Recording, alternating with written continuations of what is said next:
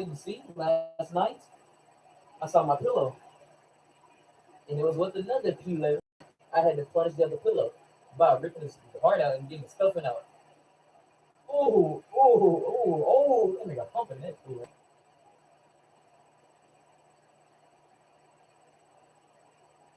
Hey, that was pretty funny. I ain't gonna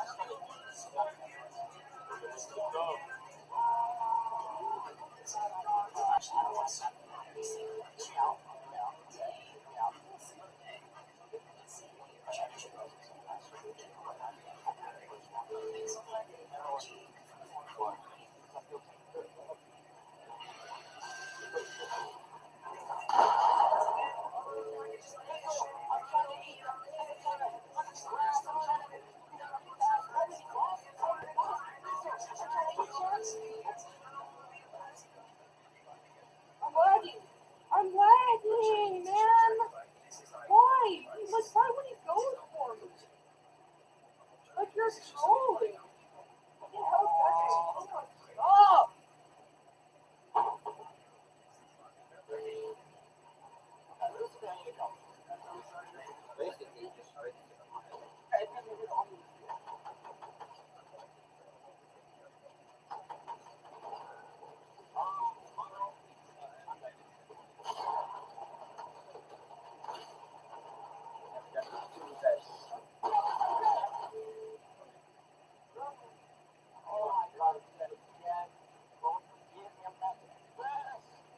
Is this skin an advantage? I see a lot of people wear this.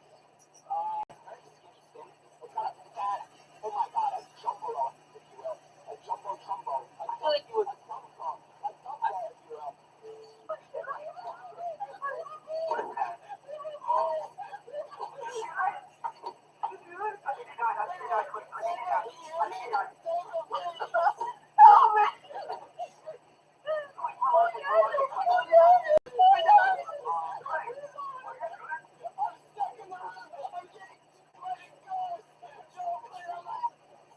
Okay.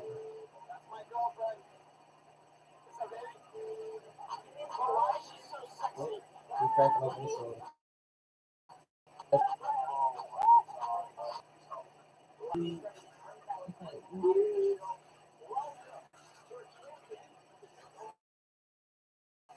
Oh,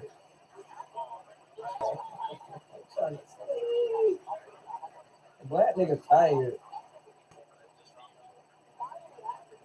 Oh my god. Bro, don't you supposed to be going to the coast anyway, bro? Like, jeez. Man, his parents. Man, this game debated in.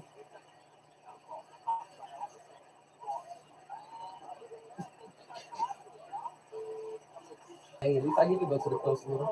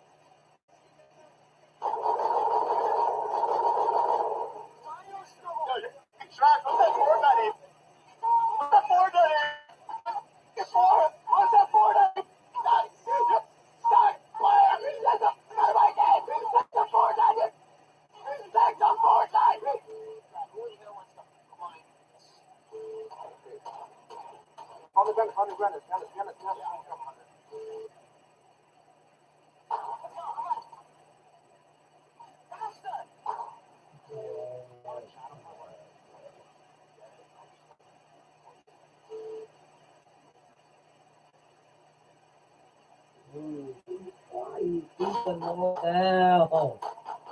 Black person trying to sleep. Oh, I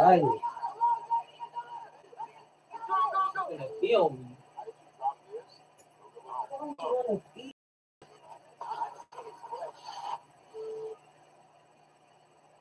I hope 9/11 helped me win. Just so they can land the X on us.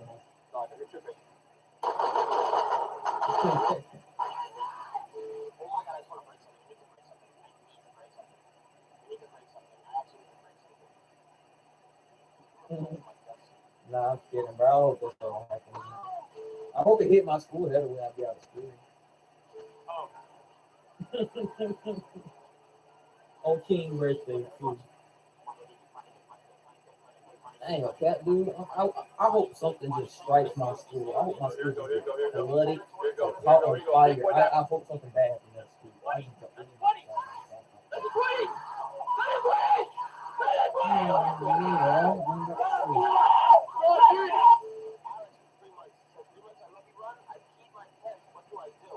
Man, this school is so bad. My school, I was just bad to get out of early.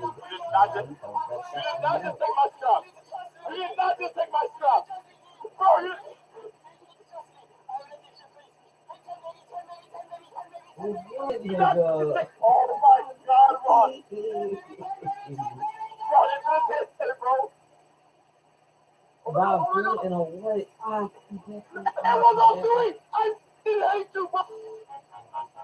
I can't help you with that. I don't have a girlfriend. Like, I know it's your dude, but I don't know.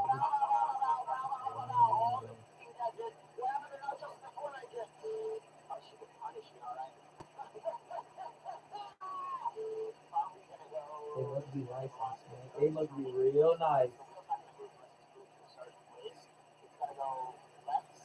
It must be real nice, Antoine. Turn your phone off, man. That's what I do. I'm in, 'cause, like, I'm in a group chat with a bunch of girls, and oh my god, they take 1,000 messages every hour, bro. And it's, oh my god, bro.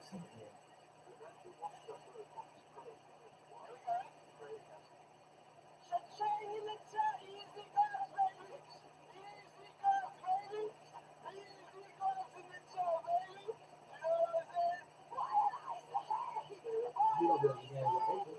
You know,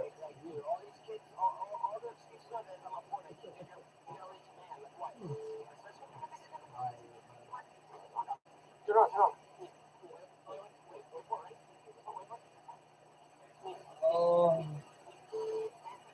I ain't got no clothes on, bro, and I'm screaming.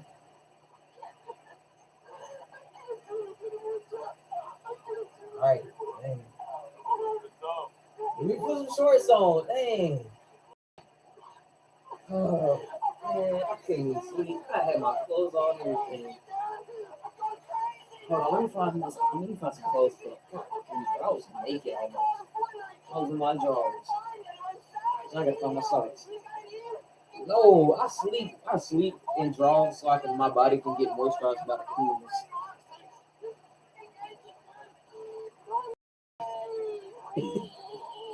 Oh, chat, we ain't get to do my sleep like I want to, but you know, because of this kid. No, I was streaming, then I just realized, I'm gonna just get in bed. I didn't feel like moving, so I'm gonna go to sleep. Look at this kid. He's a thief and he's sitting in God rotation. Not- Wait, hold up.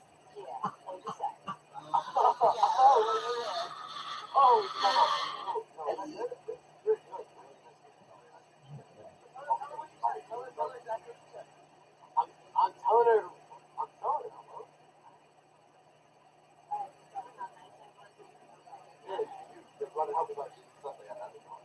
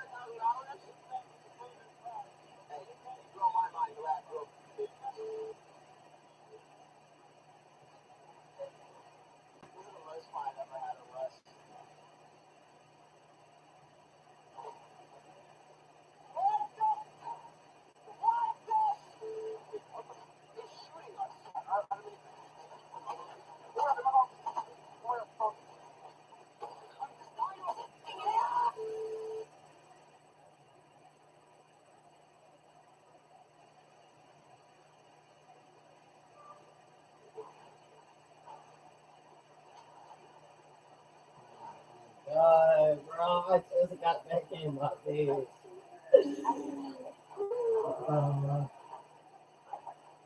I don't understand, bro. When my blanket's cold, I want to go to sleep.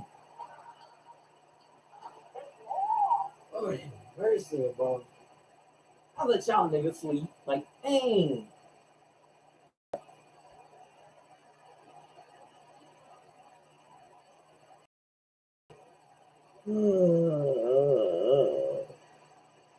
Shit, I hate these people. They make my life more miserable.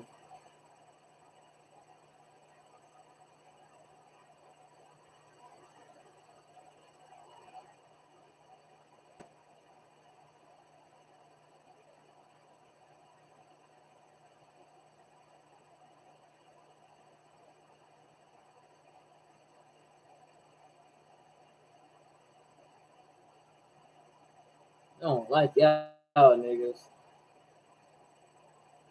I just wanted to sleep, bro. I'm tired.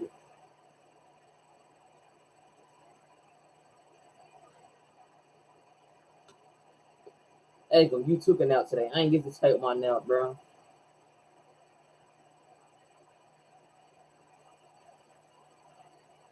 I'm gonna go to sleep.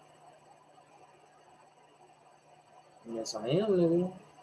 I'm gonna load into the Rainbow Match and I'm gonna be sleep. You're not answering your name. You know what?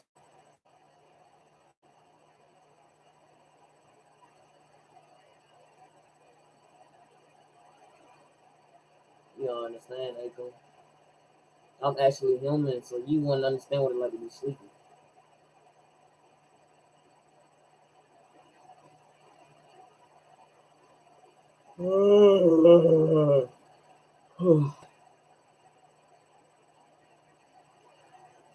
My yawn is not weird as your sneeze.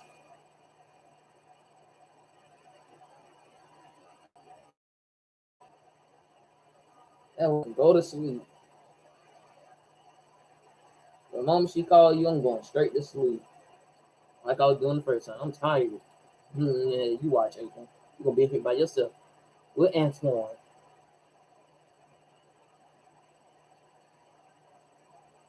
Then why can I go to sleep then, nigga, if you ain't doing nothing?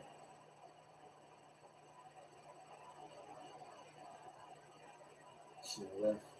Should have left when I had the chance.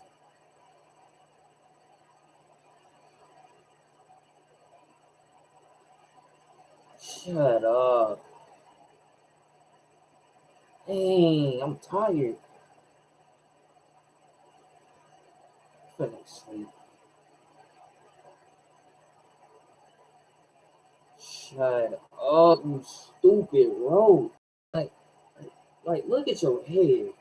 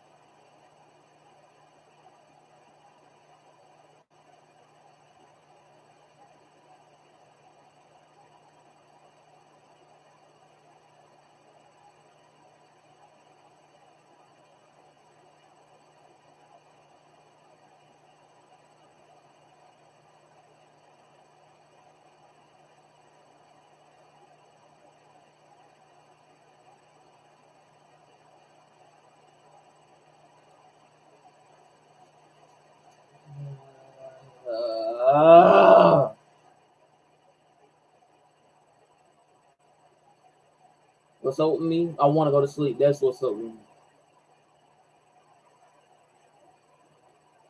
Make them shut up. Look at your head. Like your head look like a stepped on piece of bubble gum. Shut up. Cause bro, sleep brings me happiness.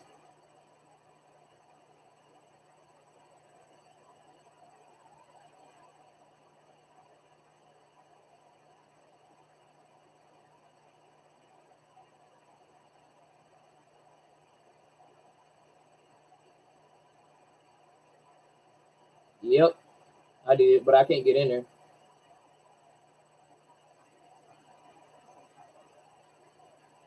I'm going to sleep, bro. After 2 matches, I'm going to sleep.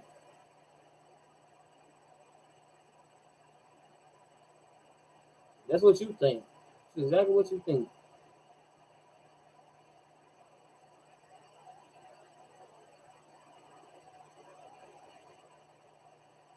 Oh, there's 2 on me, bro. Oh my god.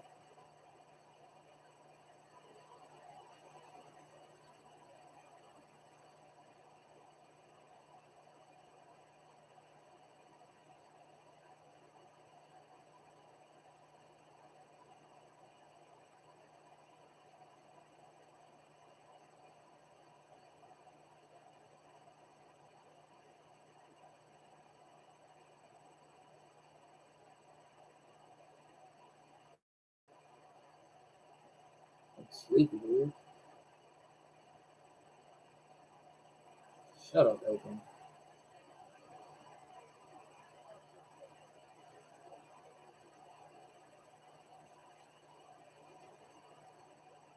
I should just let his ass kill with all of us.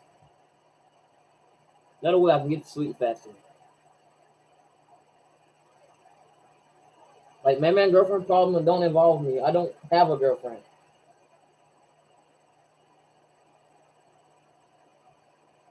Thank you. Thank you, bro. Thank you. Thank you. That's all I've been waiting. Thank you. Bye. Now, Akam, this is your problem now. Help him out with him and his girlfriends. Help him out with his 3 girlfriends.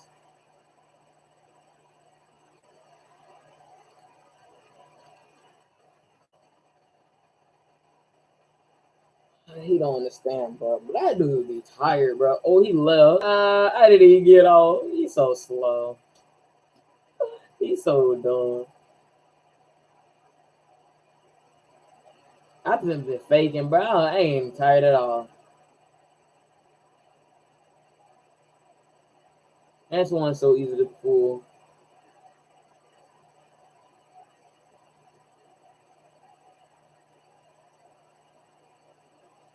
Oh, I'm gonna have to call him back. I'm gonna just laugh at his face. Oh, I'm gonna laugh at his face right quick. That's gonna be. Think of my phone right now. I'm gonna laugh at this nigga. I'm gonna laugh at me. Oh yeah. No, I'm gonna laugh at his face. Oh no, we found that mode. We finna laugh in his face. So Antoine, do you like this? I'm finna laugh in your face.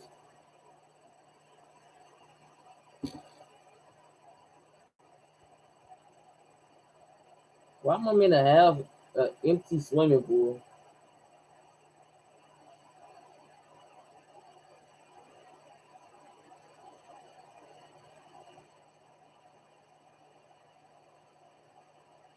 If this nigga don't answer the phone.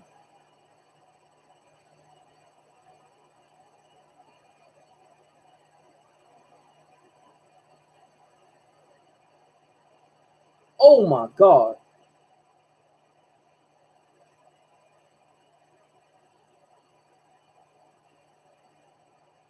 Antoine's so retarded.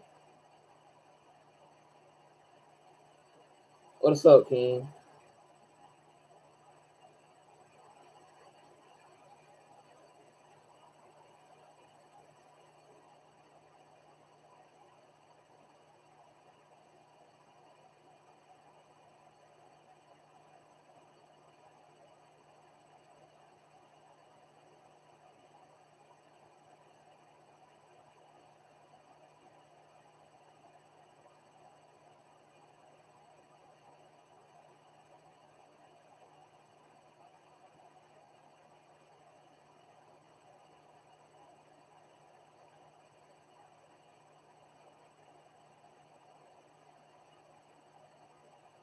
Oh, there was another.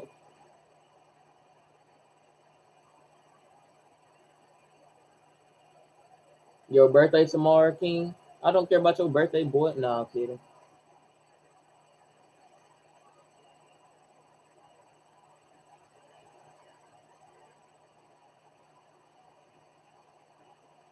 You think I care about his birthday? I don't care about that boy birthday. Nah, I'm kidding.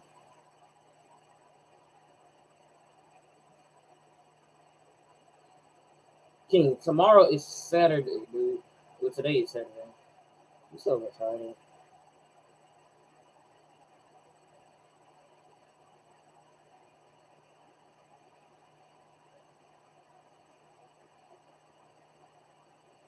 Don't care. Don't care. Still don't care.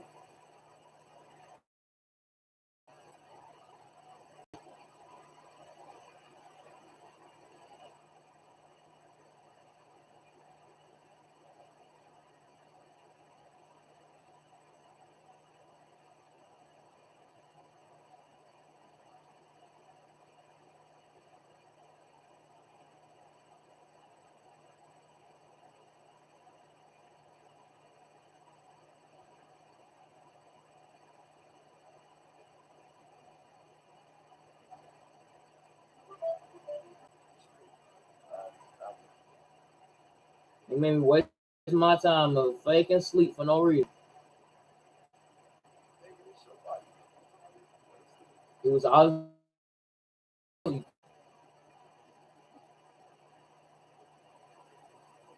get back in the party cracker.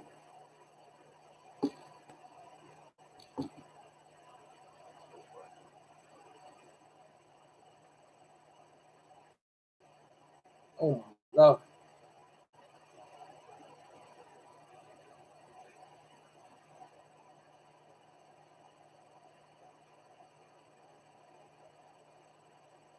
Hey, nigga.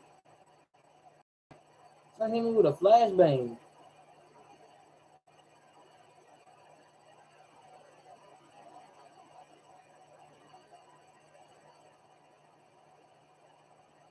Oh,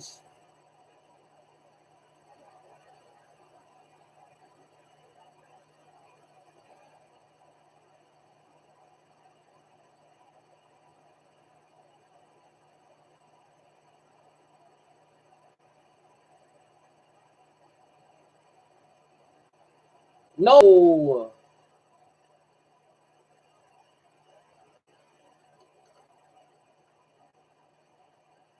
King really think I care about their birthday? Nah, King. Happy birthday, by the way. I'm not gonna be up tomorrow, probably. I'm gonna be dead in my sleep.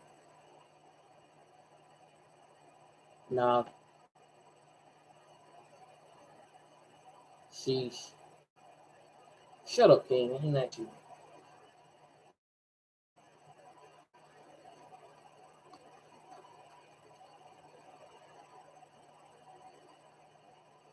Shut up, Akon. King.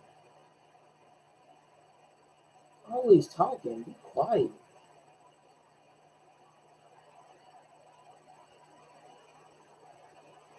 Man, shut your mouth.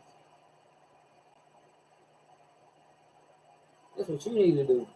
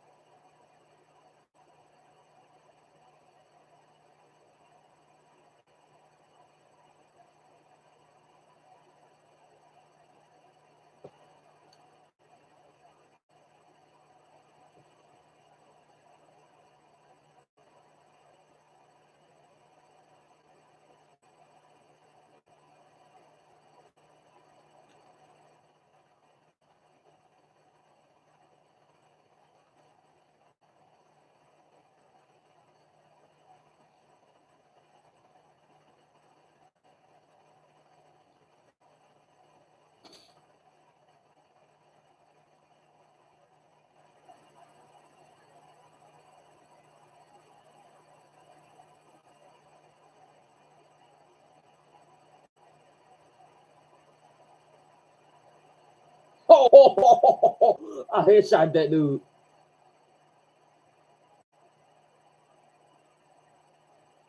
Teammate, it would be nice if you go out the way.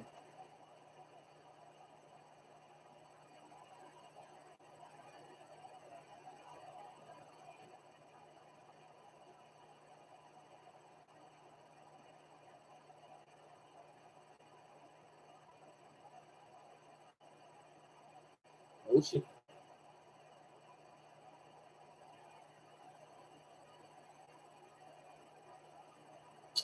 Ooh.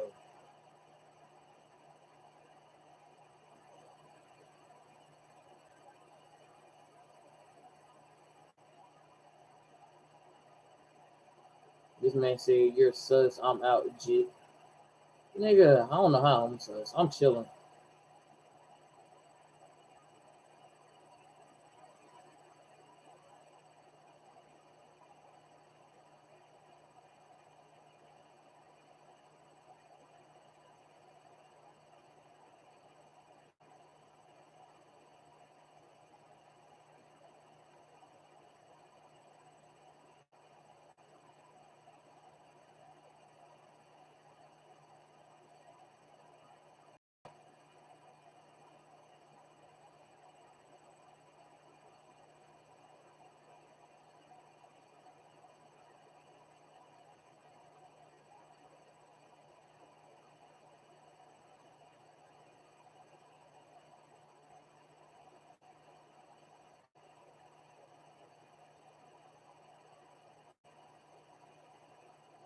In the way it's 2-2.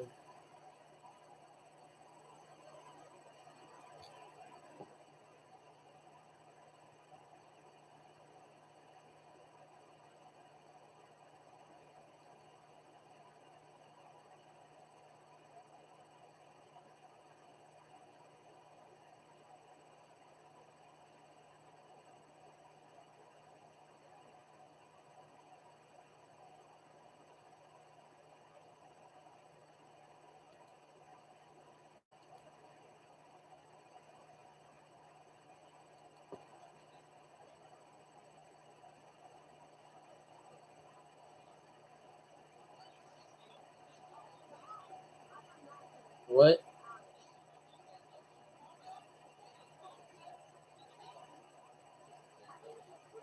Nobody. Reason why? I like my own life.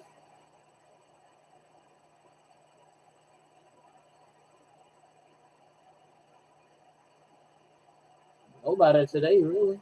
None of my favorite rappers live for it or alive for it.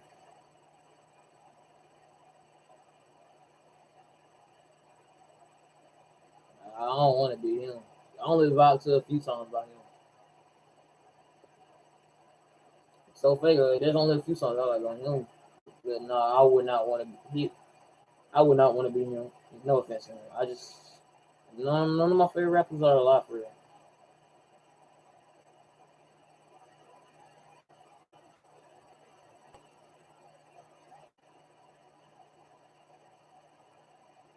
Bro, they over here where I'm at.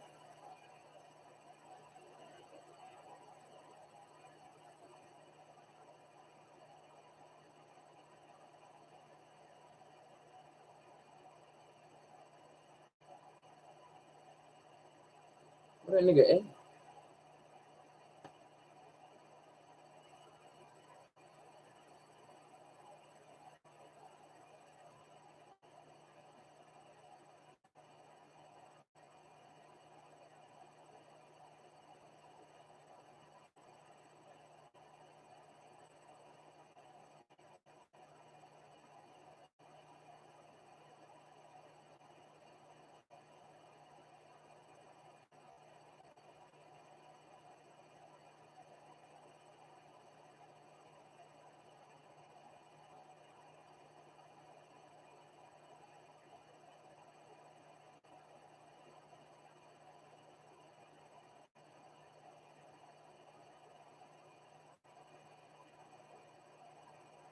Oh, he shot the man through the wall.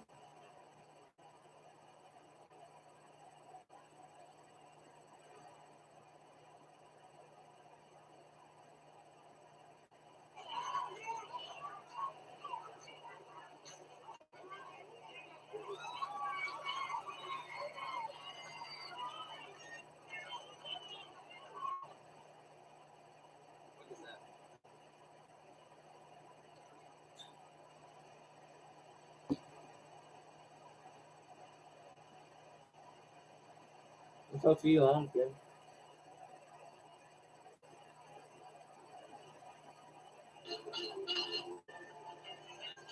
unsolved murder of one of the most influential artists of all time, September 13th marks the 25th death anniversary of Tupac Shakur. He's had a big influence on celebrities such as Zendaya, Kendrick Lamar, Eminem, and Kendall Jenner. It's clear that Pac's memory and forever lives on. Pac was born in New York but relocated and embraced the West Coast. His West Coast roots were eventually sparked what may go down as the biggest, most violent hip-hop beef of all time.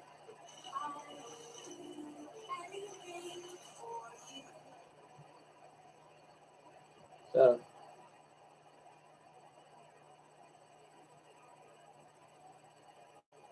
so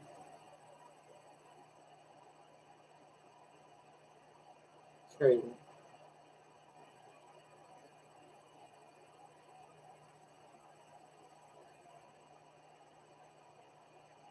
It's crazy. It's crazy. It's crazy. It's crazy.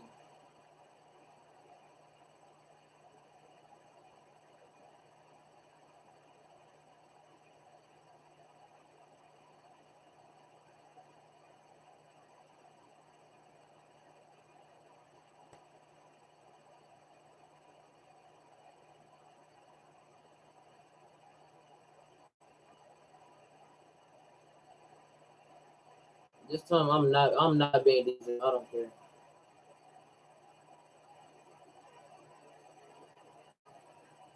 Ooh, thank you. It didn't make me defuse it.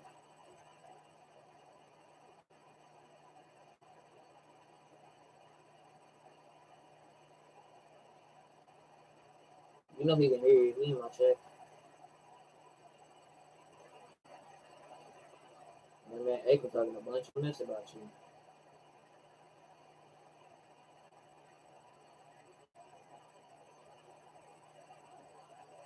He said you suck at rainbow. You suck ass. Oh, he said it again, man. He said you suck ass. Oh, man, he said you can suck a dick. Ain't no way you trash talking, man.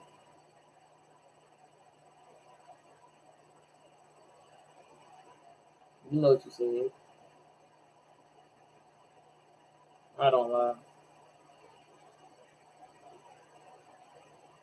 I don't lie. I tell the truth. Yes, I mean. I don't lie. No, I don't. Shut up.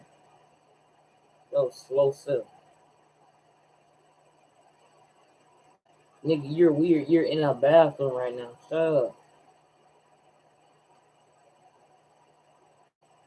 Look at your head. Shut up.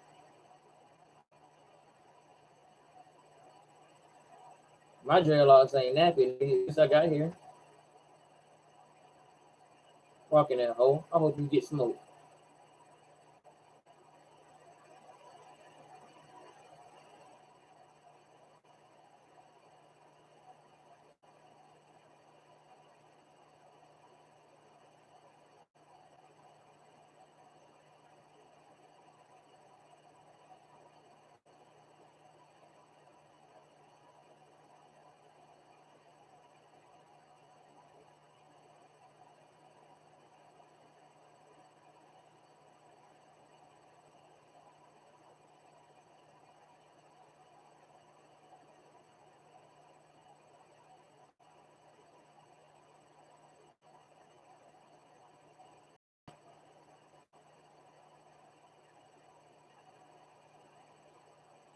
Oh no.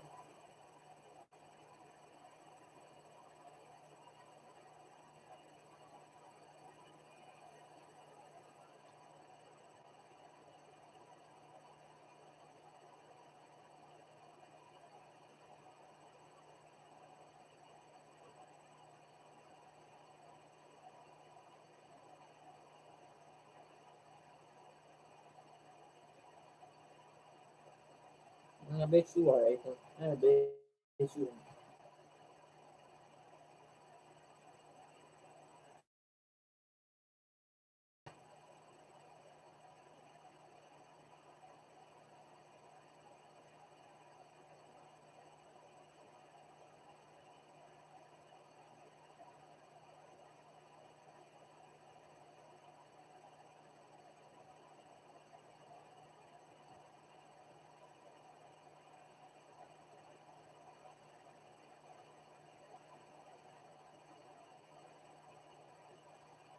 In the same room, cuz.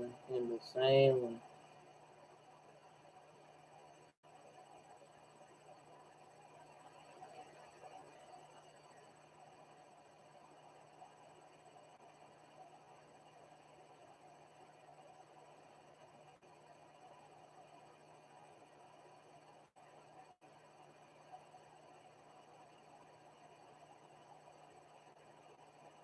Mm-hmm.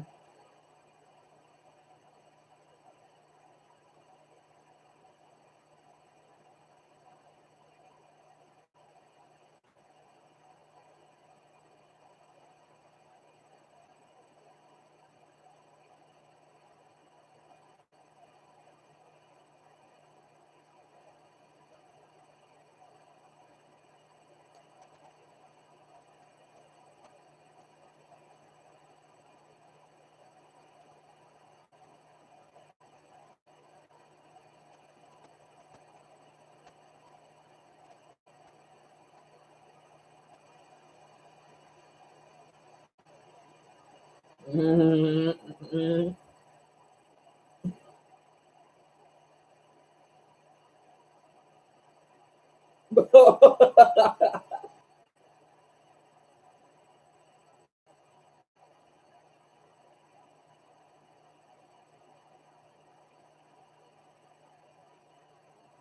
Imagine scared. Could it be?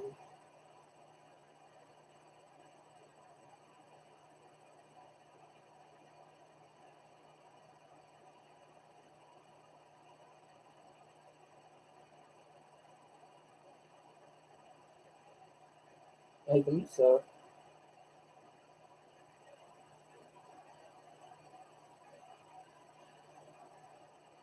Maybe that's scared.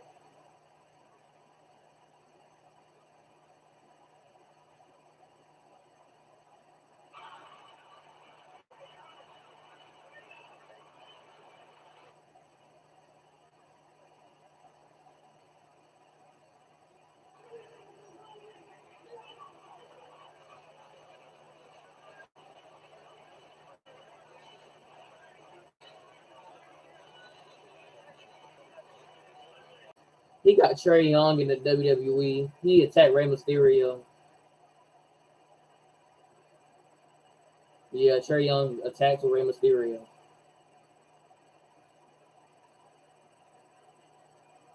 Yeah. He was on Sami Zayn's side.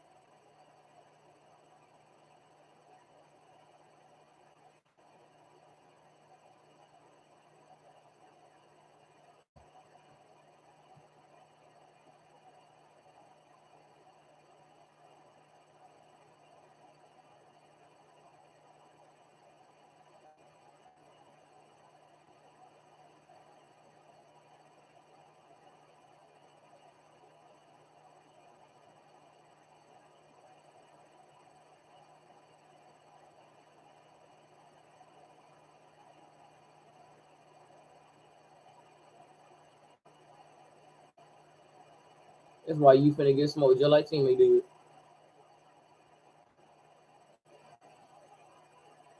That's how long.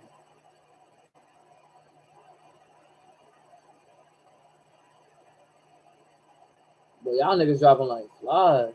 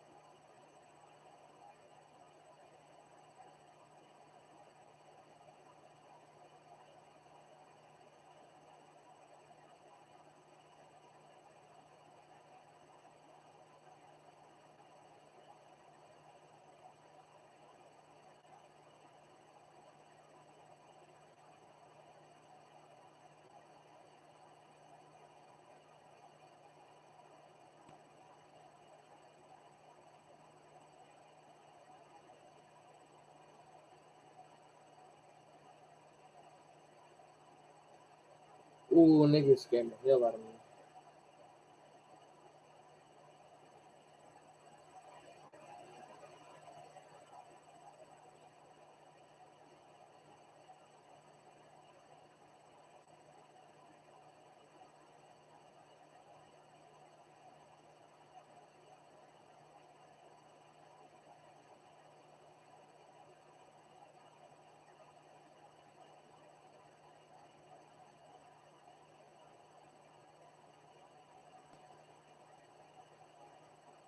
Ooh,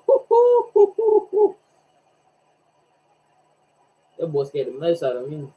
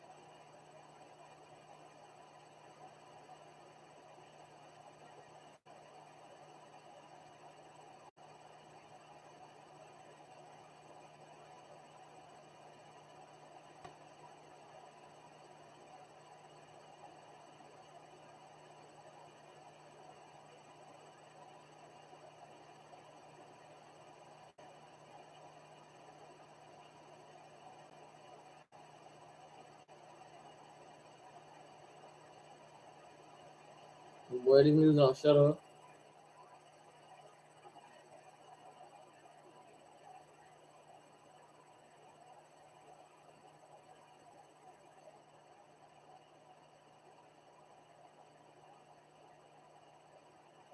I see somebody. If it don't where I'm at.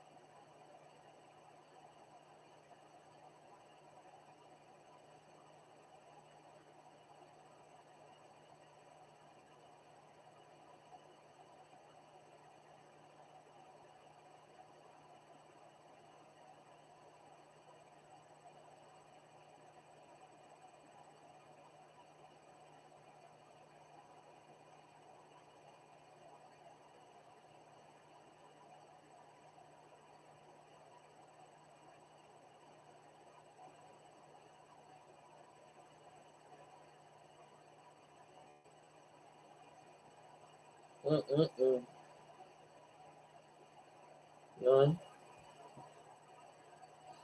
Okay, this time I'm actually am sleepy.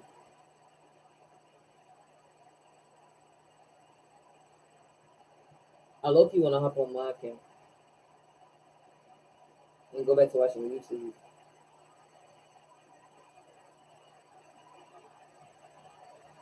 Imagine here. Yeah, I'm gonna get back on my account now.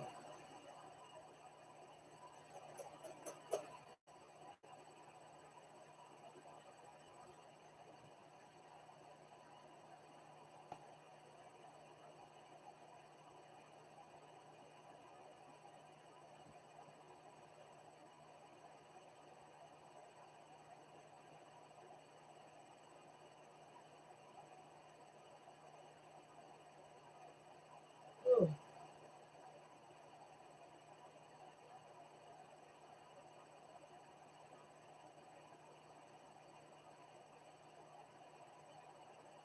Let me see. My uncle playing 2K22 already. Oh my god. My uncle playing 2K22.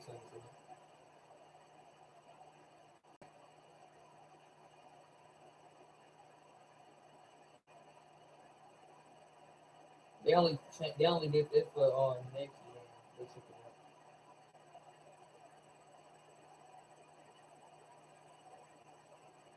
Yeah, like for like when they took it off, so you have to sign it. That's only for next year. If you get current gen, it's still the same. But now I don't feel bad for being. Have you ever just thought about eating monkey dude?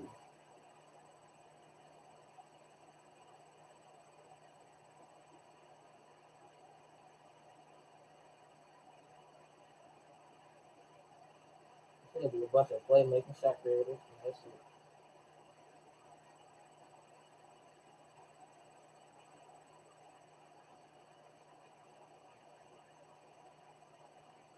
Wait, Officer Third's not a thing no more? Dang, why they take that out?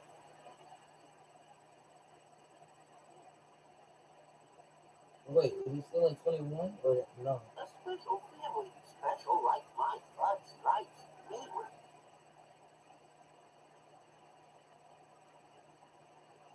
I sure don't be saying no Officer Third.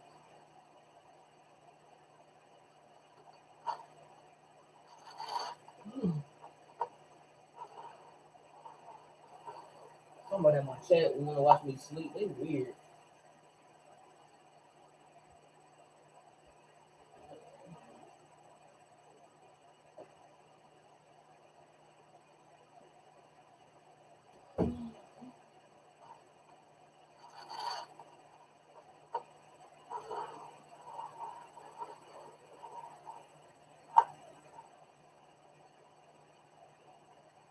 Ain't no way to take that out.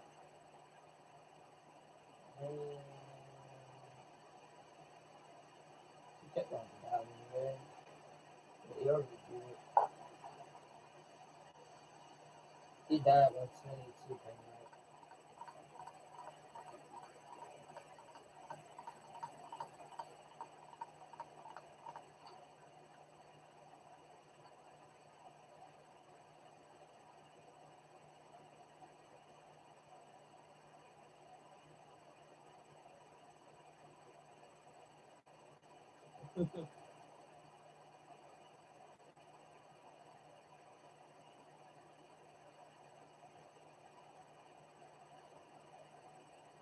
Crazy.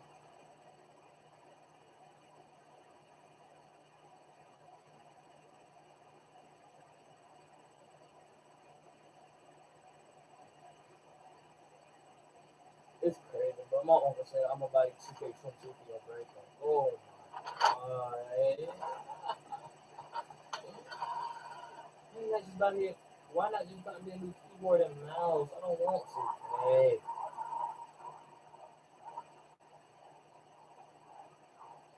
Well, I'm finna.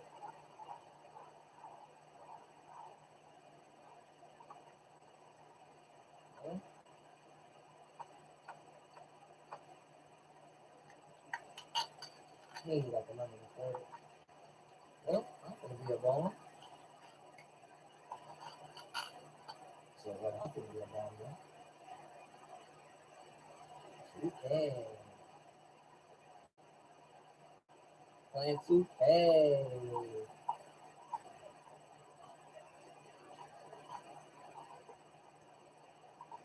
Somebody typing.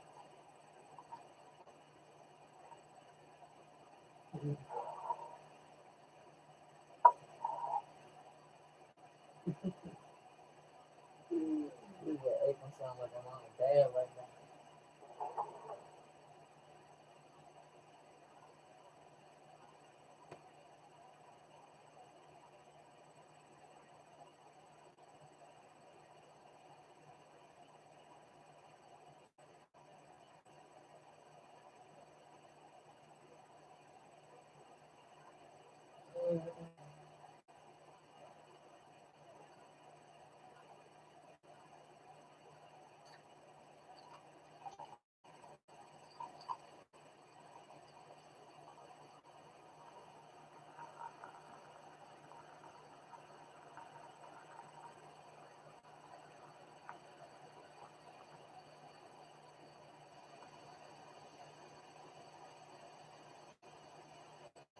Okay, I don't even know what I want for my birthday. I got everything. Technically, I got my headset.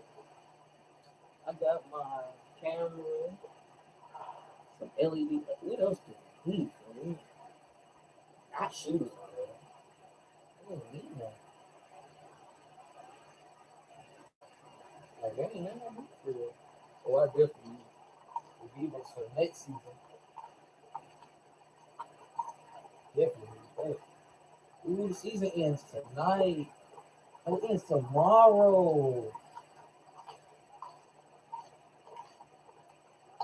Dang, I feel bad for the non-level 100 and the people that don't have it. Oh, okay, they ain't got nothing.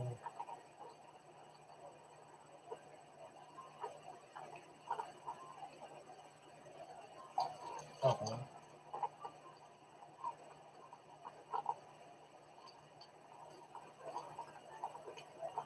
Like, sometimes I just wish to get pretty soon.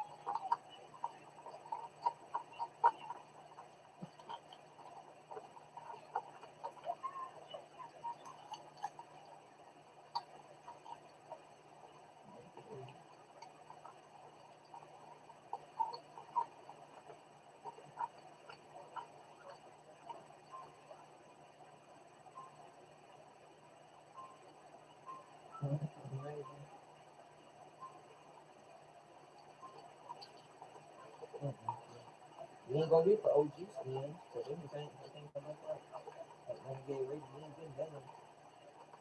Or old battle pass skins, you ain't getting them. You gonna get old item shop skins. Like from Super 6.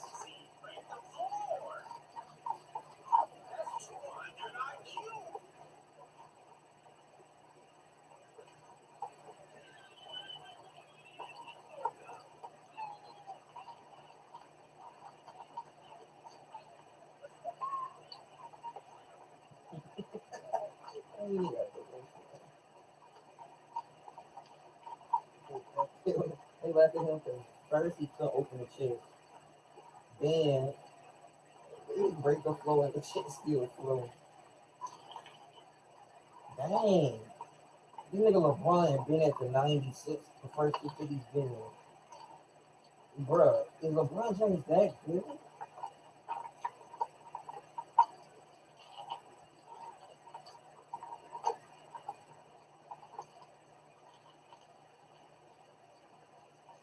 Like his lowest level was 78 and that's it.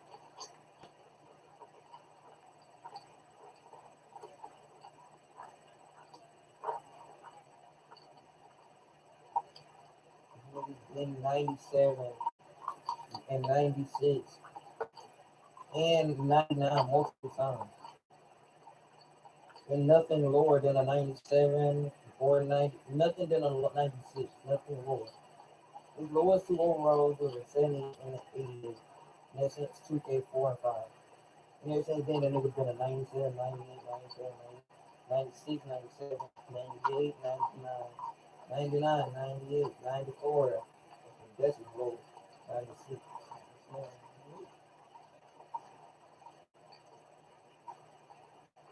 Tired, so cracking. Like I'm black, bro. You know how to play some game, bro. You know how to fucking play. That's all the game started. Whoa, the Undertaker's back.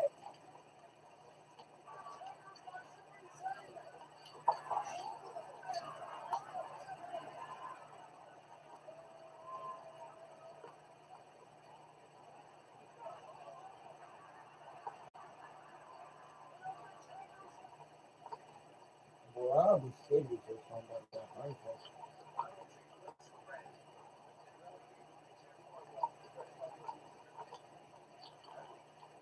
No, I'm scared to get so signed by anybody else. I'll be real.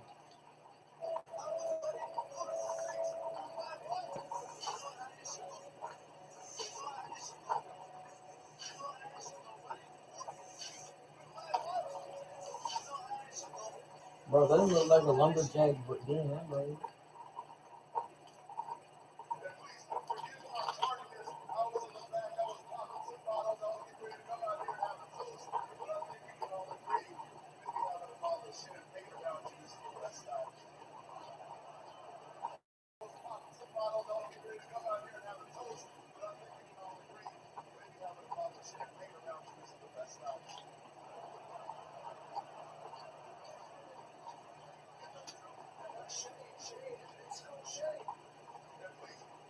But now Jeff Hardy is a sideline pick.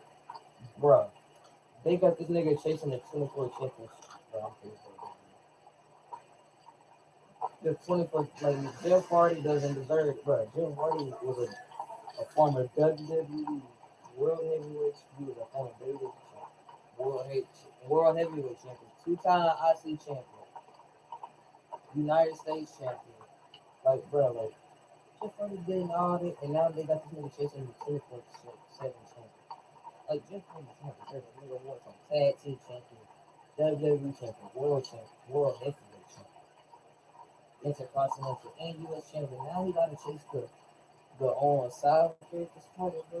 Like, bro, you fucking deserve that, man. Like, I bet if Matt Hardy went there, I bet if Matt Hardy was there, he wouldn't be there. They won't do Matt like that. Like, Jeff Hardy, he's either AEW or TNA, one of the two. Dean Ambrose was everywhere, bro. That nigga do everything. Other than WWE. I still hate the name John Watson. Still hate that.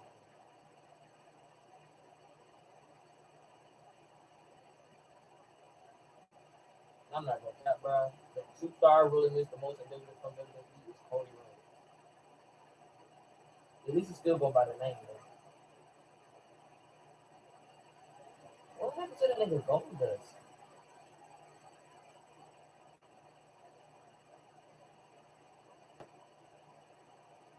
I haven't seen that nigga at all.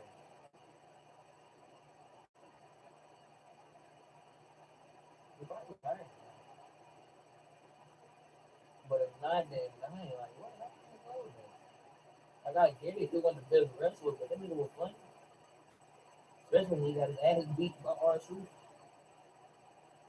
That's when I feel bad for him.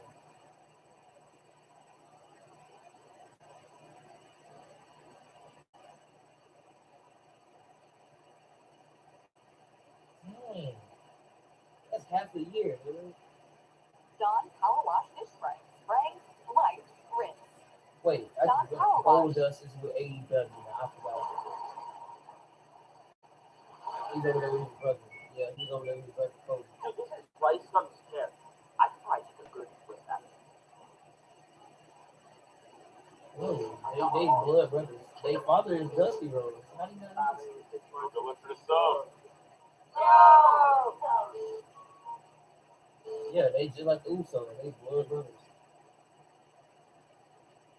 I ain't even know nobody from WWE related for real. Like the Usos, the Raw, Roman Reigns, Nia Jax, Umaga. I knew they come from the same race, but like I ain't no other niggas like, connected. Like Umaga, Rikishi, the Usos, the Raw, um, Rikishi. Those are the Usos' uncles. So Roman Reigns and Raw, the Usos, those two cousins. How the fuck is Nia Jax related to them? And she don't even look similar. Oh yeah, and Tamina. That's my point.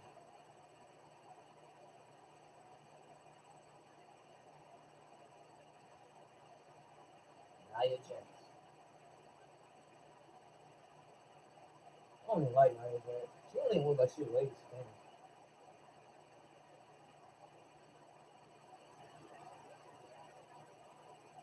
Yo, he gets passed out on street. That was so funny. Bro, I ain't God, gonna cap. there's no. The WWE title that when Bret Hart was in WWE was my favorite title. The World Federation title. I think I was Bret Hart's favorite wrestler.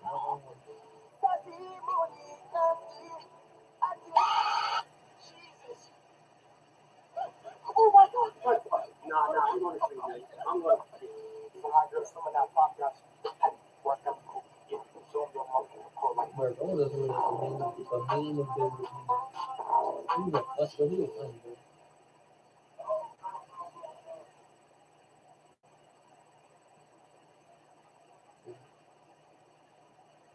The golden shoes. He became a heel and then he beat the shit out of all the shoes. Then golden shoes. He was like,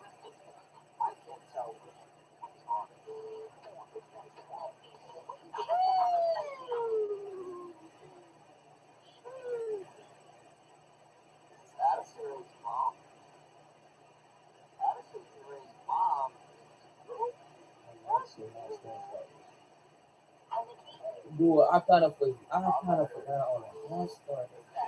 I forgot the Stardust was even Cody Rhodes. Oh, I won't bet that. And the last time we seen Cody Rhodes was 2016. Oh, that's really bad. Stardust.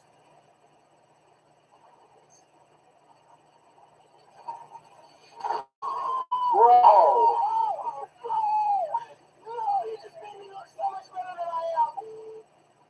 Bro, we thought you pushed it. He was having a heart surgery, bro. Good thing it went well. Get real, chicken. Got the 888 smooth.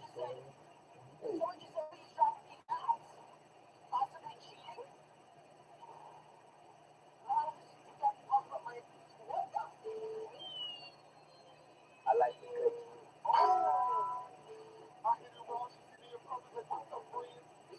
Guys find the most attractive man in the world. What's up? Could see a fool on the outside, but what's so But I special? think a lot of good news in 16 though. I may not be, It's more than 8 months. handsome or whatever, and love little girls. That's what all little girls Yeah, that's more than 8 months. It's from 2016. Let's see what this dude. Let's see what this girl's like. Google it out there.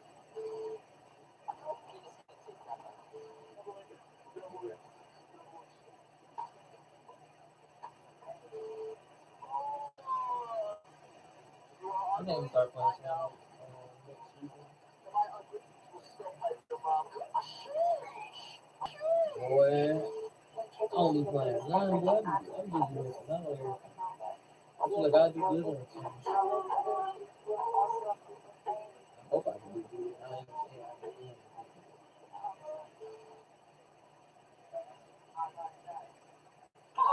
Well,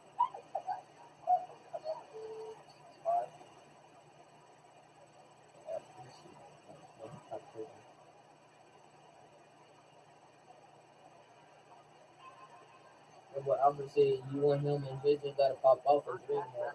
I gotta see that happen. Y'all gotta stream when y'all play DreamHack. I gotta watch. Don't hate the player. It's the game. Stand up. Shit, and then you know you want to take the $5,000.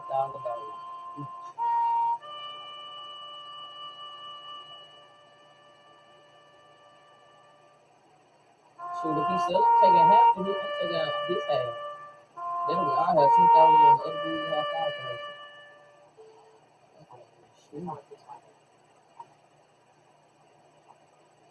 Nigga, if you sell me and we still win, I'm getting your share of the money. I might have an issue.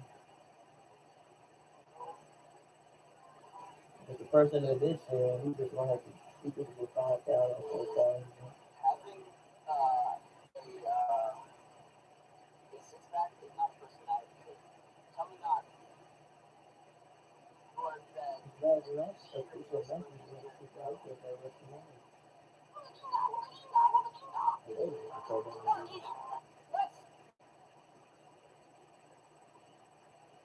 it's gonna be.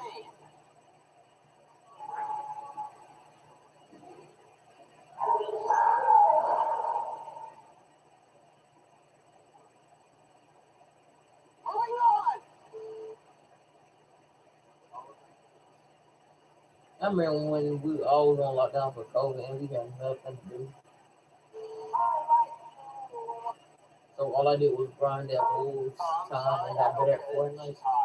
Oh my god, this shit. I know, Chad. I'm loud and clear. I'm aware. We need to go.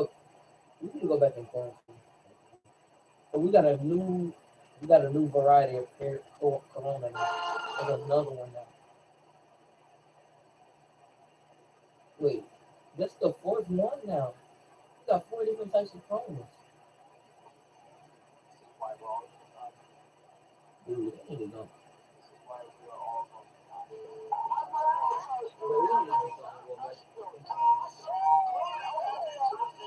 We need to just go back into quarantine, bro. We got another variant of COVID, bro.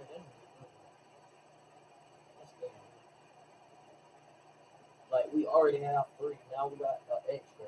Why do we have 4 varieties of corona?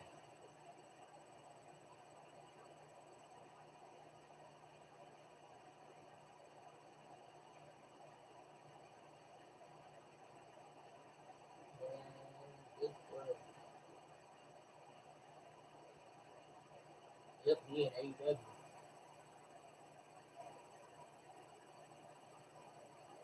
CM Punk was gonna fight Sting partner that's in AEW. But I don't know if that match ever happened. It happens this month though. No, I don't like wrestling, but I don't like no type of wrestling. I just keep it with my friends. But I just don't like wrestling. After 2014, I just gave up on all my friends. That's when I ran the one left out. Twitter and welcome back to Mad Game, the home of the best Fortnite clips on YouTube. In today's video, we'll be taking a look at Stable Ronaldo's top 50 funniest Fortnite fails, including some fails you'll have to see to believe. So hit that like button and let's get right into the video. I don't know what she's talking about.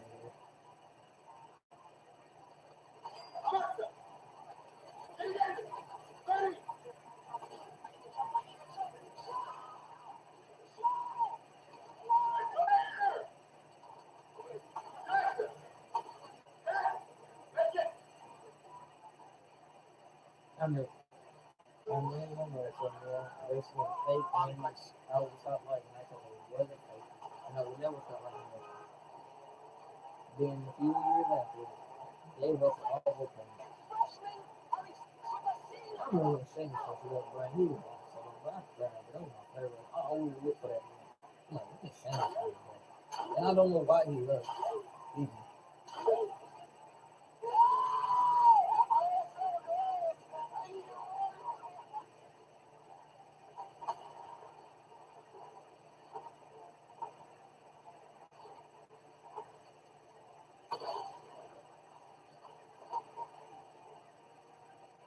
Unlike Ron and Mr. Nichols, probably should be great teammates with this. What else? Hi, Strong. Campbell will come back at all. But he got after 2014, he got most of the league. Then 2015, came by still no position. 2 years went by. 2016, dude comes back. He's like, ain't no way. He came back with that new also. I ain't like that book. I don't like him. His old years, really.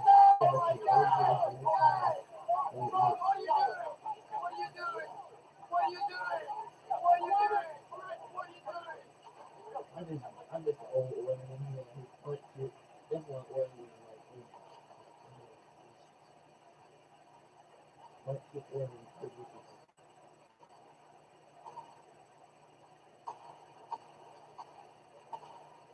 I don't even know the point kick on every skill. That nigga was skill like so. If you've never actually seen Ron play at his best, this clip is for you.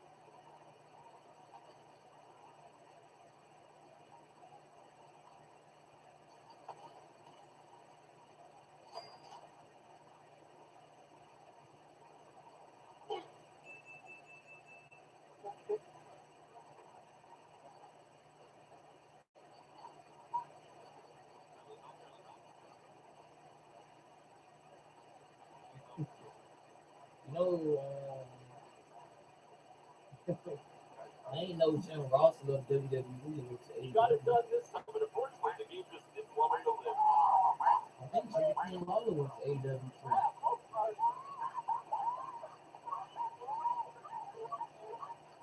Oh, I heard about this one because when they gave it the Daniel Bryan, now they trying to get Bray Wyatt and Braun Strowman. Big Wyatt, they don't want to go AEW.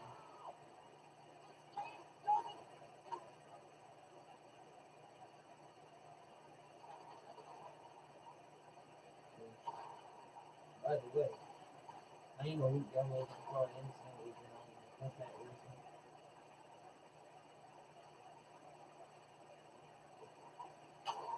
Still, contact the same. That man is.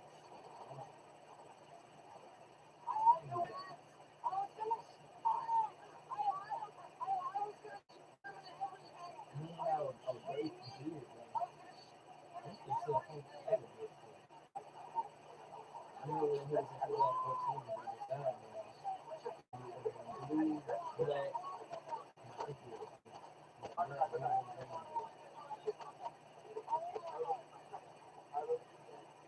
This clip dates back to when Ron was a competitive player. Pretty good.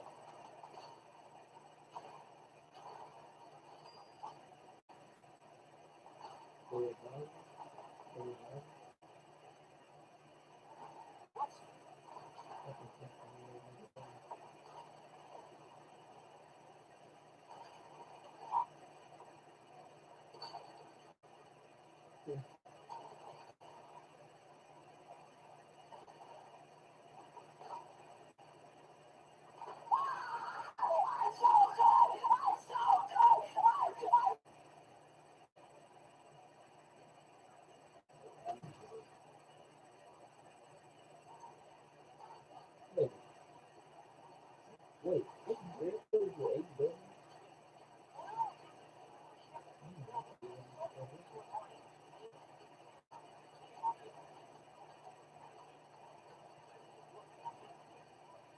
Found this clip in the garbage behind Ron's house. Don't tell him we found it. Oh, it's not. See, I thought when he debuted back on AEW.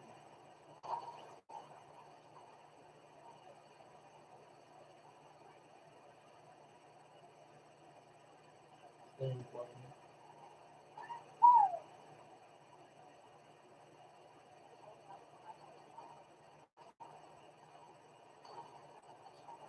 Still thought they're going to use Trump to you wasn't sure. Still thought. Nah, bro, I'm going on. You were just like, I still don't see a thing. I don't think I'm enjoying watching this one. He was so booed up and like, oh my 2% goodness. cashback. Is the card built for real life? Ooh, Gotta be a drummer. Yes, yes. this is not so all right. The new Wells Fargo Active Cash Easy credit card, unlimited 2% cash on purchases. That's real life ready. would recommend going for the 50-50. Yeah, well, the thing is, both tables, both sides of it, some people that do it. Although, I don't want to learn it.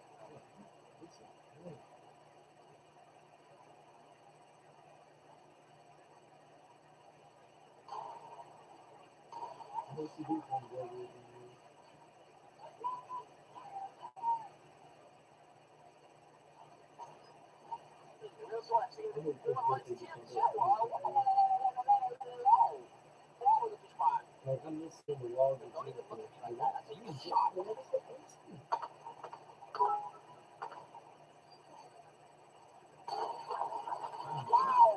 damn.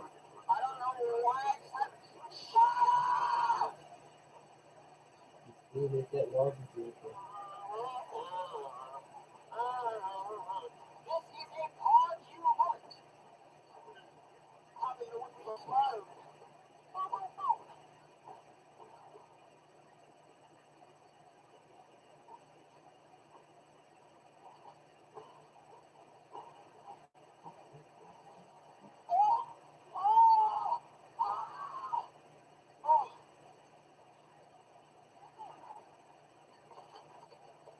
I'm going to go harder than the little thing.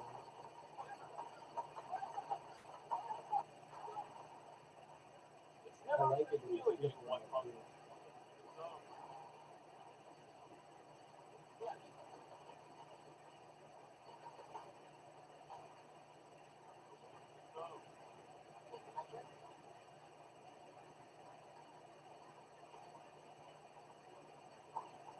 Really just what it's stupid.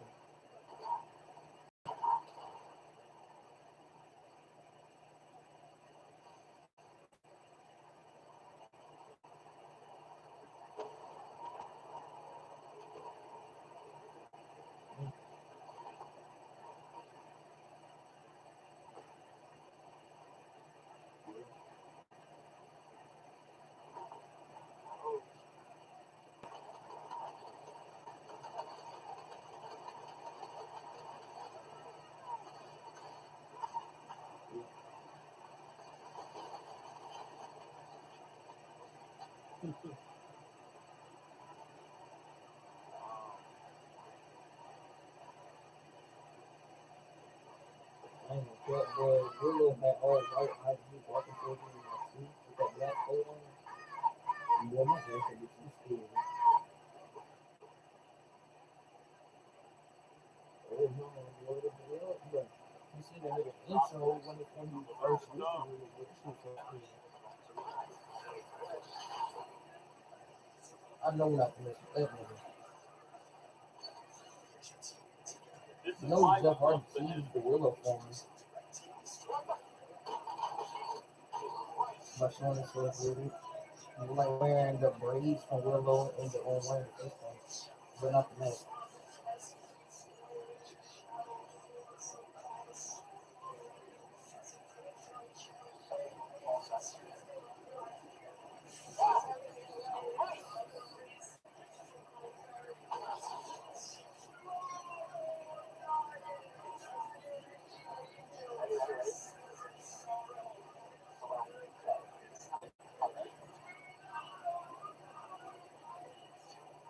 Taker should have just stayed retired, man. He ain't like she can do nothing.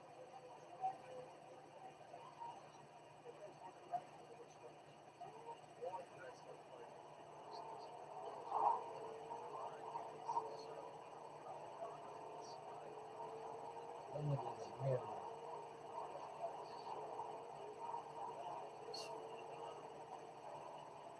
And he ain't wrestling no more, so he's in Hall of Fame and that's it.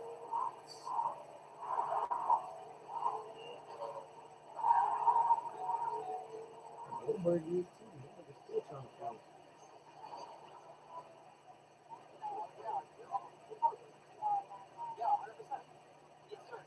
Here's what I thought Goldberg was going to do. Everyone else was just going to do. That's it for today's video. Thank you so much for watching. If you enjoyed it, make sure to hit that like button, subscribe to the channel, and get that notification bell on so you won't miss a single new video. Also, let us know in the comment section below what streamer you want featured next. My name is Twitter, and I'll see you all next time.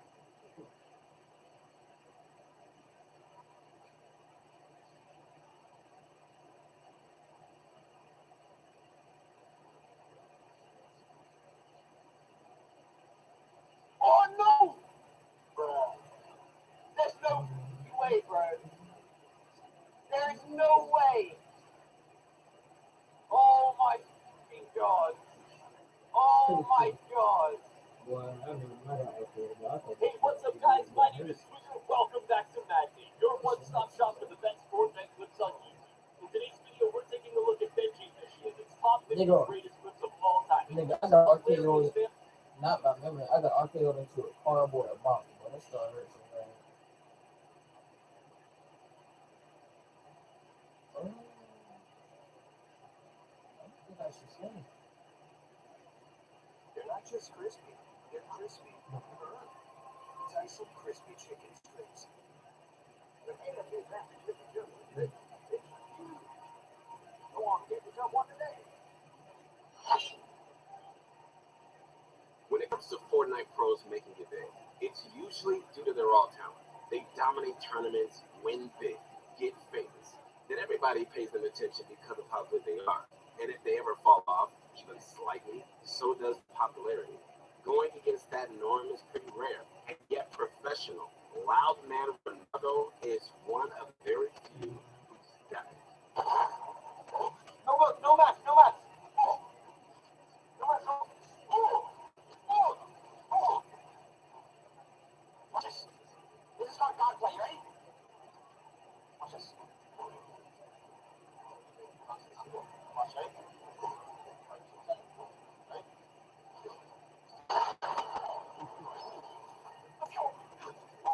Big Ron worked his way to the very top of the competitive total, but soon after, his motivation disappeared, and he quickly fell from that position.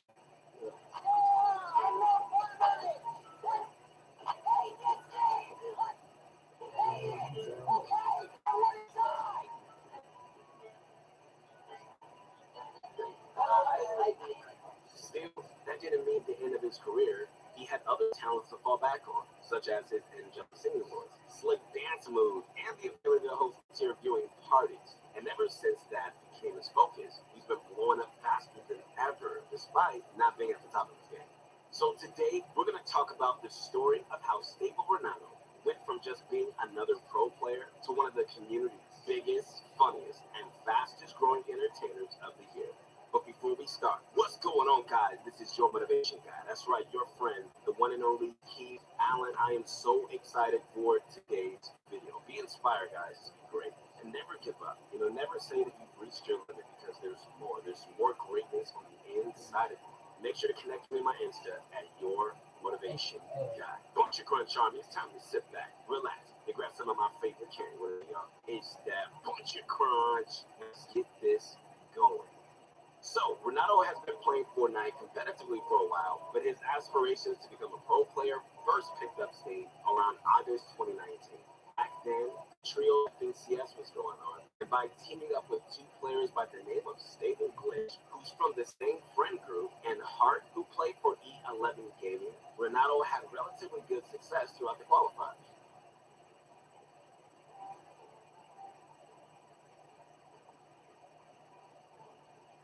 He won small bag after small bag every week, giving him his first taste at being a successful pro. But despite his status as an up-and-comer, he was still pretty a nobody in the grand scheme of things.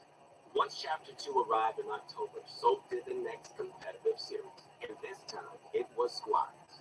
Though unfortunately, since he went with Hart and Glitch, Ronaldo was left all to his lonesome, so he began searching for a team. But with little to no clout or no substantial achievements, his search wouldn't be easy. Still, fate had it so that Ronaldo ended up on a team with a group of Mavericks, Unknown Army, Kez, and Eagle. None of these players were that decorated or famous on their own, except for maybe Unknown gaining notoriety as the Cash Cup warrior. Still, these guys didn't have as much practice or game time together as most squads did, and because of that, no one really expected them to pop off or anything like that. Not even their most loyal fans. But all things considered, at least Ron finally had a team for the event. And throughout the qualifiers, their squad saw moderate yet consistent success. There were no mind-blowing results or anything like that. They did place in the top 10 for a couple of weeks, qualifying then for the finals. However, going into the finals, they would have to face fierce competition, including prominent players with insane placements, all on established teams. So, realistically, this group of oddballs didn't stand a chance. But against all the Renato and his squad did it. With multiple consistent placements, their squad fought tooth and nail all the way to the top of the board. And just like that, Ron was now a champion. He went from wanting to quit the game in the prior year only to end up winning one of the biggest tournaments the game had ever had. And his reward was close to $50,000 of prize money.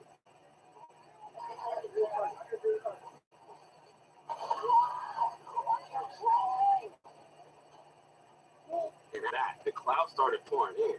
Renato's stream view increased dramatically, and organizations quickly set their eye on him, resulting in Renato getting signed to Thrive Gamers, the first ever org he's been on. And just like that, it seemed like everything was going uphill for Big Ron. But come the next season, the competitive format switched to duo. Based on how well they synergized, Renato decided to stick with Unknown, and initially things went pretty well. They qualified for the finals next week and made it past the heat stage into the grand finals. And by then, all attention on this duo. After all, Renato and Unknown came out of nowhere and won the last event in a seemingly impossible series of events. So the question was, can they pull it off once more?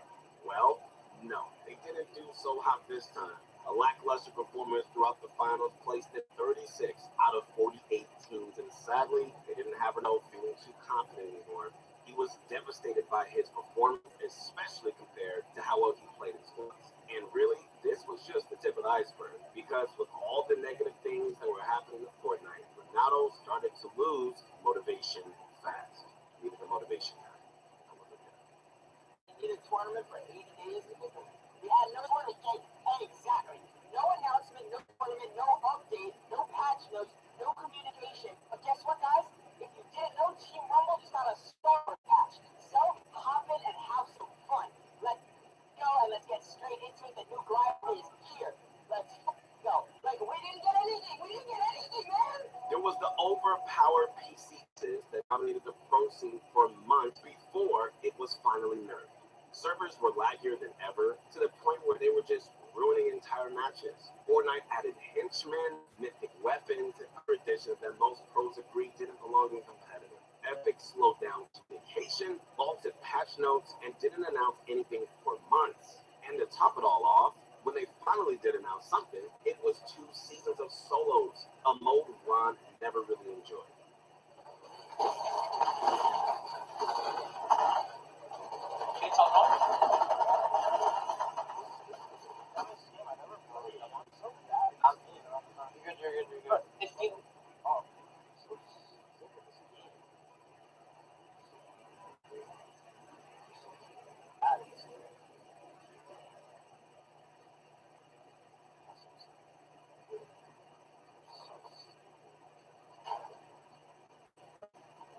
But the thing is, Renato still had a passion for the game and community as a whole. He loved the stream he built, loved to entertain his viewers, and didn't want to lose everything just because his competitive drive wasn't there anymore. So, instead of doing that, he focused on new avenues to take the stream.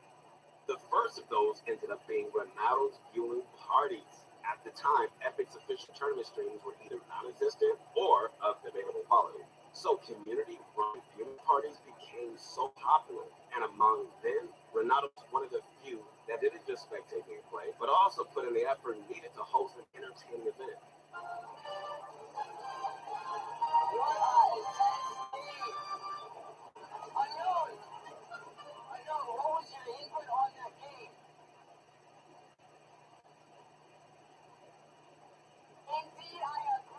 Renato's quick-witted personality combo with his legendary Tyler Mike ended up growing his channel at an exceeding rate. New faces showed up and became fans daily, not necessarily for his gameplay, but for his ability to take a dull moment, sprinkle in some flair, and turn it to something worth watching. Some might call it casting style stuff, but for a one-man show, the entertainment factor is miles ahead of the competition. And to be honest, when he tries his hardest to be somewhat professional, his casting ain't so bad either. We have none other than the big boy, the big boss himself. Yeah. Are you there? I'm here, and I'm clear, monster. What is up? Let's break down the games with the games. Hey, Rob, roll the intel map. Get Rob breaks it down, Rob. I want to see the best intel. Oh, yeah, takes. One of the players takes the other. Come on, Rob. You guys have a couple more fights. You see the map are good.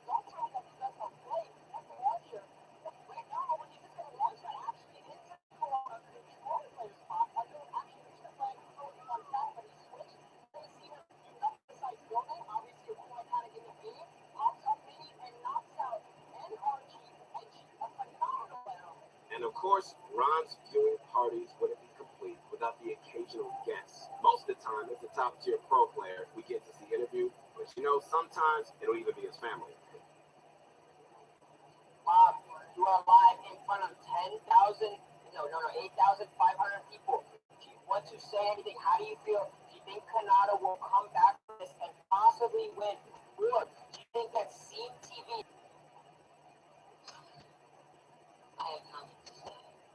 Okay. Even if they're famous for the wrong reasons, Ron won't hesitate to arrange an interview for the content, just like most recently, where he talked to a notorious cheater who exposed just how easy it was to bypass Fortnite security. This took me around 5 minutes, and took me 5 minutes and $11. Are you kidding me, Donald? Are you smoking? Donald! How old are you? First one, 15. You let a 15-year-old bypass your multi-billion-dollar security system for $11 in 5 minutes. But perhaps Ronaldo's most famous moments ended up being the wins where he wasn't afraid to let loose and show off his non-gaming talent. Ronaldo's singing and hitting it moments ended up becoming so popular. They inspired dozens of fan pages dedicated to showcasing those inspiring vocals and dance moves. And surprisingly, some of those fans have zero clue Ron is an actual Fortnite pro, which shows how far personality alone has taken him.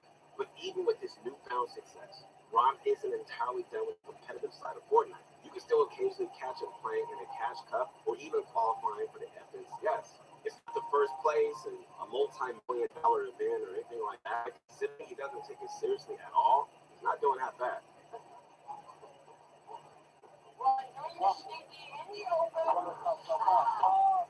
Still, so much only Ron can handle, and only a few hours of playing is enough to bring out unstable Ronaldo, who's going to go on epic rants all about the many flaws of the game.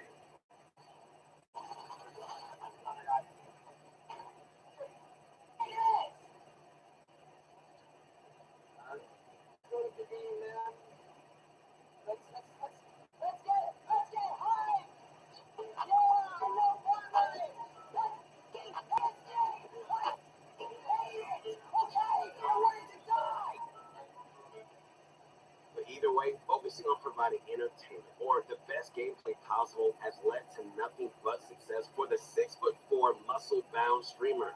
Ever since Ronaldo started his viewing parties and focused primarily on fun over winning, he's experienced tremendous growth, enough to eventually get him signed to the most stacked org in Fortnite, NRGE Sports.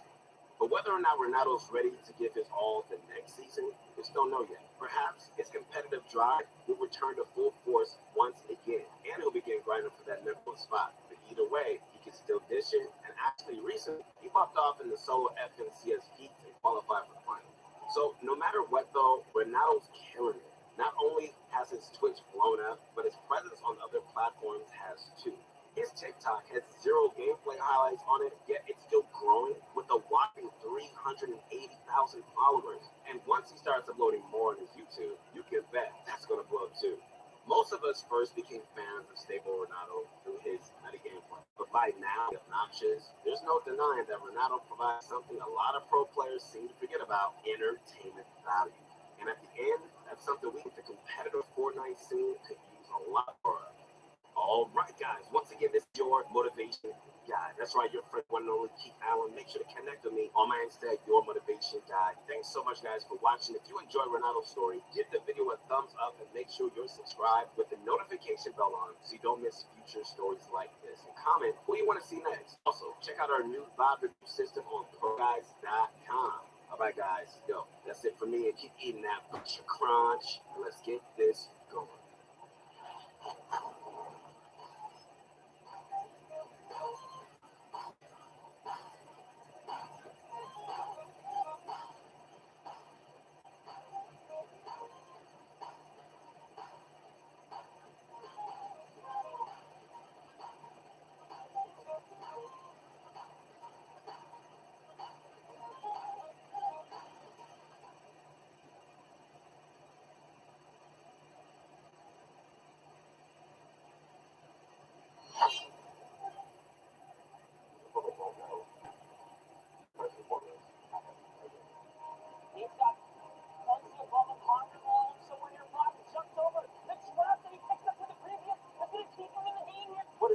Sports fans, welcome back.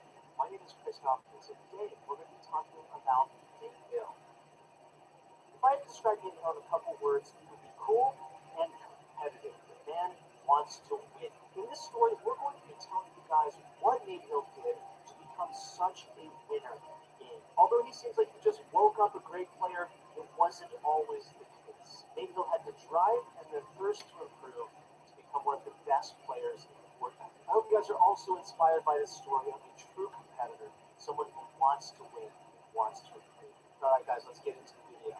Born and raised in the small community of Oxville, Pennsylvania, Nate Hill has been gaming his entire life, beginning when he was young with a game called Road Rush for the 3DO. He loved gaming so much that later on in life, he even went up outside stores on release nights to pick up the next Call of Duty or Halo, then skip school the next day to track out. This is super relatable because this is exactly what I did as well. Nate's aspirations for greatness took him along a new path, one that would pave the way for his ultimate gaming career. Nate had always dreamed of becoming an actor and director, however his mom had other plans for him. When you look at this as Nate Hill, you should probably take up modeling. So he gave it a shot following graduation, and after winning a modeling competition out in California, he moved to New York City to work in the world of fashion. Nate's career took off, and for the next 7 years, he traveled the world to places like Paris and Tokyo, strutting his stuff on the runway and showing off the latest fashions for internationally recognized designers like Valentino and Tommy Hilfiger. At that time, though, Nate's passion for gaming didn't stop. He had it all. The amazing looks, the ability to play guitar, the ability to travel the world, making tons of money, but his passion for gaming, his passion for competition never stopped. And when Fortnite came out, the uniqueness of the game appealed to him like no other. Unlike many video games, in Fortnite, every time you lose, you have lots to learn. Unlike in other titles where you might just lose because it's teammates, with the legends, but at one point, Nate was straight up addicted, often playing up to 14 hours a day. Which one of us wasn't?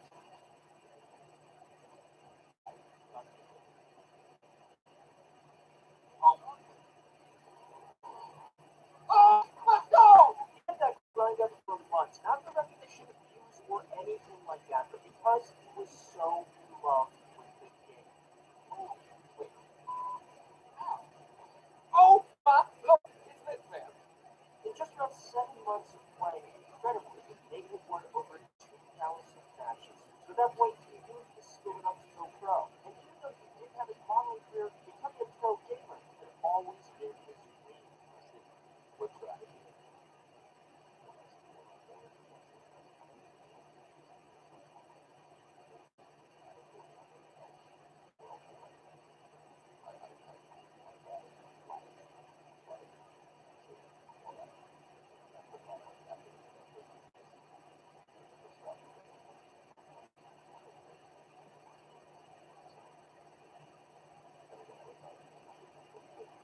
Nate was though. He needed an opportunity to prove that he could do it, not only to the world, but to himself. A tournament or large-scale event win would do just that. And that moment would come in July of 2018.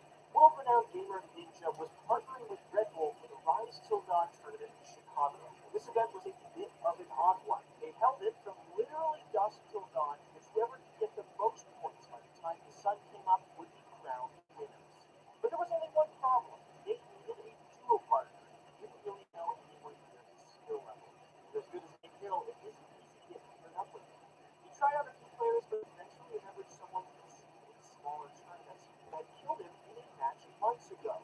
That player was none other than Funk Bomb. Without hesitation, Nate hit him up. There was no time to waste, and right away, he knew Funk was more than worthy. All they needed to do now was practice and get ready.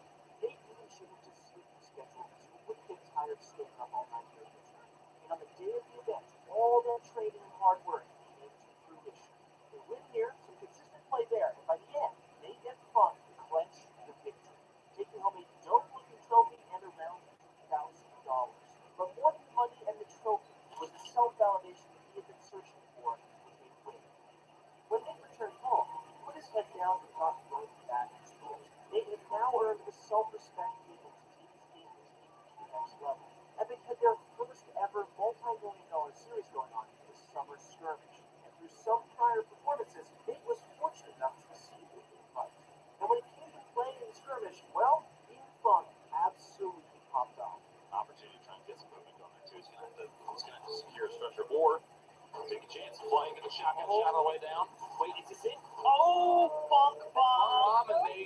the first win. He has moved further than they did the year that we met. So all they not a lot. There we go. Oh, here we go. The fight. 15 detail cars. Oh, it was a That's 2 in a row. Oh my gosh, Nate Hill. Those back-to-back wins were beyond impressive, and they boasted Nate and Funk a first-place finish and even more money in their pockets. This time, $18,000. And from that, Nate was instantly on the radar of every esports organization. Everyone was scouting this up-and-coming talent, and out of all the options presented to him, Nate sided with none other than FaZe Clan. The summer scrimmage was concluded with a $1.5 million LAN event in Seattle. This was the big leagues, a tournament on a whole other level. Not only that, but considering that Nate had just got signed for the most famous awards out there, he was feeling a little on edge. Kind of added a lot of pressure. Like, is this guy really good? High school, is this guy is good? I kind of had that exactly.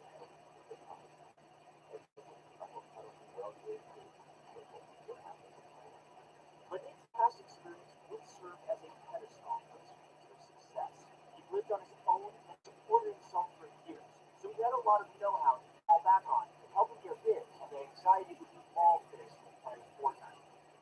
So I feel like cool on that thing. Okay, I'm traveling the world. I'm really good for academic, like technical, like that. So for this kind of work, that's what I'm trying to say. I work so every single day.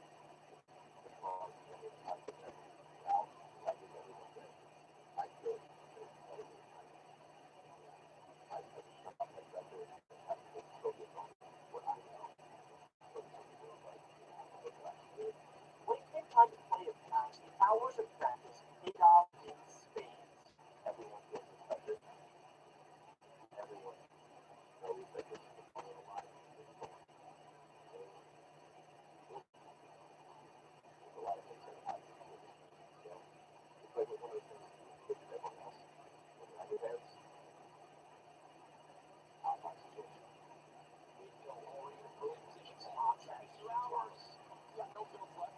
Dropped on down. Volleyball with Tom. One-v-one situation. He also on the lottery. He's spraying. Now we're just going to walk. He knows it as well. He's got to keep spraying. Nate, the game. Potentially slipping out of his hands. He needs to keep spraying the structural pump. Nope. It's not going to be without Halo. This one's done. It's not going to be without Halo. It is not on a mention. This should be Halo on in favor of both Dog, and it's going to come down to the wire. Nate spraying to whatever he can, but it's not enough. Nate didn't get any wins that day, but his excellent game sense was enough for him to end up finishing fourth, earning a life-changing $120,000.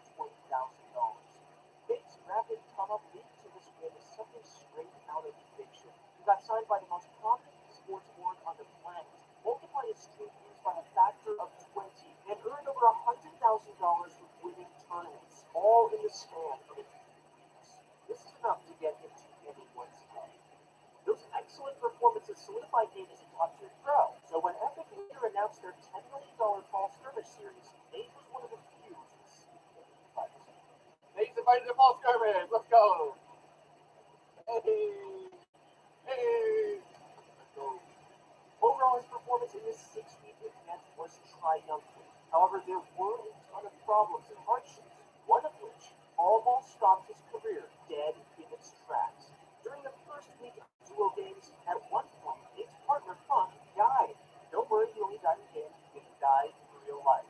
There was a rule in tournaments back then that when you got eliminated, you had to leave the game. So Funk exited the match and booted up the official stream to tune on the action. And perhaps it was a lapse of judgment, but Funk relayed a bit of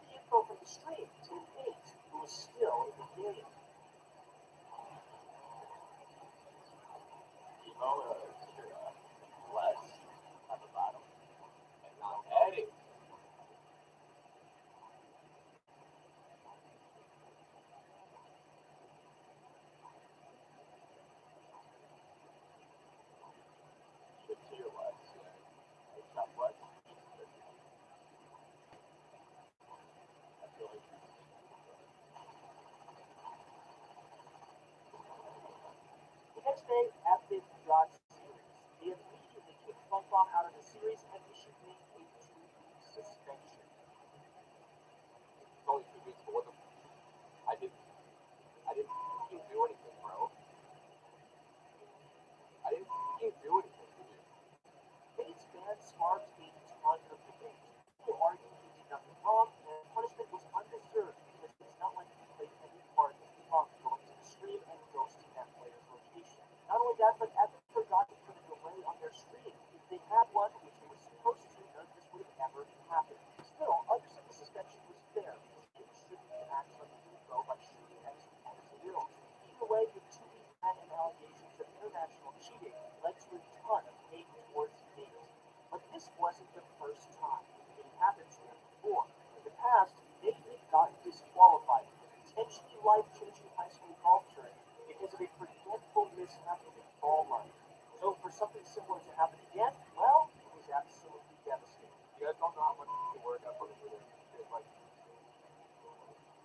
it's all I care about is like streaming and playing Fortnite professionally and trying to inspire people just to be better. It just hurts a lot that people are trying to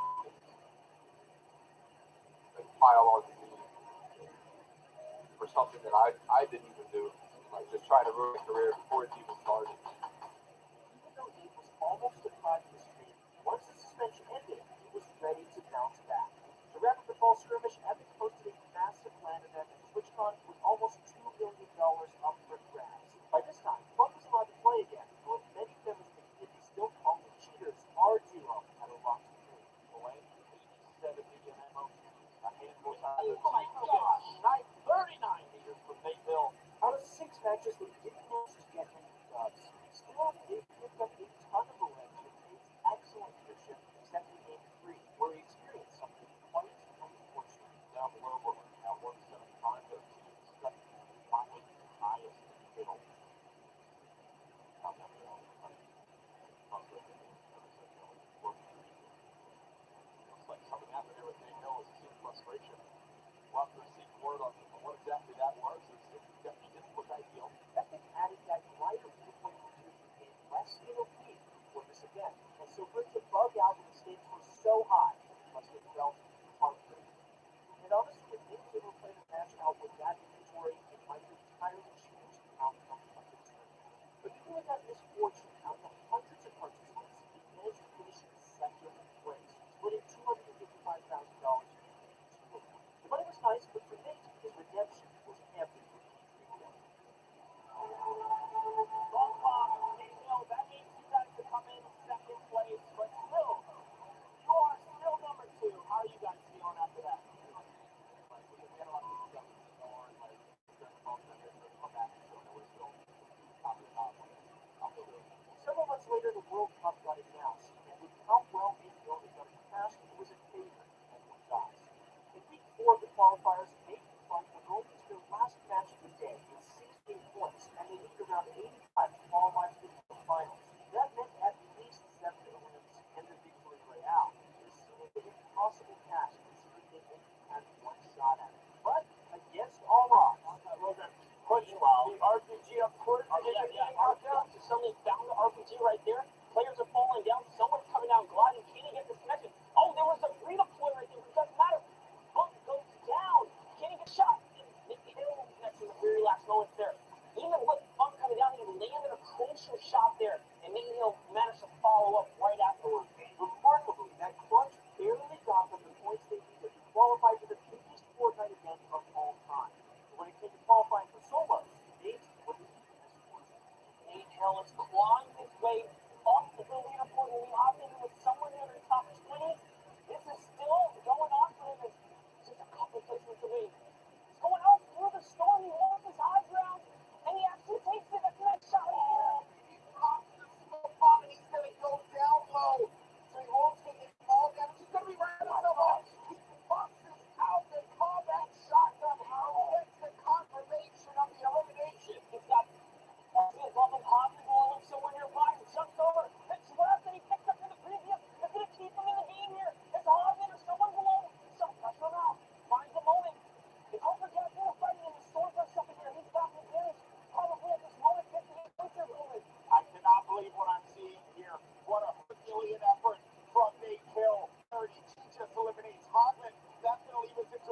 score.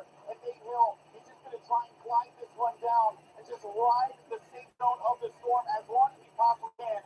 Now we're going to be in top two, but it all comes down to that. Clarity G gets the victory. Wow. But one-on-one, all of those players, Nate Hill especially. His play was beyond incredible, but Ricky Rocky just wasn't with it.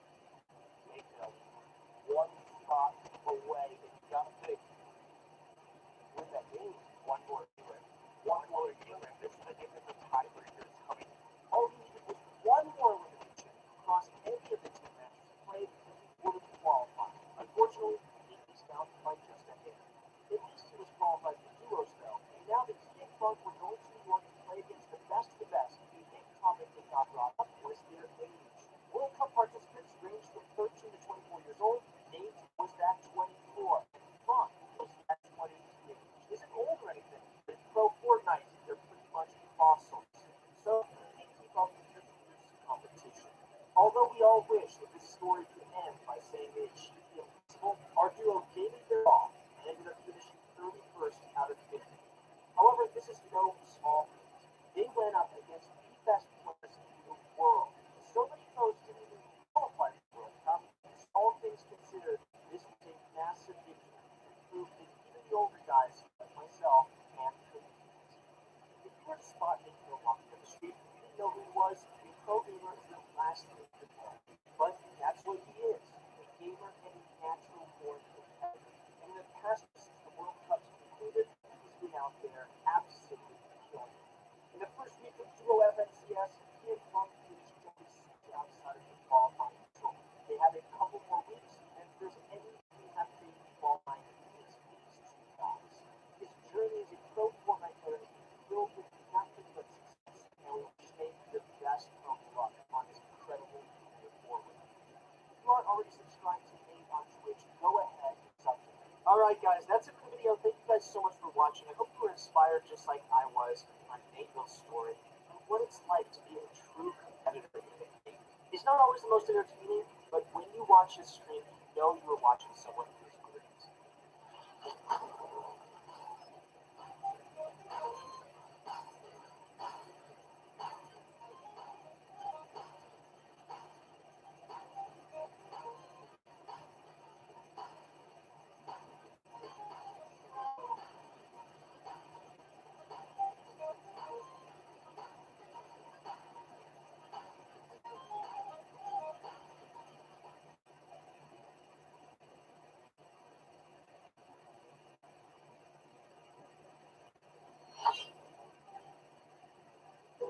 Fortnite might seem like a casual, kid-friendly game on the surface, but if you dig down deeper, you'll find players spending countless of hours honing their skills, dedicating their lives to the game, not only to be the best, but also with a shot at winning millions in prize money.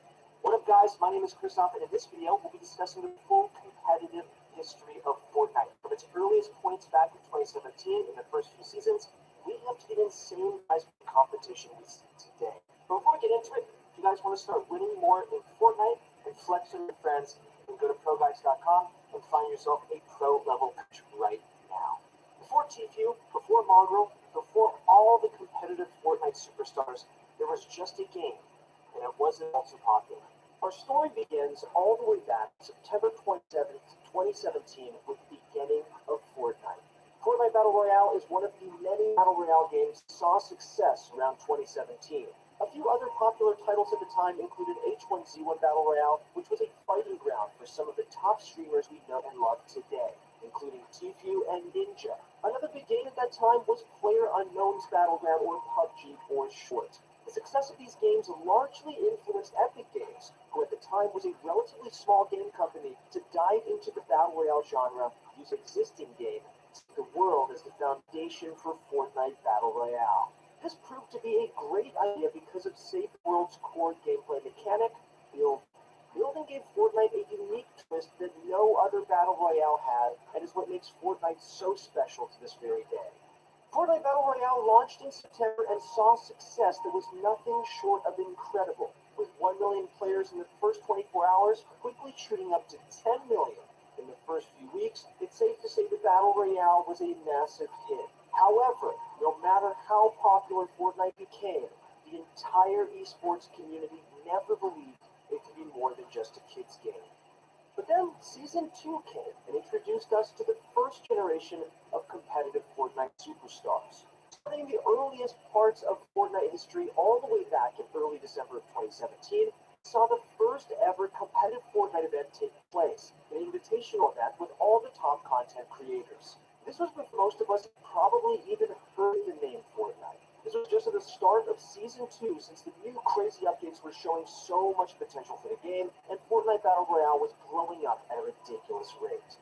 Unlike the past stadiums and base tournaments, these Fortnite invitationals were held in online custom games, similar to any standard scrim nowadays. The players that Epic invited included popular Fortnite streamers, with Daquan and High Distortion being a few of the biggest names. And while there weren't any cash prizes or rewards, this was really the first competitive event ever, and was the start of something big. The player who won this tournament, the first ever Fortnite tournament, did so in dominating fashion. Can you guys guess who it is? There were 5 total games. Believe it or not, the same player won all 5 of them. This player was none other than Daquan, who later joined TSM as a popular streamer and content creator. Daquan was the ultimate player early on in competitive Fortnite, and this performance put him in the conversation for the best in the world. Moving on to later in Season 2, we saw the rise of TSM Niv and his creation of the first ever competitive Fortnite Discord server.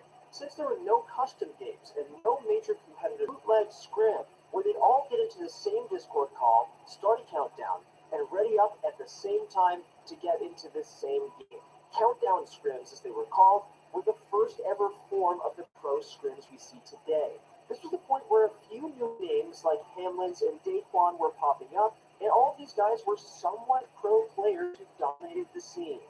With an emerging competitive scene and hungry players looking to improve, the flame of competitive Fortnite had officially been ignited. Season 2 drew to a close, and with it came the rise of Season 3 and the birth of squad scrims. Until this point, scrims had been all about solos and duos, but Season 3 is when playing as a full squad really blew up. These squad scrims were absolutely amazing to watch. The teamwork and coordination it took to compete at this level, even at such an early time in the game's history, could not be understated. Viewers were glued to their monitors watching competitive scrims unfold, and major esports teams quickly took notice. Fortnite views were skyrocketing at this point, and every esports org wanted to make a name for themselves in the scene. Everyone was practicing and practicing, but they still didn't really know what they were practicing for. Scrims continued to soar in popularity, and pros were popping up in the scene left and right. Moving into Season 4, we finally saw the announcement of the first ever official competitive mode, the Solo Showdown. While there still weren't cash prizes, V-Bucks were given away in their stead. 51st through 100th place got 7,500, 5th through 50th got 13,500, 2nd through 4th got 25,000, and finally, first place in the Solo Showdown got 50,000 V-Bucks. In this game mode, each player played 50 solo games. They scored based on their placement alone, so we really saw some good games. The winner of the Solo Showdown was a player by the name of V. Rufus, who won 48 out of their 50 matches, closely followed by the player we all know, NRG Zane, who at the time wasn't in NRG. But the Solo Showdown pales in comparison to Epic's massive announcement for their inaugural competitive season. They shocked the world when they said they'd be providing $100 million in prize money for the next year of competitive play. They said this in their announcement, and oh boy, was this announcement insane. $100 million is a crazy amount, and then finally, one day before the release of Season 5, the announcement was made for the first time ever in a major Fortnite competition, the $8 million Fortnite Summer Skirmish. Summer Skirmish was an 8-week series of qualifiers with $8 million in prize money overall. This was the real beginning for competitive Fortnite. The days of cashless FIFA prize money tournaments were over, and people could not be more excited. In the Summer Skirmish, each player played 10 games, with their points being based off their elimination and placements. The top players from each qualifier would move on to the group finals, where they pit their skills against one another. The whole event spanned multiple months and had viewers coming back every week to watch their favorite pros compete for insane prize money. But at the end of the day, there could only be one winner, and that man was Mordaus, who won $225,000 in prize money. He was followed up by a few big names like Bizzle Poach and Nate Hill, who won over $100,000. Overall, the Summer Skirmish was one of the greatest events to date, and the grand finals on land gave us some of the most exciting Fortnite gameplay we've ever seen. All of this led up to the end of Season 5, and just 1 week before the release of Season 6, Epic did it to us yet again and hit us with the announcement of the Fall Skirmish. The Fall Skirmish immediately one-upped Summer Skirmish with a $10 million prize pool. After all the qualifiers were finished and only the best were left standing, we found ourselves once again with a giant LAN and epic tournament. But what truly made this event epic was that it featured duos, which gave pros a chance to test their skills with a teammate. People expected duos to be great, and boy, did it deliver. At this point, everyone knew Tfue and Cloakzy, right? Tfue was one of the best competitive players at the time and averaged thousands of viewers on Twitch. His aggressive gameplay made everyone want to watch him, and he only blew up even more after signing with FaZe Clan. As if he wasn't big enough, he and Cloakzy ended up winning Fall Skirmish Grand Finals, scoring themselves $510,000 in a trip to stardom. Just take a look at the moment when Tfue and Cloak won the tournament. Your number one duo.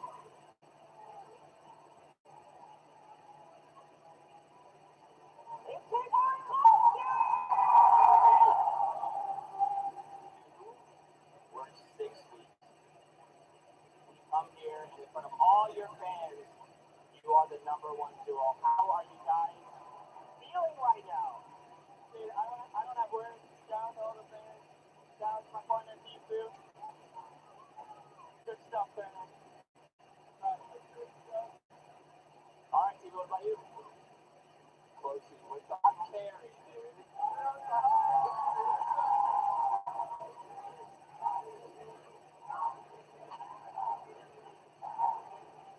Following the insanity of Season 6, another event was announced, along with Max Season 7 update, introducing Plains, the snow biome, and so much more. The first event of Season 7 was the Share the Love event, which wasn't a giant deal, but definitely was a fun time. More importantly, this was also around the time where legends like Mongraal and Mitro started blowing up. I'm going to be honest here, competitive Fortnite wasn't really that great in Season 7, until the Fortnite World Cup was announced. Oh yeah, this was the single largest prize pool in esports event history ever. This was revolutionary, it was huge, it was insane.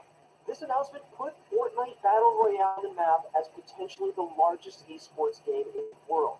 Everyone in the community was hyped beyond belief for the event, and we rode that hype train straight into Season 8.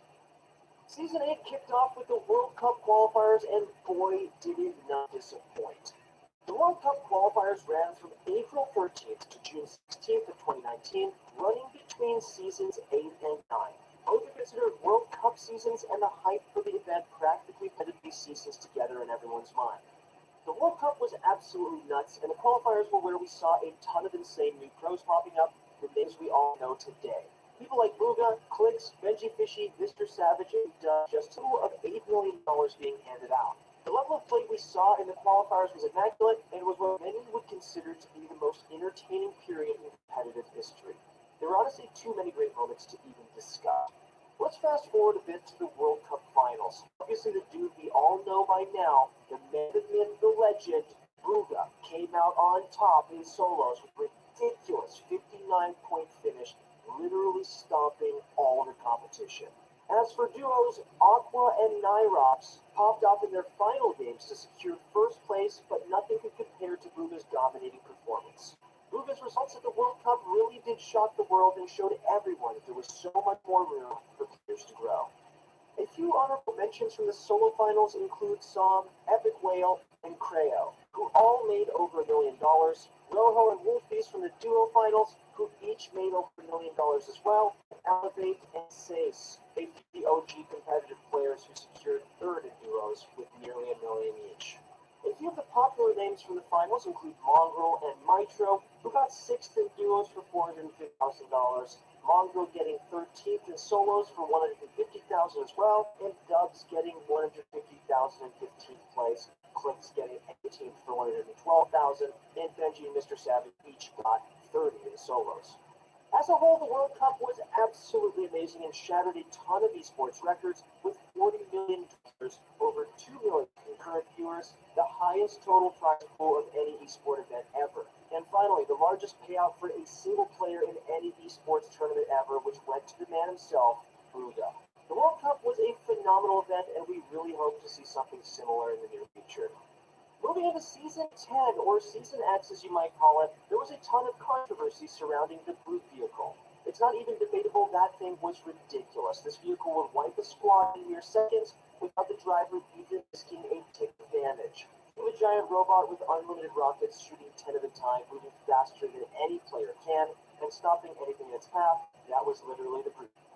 With a super OP monstrosity still in the game, Epic pivoted by doing what they do best, announcing another tournament. They shook up the competitive scene by revealing the brand new Trios game mode alongside the Trios FN competitive scene and shook up the way players were used to competing. As for the Trios FNCS, teams battled it out over the span of 5 weeks to reach the semifinals. There, the teams were placed into multiple heats where they battled it out for a spot in the grand finals. The Brute was still in the game for the few weeks of the tournament, but luckily made its way out of the game before the grand finals rolled along. The grand finals were awesome with some amazing teams coming out on top. Representing the European region with $600,000 to share, we had Chinkin, Stompy, and Awa, who joined up as a trio soon after World Cup came to a close. For NA East, we had Zexro, Macwood, and the absolute legend himself, Young Calculator. Who doesn't love a Young Calculator? This insane trio got to split $340,000 amongst themselves. Going over to the other regions, we had Jay Roses, GTE Dog, and Booby representing N West, and Lelio, Kurtz, and Wishy winning in Brazil. Moving over to the other side of the world in Asia, we had Ruri, Rizard, and Malfin on top, with OCE being won by Minkin, Hilo, and Gancho. Finally, in the brand new region of the Middle East, the champs were all from Team Power, being FH, Yonks, and NM7. Season 10 was a pretty good season in terms of competition, but there was still a ton of flaws, and Epic showed a severe lack of community understanding. They desperately tried to keep the mech in the game even when everyone wanted it removed, and constantly added things like the drum gun, burst SMG, tac SMG, and rift zones, which hardly anyone liked. Overall, while Season 10 wasn't the greatest season in terms of actual gameplay, the competitive scene was pretty cool. Moving on from Season 10, we stared into a black hole for 36 hours. I know all of you remember that. And finally received one of the most controversial updates in the history of the game.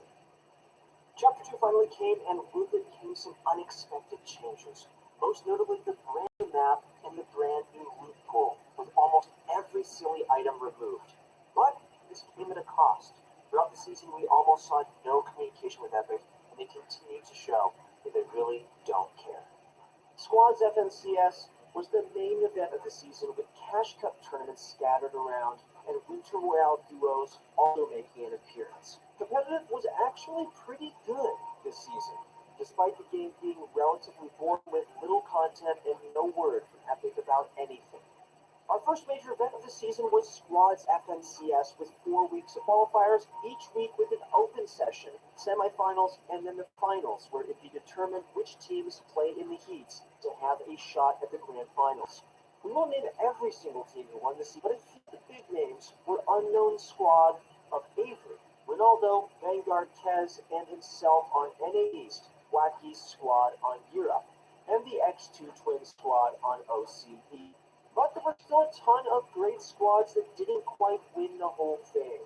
One cool surprise was Ninja making a comeback in competitive Fortnite with the squad of FaZe Funk, Reverse 2K, and Nate Hill all being by his side.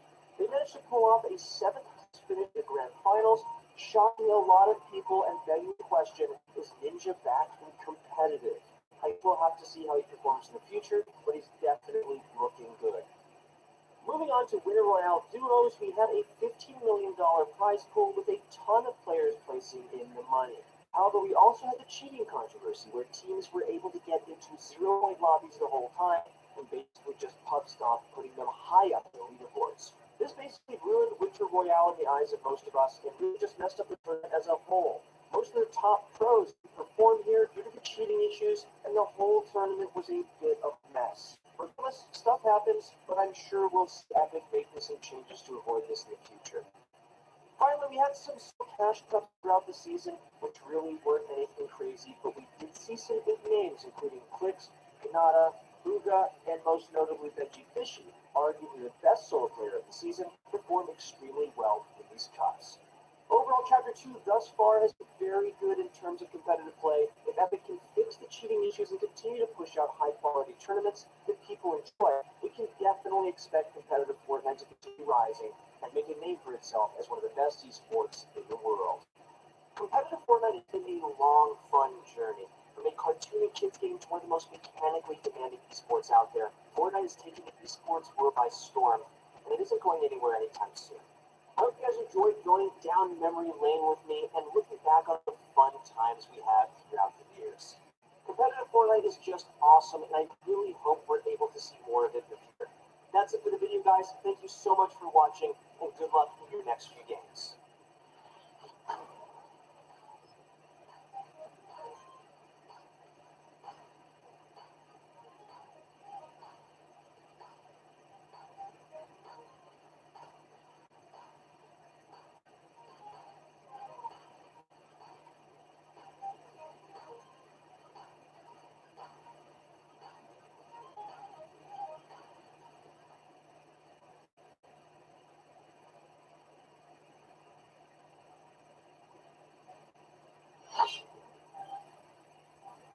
When Bizzle first started playing Fortnite, he had one goal in mind: go pro and dominate the competitive scene.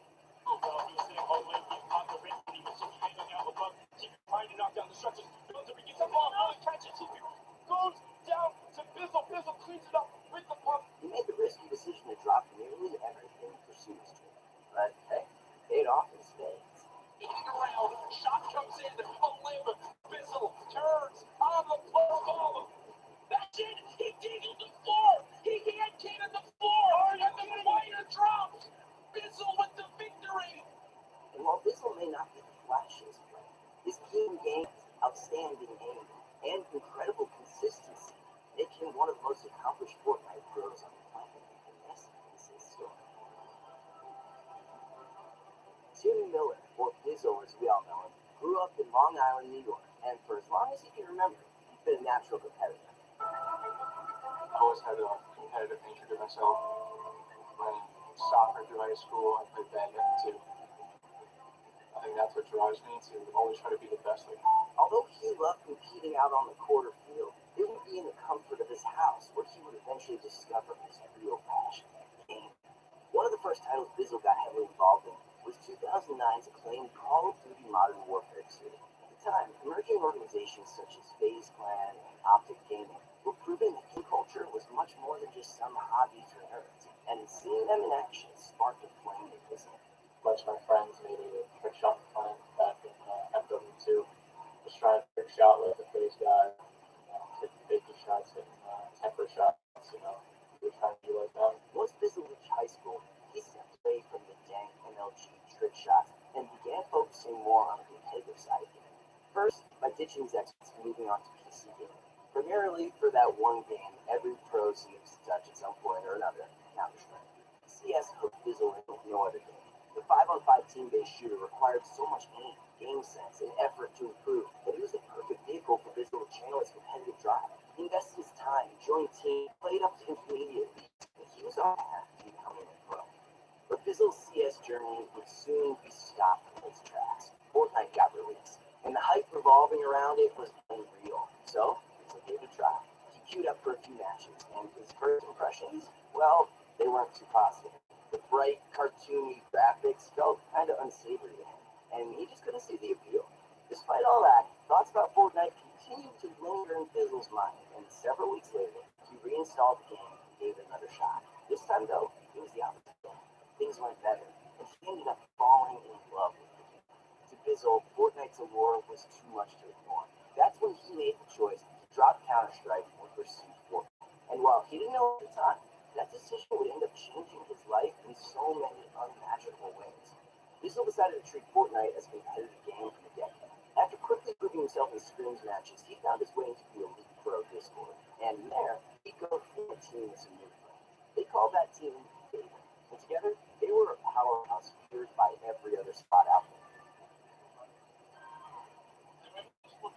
They're in here about it. I want a lot of votes. Stop. Don't go ahead.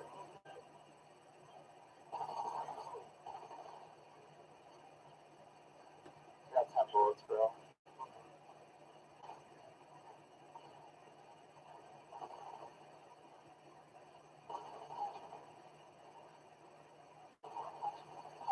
Let's go! Fable's stellar performance, spearheaded by Bizzle, eventually caught the eyes of many pro awards, and on June 7, 2018, Bizzle and the rest of Fable were signed to Gertzman. Just like that, Bizzle was now a certified Fortnite pro. As the year progressed, so did Fortnite esports, with Epic kicking off the summer skirmish. Bizzle never received an invite from Epic, but by the third week of the event, one of Bizzle's friends named Hesse asked Bizzle to be a duo partner. No boy, what a partner she is. Oh, wow. Crazy goes down. Let's go. Wow, okay, so they eliminated there with the player. So they decided to put a couple of on there. See that? No, he's still alive. I think they're probably going to stop. Yeah, they are playing this so, come on, well. Bizzle and Hesse picked up elimination after elimination with a highly aggressive strategy that most other players weren't capable of executing. That week, they missed out on first by a hair, but still got second place, winning a cool 24 each. And 2 weeks later, he did it again.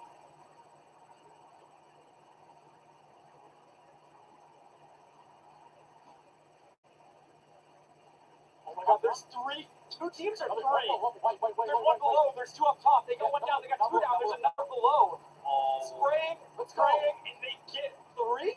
Tier 2 versus 1. There is only one enemy for these for Ghost. Oh, man, I've been on Rockets. Going down. He's going for the aggressive play. He might drop down here. This could be it. The shotgun. I think he's saying keep firing, right? Here it goes. And he gets it. No, look at the pose. Oh, no way.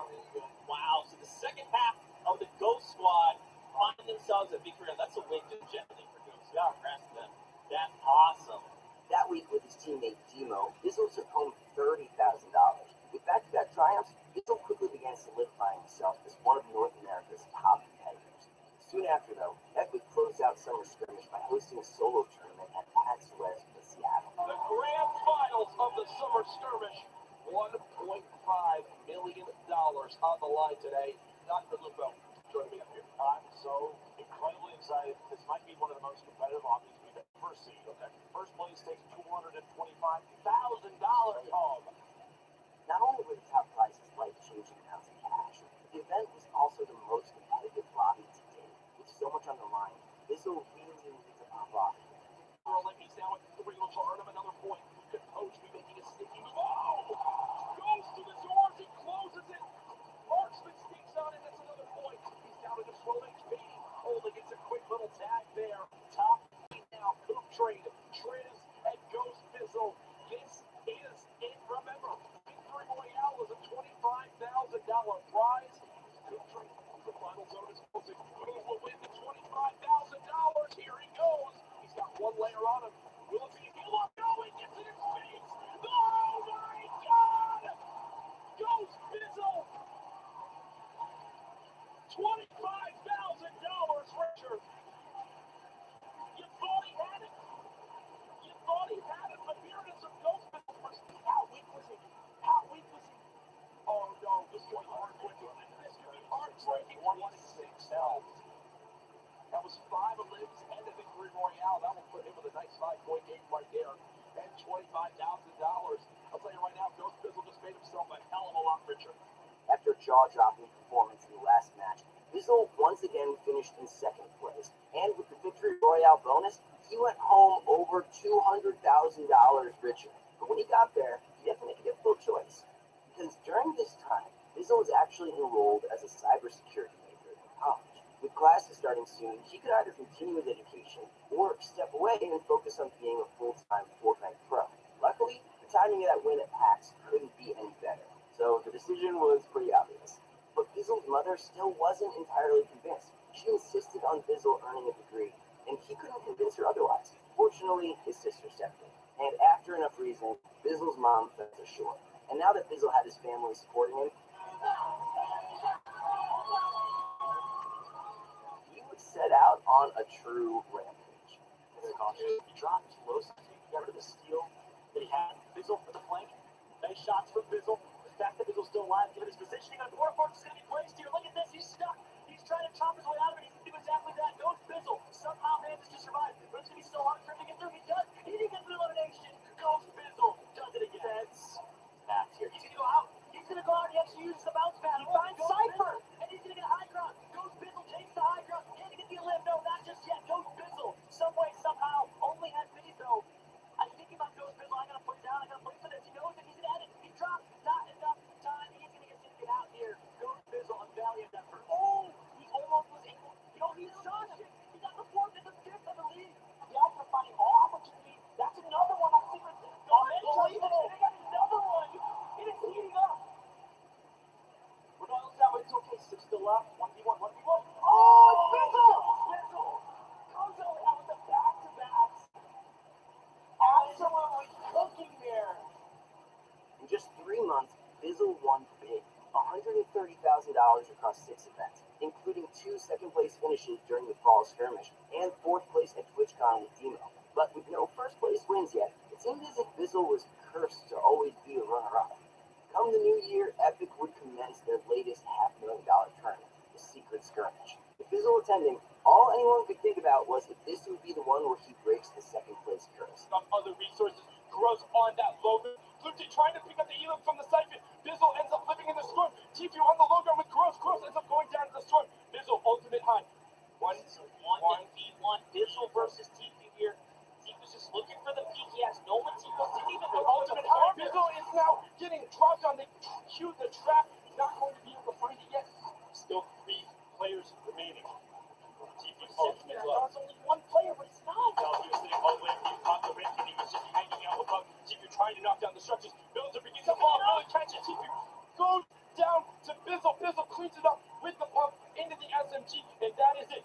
3 elims into the victory royale. Incredible performance coming out from him. He has to be happy. That's going to catapult him right into the conversation for the last game. Bizzle definitely had his fair share of rocky moments early on, but by clutching up against Tfue, he propelled himself to 3rd place in the standings. With 1 game remaining, he needed a monstrous performance to end up at the top.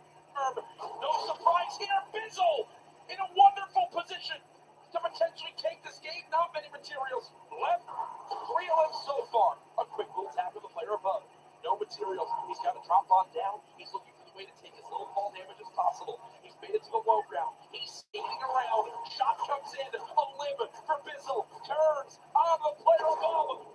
That's it. He dangled the floor. He hand cannoned the floor. And the player drops. Bizzle with the victory. I think he's saying 2 victories today. Oh my goodness. Wait, that was 2 in a row. Bizzle won the last game too. Back to back. That's why he's saying 2. Despite running out of mats in the last moments, Bizzle still popped off and won the game. But would that be enough to take 1st place in the event overall? I believe we have ourselves the winner of the Secret Skirmish by 1 single point. Ladies and gentlemen, congratulations to Bizzle, our Secret Skirmish champion. The victory at the end put him 1 point above Seth. The man continues to do it, Luke. Unbelievably, Bizzle had done it, and by a single point, he finally achieved his first major win. God, I'm getting a little bit emotional, Bizzle. Congratulations, first of all, on winning the solos event with the Secret Skirmish for $60,000. From playing together in the summer skirmishes together to seeing you finally take home a LAN event here. I'm so proud of you. How are you feeling right now? I don't even know. I didn't think I'd win. I thought Sam was going to have it, but I got 1 point above him. I'm glad he got second, but I don't know what to say. I'm very excited. First, April 2019, the World Cup was a go. Everyone knew he wouldn't have any trouble qualifying. That he definitely did. Inside the top 15, so everyone getting at least the 5 placement wins, plus whatever eliminations they can rack up. There's a look at the mark right away. Enzo in the bottom right. Dynamite going down towards the low ground. Say hello. There's only one baller left, and that will be courtesy of Fly, but he's going to get out of that one. He's going to be able to come out on top of this fight here. He does have that blue pump. One shot. That could be all the difference maker. That could be all he needs. He's going to edit this one out. He owns a lot of the real estate that's going to be around here, and it's going to go outside of the storm. He's trying to gauge on this, and it's going to work out for him as he takes on Blair. Well done by Bizzle. That's his 6-1. And now we have a ghost story again. It is a ghost. He goes 1v1. I thought it was too spooky for me. Who will close it out? And Bizzle maintains circle control. Bizzle freezes out. Bizzle pulled off a massive win, securing his seat for the New York City Finals right away. And now that he was qualified, he decided to have a bit of fun in the remaining weeks.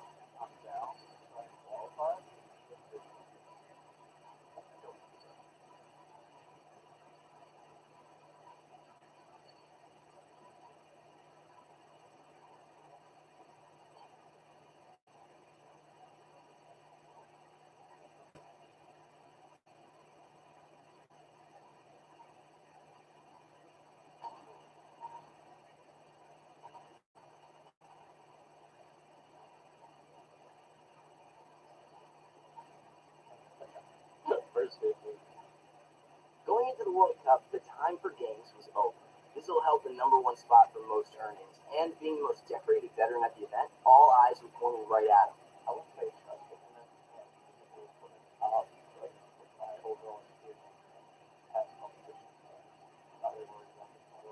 and while money is what motivates most of us, chasing the glory was what kept Bizzle going.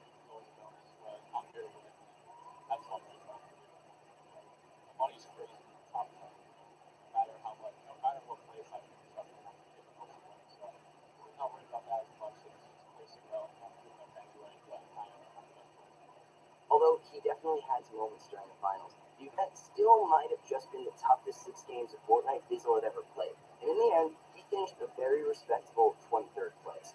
But it wasn't the same second place we were used to, and it wasn't the top 5 finish he was expecting. Bizzle held on to the top earner crown for so long, and suddenly after one weekend, he was gone. One more kill, and he might have doubled his earnings too. And while that must have been heartbreaking to think about, it was the missed glory that upset Bizzle the most. The World Cup was a turning point for Bizzle, where afterward, things really slowed down. His big wins would be a lot more spread out, but with the arrival of the Chapter 2 FNCS, Bizzle would find success yet again.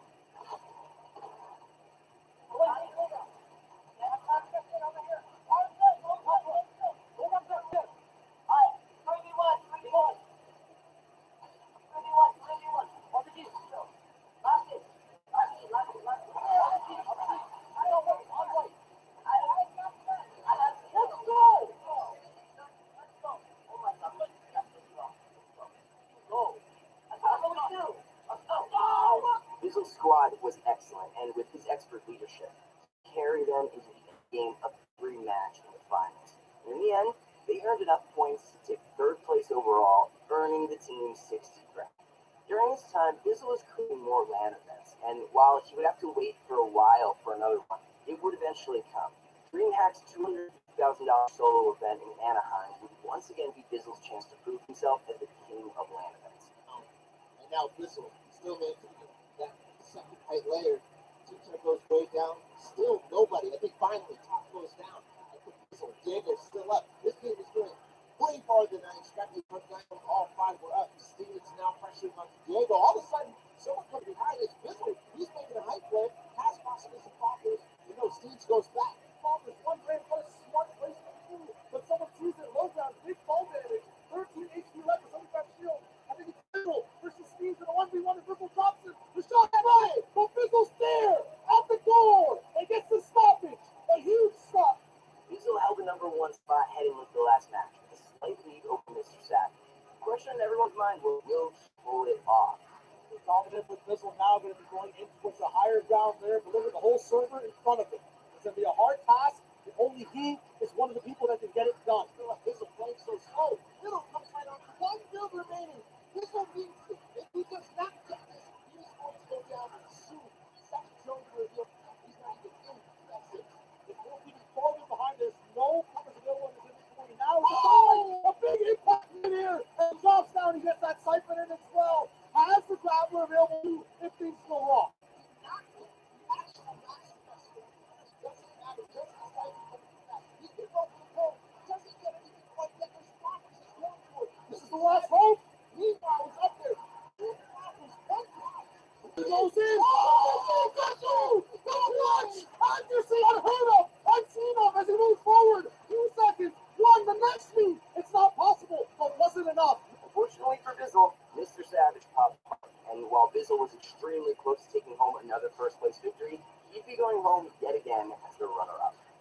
career has been nothing short of remarkable. While it may seem as if his repeated second place finishes are a shortfall, that sort of consistency is next unheard of in battle royales. He's still one of the most decorated players of all time, tearing it up in a time when the majority of OG pros have either quit or fallen off. And when his contract with Ghost Gaming expired, he was still such a hot ticket that he got picked up immediately by none other than FaZe Clan. What's the future hold for Bizzle? Well, if his competitive drive ever begins to slow down, he talked about potentially taking up a coaching role. And after watching him help Sway through the FNCS last weekend, I think he might be fit for the job. But no matter what he does, we know he'll be successful. Thanks for watching, everyone. Enjoyed hearing Bizzle's story. Definitely check him out and help the video out by dropping a like and subscribing to the channel. Make sure you click the bell so you don't miss any other videos. And remember to comment who or what you guys want to see a story about next.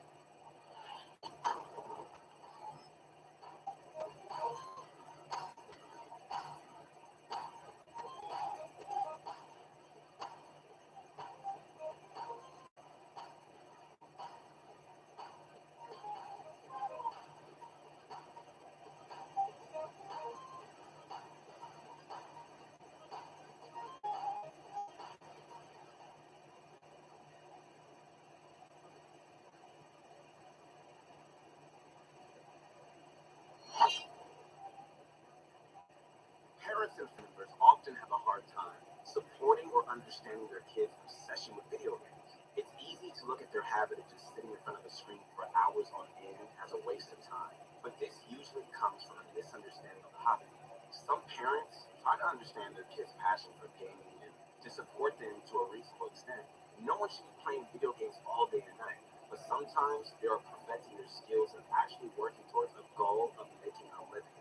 Aiden Conrad was one of those kids who knew he had this talent at a young age and that he could make a living by playing video games. He started to make some money from Call of Duty wager matches and convinced his father to give him 1 year after high school to pursue his dreams. Aiden managed to make it work and found the perfect game for his skill set, Fortnite. Aiden is now a popular Fortnite player with a dedicated fan base who constantly tunes in to see his streams and watch all of his YouTube videos. He has won several Fortnite tournaments and even qualified for the Fortnite World Cup. Aiden is the perfect example of a kid who made their dreams a reality. He managed to capitalize on every opportunity presented to him and is growing in popularity every single day. This is the story of Aiden, a kid who chased his dream and proved to his family that he had what it takes. What's going on, guys? This is your motivation guy. Come on, that's right, your friend, the one and only Keith Allen. I want you to get inspired today, okay? Because you can do this. You can do anything that you put your mindset to. The only person that can fail you is you. So keep going, man. Keep going, never quit, and never surrender. One day, we're going to be doing a story. Gaming was a big part of Aiden's childhood. He wasn't only all enjoyed competing against one another in a virtual world. Aiden started off with casual games such as Need for Speed and Madden, but eventually moved to more competitive games like Call of Duty. Aiden realized that he was pretty good at Call of Duty and decided to start making some money off his skills. He started to do wager matches online and started to earn a decent amount of money. He also competed against a higher level of players, which made him improve and make his movement with the controller almost second nature. So I started streaming I don't know the exact date, probably a year and a half ago, actually, did Call of Duty Wagers at the time. I started with about 10 average viewers. I always had a little bit of viewers, I just started zero. He adopted a claw style while using the controller, which lets his finger always be on the thumbstick, and a difficult style to master. At this point, Aiden realized he was better than most players and could actually have a future in gaming. Other aspects of his life did take a hit from his constant gaming. However, at one point, his grades started to be impacted by his constant gaming. He was required to meet with the guidance counselor because of his low grades, and his job as a Call of Duty Wagers player came up. The counselor obviously did not understand how he could earn money from a video game. He suggested that he get a real job, like working at a grocery store.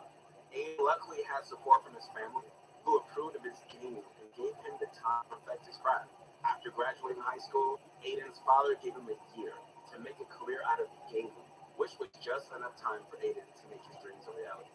The timing also lined up perfectly with the release of Fortnite where Aiden found his groove and soared in popularity. I got lucky. I blew up. I mean, a lot of times, things have to do with going pro, blowing up a couple of times, but like battle royale, it's awesome. Aiden's Call of Duty skills transferred over perfectly to Fortnite. He had little problem adjusting to the new mechanics of the game and was dominating other players very quickly. He continued to stream daily on Twitch and started to build a small but dedicated following. Aiden started to attract the attention of gaming organizations who saw the potential in the young star. He eventually caught the attention of the esports organization Ghost, who signed Aiden in the summer of 2018. Joining Ghost gave Aiden's Twitch a slight bump, which was a huge deal for Aiden, as it was all or nothing at this point. Aiden's career looked to be healthy and growing, but even he couldn't expect the exposure he was about to receive at the Fortnite Summer Skirmish in September. September 2018 was a big month for Aiden. He was competing in the Fortnite Summer Skirmish at PAX West in Seattle against some of the biggest names in Fortnite. He was also one of the few players using a controller instead of a mouse and keyboard, which a lot of players believe is the best controller for Fortnite. Aiden was ready to prove that he could hang with the PC players, all while using a controller. Aiden was not the only person using a controller in the tournament either. Another player known for his loud personality and skill on the sticks was also competing in the Summer Skirmish, Nick Merckx. Aiden and Nick actually had a lot in common. Both players prefer a controller over mouse and keyboard, and they both loved to land at Tilted Towers, which was a high-risk, high-reward spot. Their shared interest in the iconic location would actually be a key factor throughout the weekend. Nick was well known at this point. His fans were not surprised when he landed at Tilted Towers. What Nick did not expect, however, was Aiden also landing at Tilted and killing him over and over again. I believe the Summer Skirmish for Nick Merckx skirmish.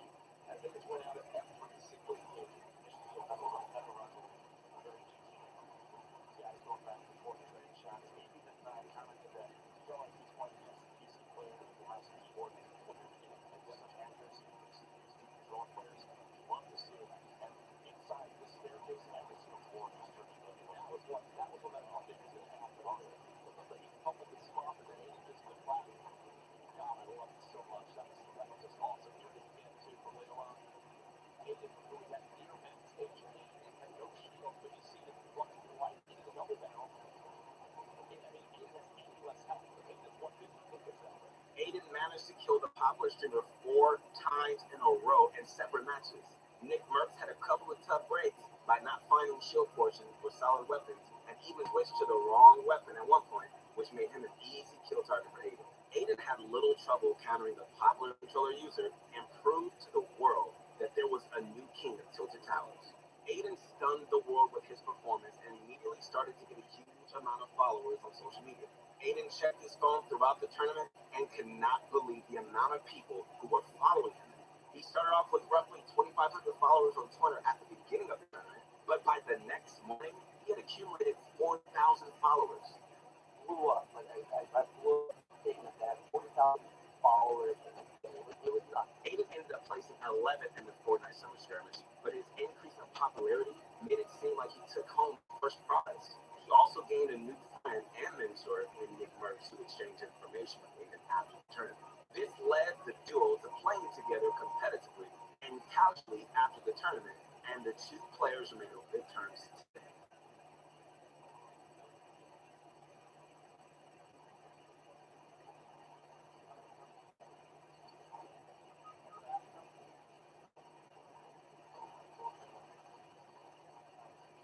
On his new popularity, he now had the eyes of the Fortnite competitive scene on him, and he did not want to waste the new opportunity. Aiden averaged 50 to 140 for the Fortnite Summer Skirmish and had a healthy small following. After the tournament, Aiden started with 2,000 to 3,000 views per stream, which was a huge jump and showed just how much excitement surrounded the player after the tournament. He also uploaded his first YouTube video around this time, which put even eyes on his content and amazing skills. Each video gets thousands of views, and his channel has steadily grown over the past.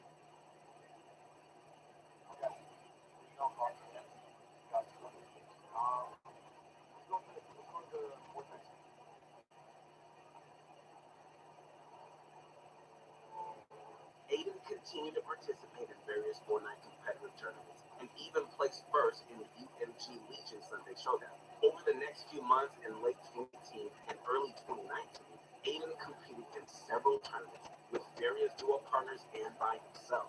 He managed to finish in the top 10 in a few of his events, but did not consistently perform well. He eventually teamed up with Ghost Sean, another player part of Ghost Gaming. The two players played well together and set their sights on the next big Fortnite event, the Fortnite World Cup. The two players played in each dual qualifier event and did very well in week 6 and 8. They placed second in week 6 and finally secured the first place spot in the game. The duo had their spot in the World Cup and were hoping to bring home a decent cash prize.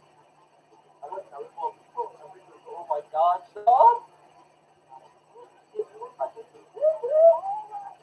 Oh my God, I just want this to end, dude. They were unable to win against the other best players in the world, however, and placed 37th in the dual portion of the World Cup. This was not a huge setback for the player, though, and they continued to play together in several more tournaments and events over the next few months. Aiden has continued to compete in various competitive events and has maintained a healthy following on Twitch and YouTube. He might not be finishing, in first place in every single tournament, but fans still enjoy watching him compete with a controller and his chill, laid-back demeanor. His high skill level actually became a problem at one point. Aiden had trouble finding public matches because of his skills in Fortnite, so he created a second account so he could just find matches easily. Epic Games is not a fan of this tactic, so they actually banned his second for 24 hours live on stream. Aiden did not receive any type of long-term punishment for the situation, and he turned it into a funny event his followers enjoyed. Oh, look at that. Let's go, Jack. No way, bro. They saw that.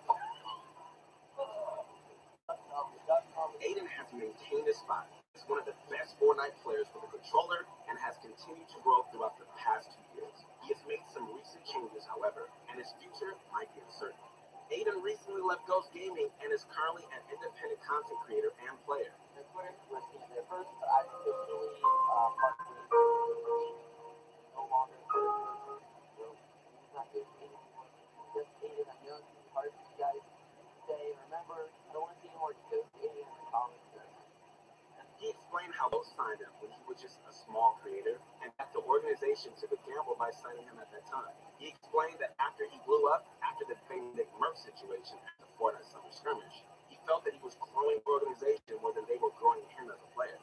This is not like an uncommon thing in esports. Sometimes players become the face of an org and simply just outgrow them. Aiden did confirm that he left on good terms with Ghost Gaming, which is not something other Fortnite players would say. He has not joined any other organization at the time of making this video, but, Aiden did state he's open to other offers. The current state of the world may have put a hold on his plans for joining the org, but fans would like to see Aiden take his skills elsewhere in the near future. Aiden has also recently returned to his Call of Duty roots and recently competed in a Call of Duty Warzone tournament. He placed third in the trios portion of the tournament alongside 2 professional Call of Duty players. He also placed 8th in the solo portion of the tournament, which was enough for him to finish first overall.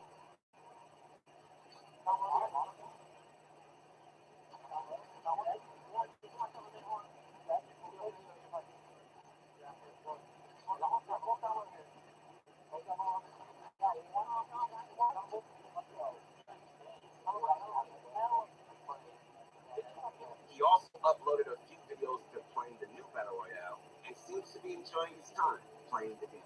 He has continued to stream and play Fortnite and recently played in the Fortnite Cash Cup in early May. Aiden has become a very popular Fortnite player and has proven to his family that he can make a living off gaming. He has never forgotten his roots and is always willing to help his family, who supported him when he was just starting. Well, I mean, it's too late, Mom. All of your school loans are already paid for it.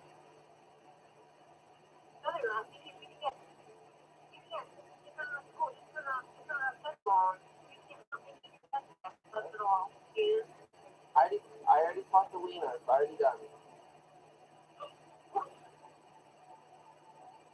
The school loans are all paid for. You don't have to worry about them.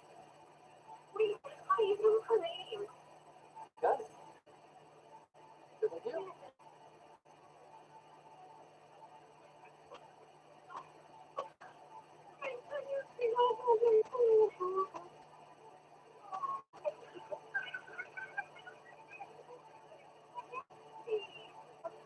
have an organization lined up right now, but he still has a bright future ahead. All right, guys. Once again, this is your guy. That's right, your motivation guy, your friend, the one and only Alan. I hope you enjoyed this video today. Be inspired that you can do anything you set your mind to and never give up, never surrender. I believe in you.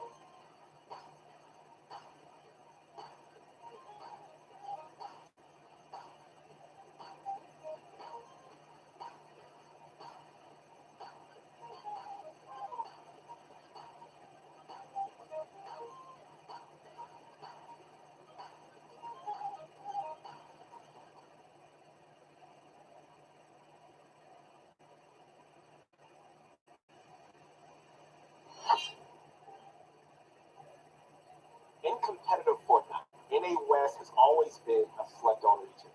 It never gets the same recognition as its East Coast counterpart. And you know what? Neither do the players, which is a shame since the West Coast harbors some of the world's best talent. There's Epic Bell, Sensitive, Wakey Jacob, and a player by the name of Art. I think you can tell the lead down there. He knows his stuff. He knows This guy just was right into the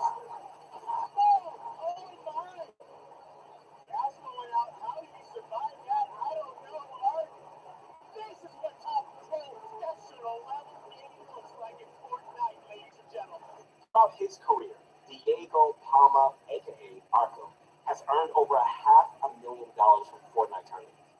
In doing so, he got to travel around the world, meet some of the biggest personalities, and even landed on a team most of us would kill to be a part of. However, pulling all that off certainly wasn't easy for the anime-loving Swede. It required a relentless grind, an incredible dedication, and the persistence to stick through tough times. There'd be moments where his entire pro career came into question, but ultimately, he made the right choices. It paid off. He destroys the structure and forces Frappi down, and then he's going to wrestle for the high ground. But Frappi's going to get right above him just like that. Quick thinking there from Frappi. Now Arkham needs to get up, and he doesn't have the build to do it. He does have some shadow bombs, though, so he might be able to shadow bomb all the way around and get to the same zone. Yes, he does. He gets to the same zone. Arkham, you. What's going on, guys? This is your fiction guy. That's right. You'll find the one over Alan in this fiction story of how Arkham worked his way to the top of one North American company. Bunch of Crunch Army. Here we go. It's about that time. Ladies and gentlemen around the world, you better switch this out. Here we go. It's time to sit back, relax, and grab some of my favorite. What is that, y'all? It's that Bunch of Crunch. Woo. Let's get this going. Here we go.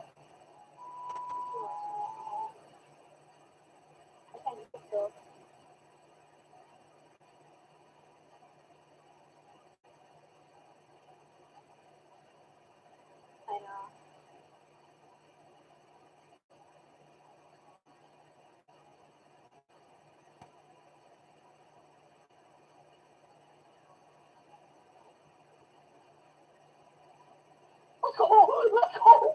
After only a few months of playing, Arkham just kept winning. And with just how much he was, he quickly realized that he had the potential to make something out of his game. At the time, personalities like Ninja and Myth were absolutely blowing up because of how skilled they were. But from Arkham's point of view, he was just as good or even better than everyone he saw. That meant he could go pro too. So with the help of his supportive family, he made the jump from console to PC and kept grinding his heart out.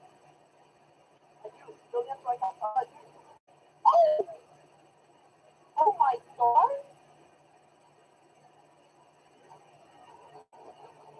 Oh my God, I don't know. Oh my God, someone flipped it, bro. Someone flipped it, please. Oh my God. But along the grind, he would often lose motivation. You see, Arkham was young, only 14 at the time, and didn't really have a whole lot of prior competitive experience. He lacked the clout needed to get into pro scrims, and as a result, didn't really have the same level of practice that elite players were getting. So at times, it even had him questioning whether or not becoming somebody in this game was actually possible. Regardless, he didn't let that stop him. Arkham put in the time, starting from the bottom and working his way up with open leads and ball tournaments. He would even travel to local events for as much practice as he could possibly get. But I'm sure, as you all know, all the time that put in slowly started to come.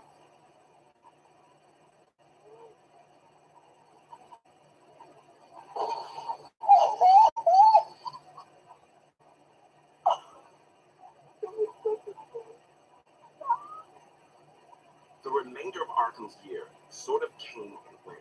Yes, Epic did host a couple of multi-million-dollar tournaments, but all Arkham could do was sit and watch. Because even though he was good enough, he was too young to compete. And it wasn't until the qualifiers for the where that unfortunate reality hit him like a truck.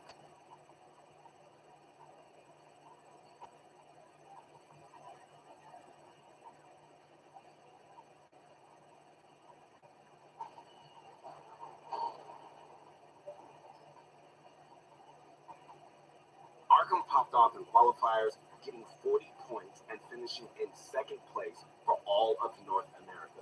Unluckily, though, because of his age, he wasn't allowed to progress to the finals. Even though he outperformed the likes of Bizzle, Zexrow, and Booga, being born a year too late would end up being what caused his defeat. And so, Arkham missed out on what should have been a massive opportunity. He felt devastated, as if everything was just for nothing. But on the bright side, his performance didn't go completely unnoticed. He was actually now seen as one of the best up-and-coming players NA had to offer. By 2019, all the hard work would finally come to fruition. Because of the young prodigies like Arkham, the age requirement was finally lowered to 13 when Epic announced the World Cup. And with that, becoming a Fortnite pro suddenly became a real possibility for Arkham. But of course, he needed to prove himself first by actually qualifying for the World Cup. But even with that, there was another issue. Arkham didn't have a dual partner, or at least one that he felt comfortable playing with. So he spent days searching, trying out different players to see if any fit his style. The attempt felt fruitless, and the clock was ticking. With 3 days left before the dual qualifiers, Arkham was in desperate need of a partner. But luckily, he knew Falconer, another rising pro who also happened to need a partner around the same time. The two played super well together in a test event and decided they would be a perfect fit for each other. But even though they killed it in practice games, qualifying for the World Cup would be a much more challenging task. So they came up with a plan, one so intricate and precise that, who am I kidding? Their plan was just to go out there and get at least 100 points. Surprisingly, their simple strategy worked like a charm. With a point goal, Arkham and Falconer could recognize when they were behind and adjust their playstyle accordingly. If they needed to W key, they know when. And if they didn't need kills, they play it safe. But with it coming down to the wire, Arkham and Falconer got 99 points and earned their seats for the World Cup. But Arkham wasn't done yet. He still had his mileage during one of the 5 weeks. In the first 4, things sadly didn't go his way. So with only one shot remaining, he busted out the same strategy as before and set a goal of 80 points. He got to 60 pretty quickly, but being in his last match, he needed a huge pop-off to make it. Limited control chaos, another player going to get built on. He's going to be the bowler. The ball's going to get tackled. They try to disengage. Arkham is just dumping every opportunity that he can right now. 11 eliminations, looking to get every point possible. Look at every box. He is challenging every box he sees. He wants points. He is so hungry. The fish out of water. The lava has been chucked. He is looking to find more and more eliminations. Seen players left. 2 more places points about to be earned, and he can lift through the top 15. One player shields is dropping way down. More challenging. He's going to continue to focus right away, not tunnel visioning on those eliminations below. Instead, focus on the people up top who are the greater threat of taking his high ground. Looks to pick off the player there, could not quite up. So, look, he's already top 5. 2 more players. Instead of 19 right now. 19-point game right now. Can he continue this one? Vinny's all the way on the low ground. He's challenging the one player on height. Of course, Arkham going to win this. A little intensive slowly getting knocked down. 1 versus 1. Arkham continuing to try to keep this height. This player's about to be in the lava. Arkham, 2 minutes left. It's going to come down to this top 2 Two shot, there it is. Arkham, a 14 elimination victory royale. 24 points. Talk about clutch right there. After that incredible showing, Arkham became the first West player to qualify for both solo and dual World Cups. Suddenly, a whole bunch of orbs were looking to sign the two-time winner. And speaking of two-time winners, and an entirely unexpected crossover, Arkham teamed up with the famous streamer Dr. Disrespect, who helped him find a new home. Who sits here like who you play for right now? No one at the moment. Nobody. Huh? How's he not with us? Like, how come no one signed him? Is he too young? Let's call the owner. Let's just hit up the owner of 100 Thieves. Let's see what Nate has to say. So I'm curious if your generation kids are like interested culturally, etc. Like, what are the organizations that capture them? They're a couple. Broadly, they were a couple. Give me 1 second, right? The two-time back-to-back 6-8 gorgeous champion. Who's it? They shot 100 feet. Nate Shot. I do. So Nate Shot. I just gotta tell you. Been scouting this young kid for a long time. Right. Number one qualifier. Fortnite World Cup on the West Coast solo. I mean, this guy's doing it all. And I'm telling you right now, he has no organization. Top number one game on the market. He's the number one West Coast player. And he's going to World Cup in New York to prove that he's number one in the world. Like, he's already qualified for the World Cup. Yeah. And he made it with me. And we are looking for more players to compete for us. But I've known you for a very, very, very long time. And if you think this kid is the prodigal son, they're going to win the World Cup, then 100 people will sign. It's not even a question. I'm telling you, 100 Thieves just got elevated to the next level, baby. With the World Cup approaching, Arkham spent about a week with the rest of 100 Thieves boot camping in New York, preparing for what would end up being the most significant moment in his life. And when the time came, he was feeling confident as ever. First up was Duos, where he and Falconer ran a clinic on the competition. But it wasn't until the very last match where Falconer died early and we saw one of the best clutches at the event. These are the final moments of the duos competition for the Fortnite World Cup. We have 4 players remaining with Arkham sitting on the high 10 account. Or what's up to the winner? So let's see something. With 180, they came right back. That elimination. Arkham, 1 versus 1. Arkham versus the player up top. There's just no way. There's just no way. Arkham goes 6 elims before ZR. In the end, will take the final game of the victory royale. Even though Arkham didn't get the dub, he was to get second place and 6 eliminations that match, all by himself. That fantastic performance shot the duo up the leaderboard to a 5th place finish, earning them $450,000 each. But the next day, Arkham still had a solo competition to play, and there things unfortunately didn't go as planned. He would contest it off spawn nearly every single game, and while he managed to win the fight sometimes, he would also lose them just as often. 3 early game deaths, partially caused by lousy RNG, completely ruined his chances at any sort of high placement. So ultimately, he ended up in 53rd place. In the grand scheme of things, it was a great accomplishment, but it wasn't what he wanted. It wasn't what his fans wanted. And for how hyped Arkham was as the NA West prodigy, many people began to question whether or not he truly deserved that title. But in Arkham's own words, if you want to succeed, stop blaming other things and start blaming yourself. That just meant he had a whole lot more work to get ready for the next event. But in the meantime, Arkham would compete in a few more team-based events. First, there was trios, where things, well, it could have gone better. Then there was squads, where Arkham and Falconer, teaming up with Symmetrical and Sean, displayed a decent showing in qualifiers. Arkham especially had his moments on this squad.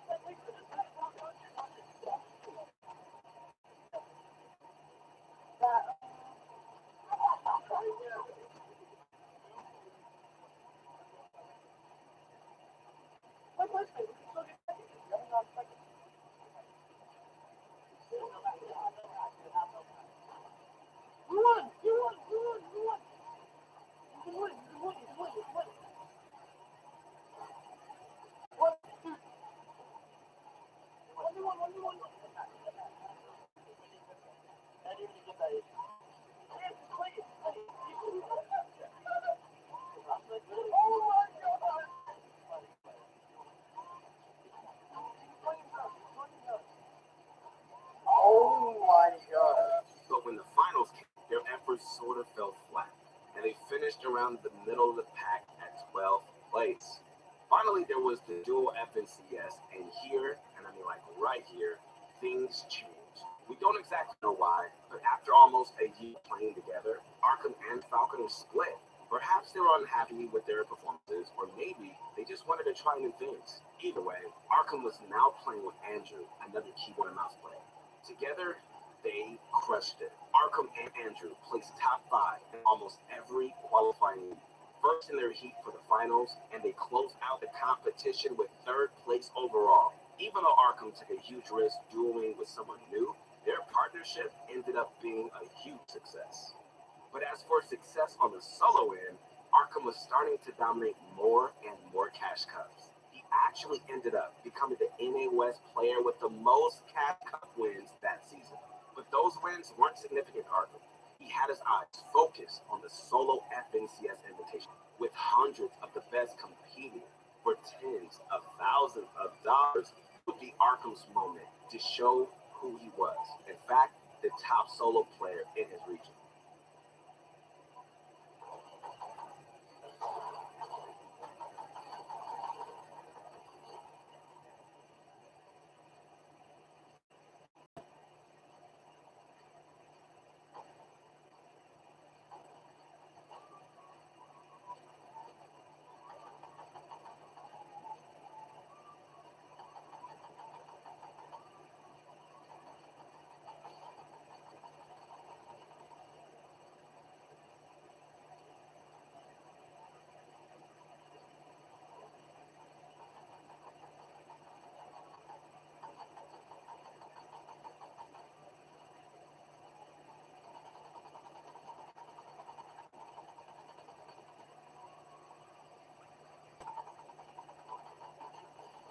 Let's go, dude.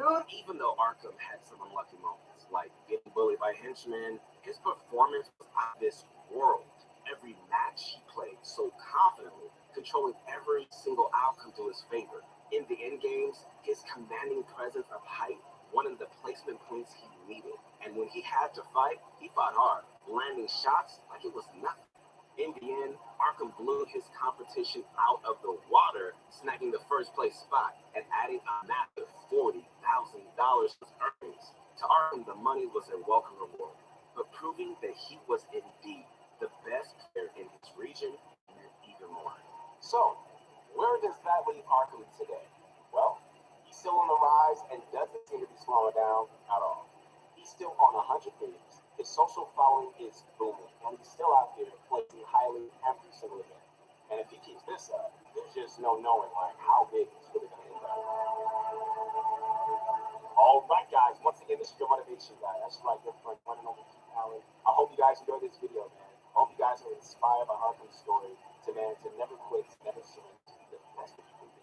Not only in this game, but also in life. Make sure to subscribe to notifications on this video out of any of our future videos. And also feel free to leave a comment telling us which story you want us to hear. We'll see you soon.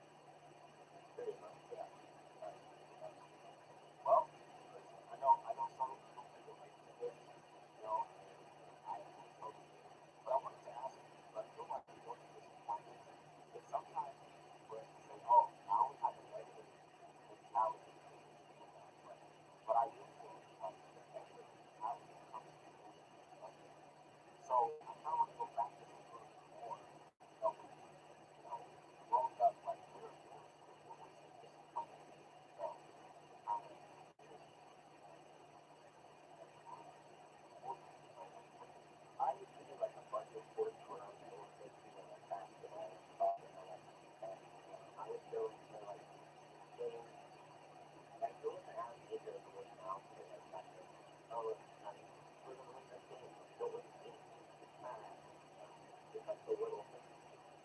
Wow. So this is kind of what I'm hearing. So much like that.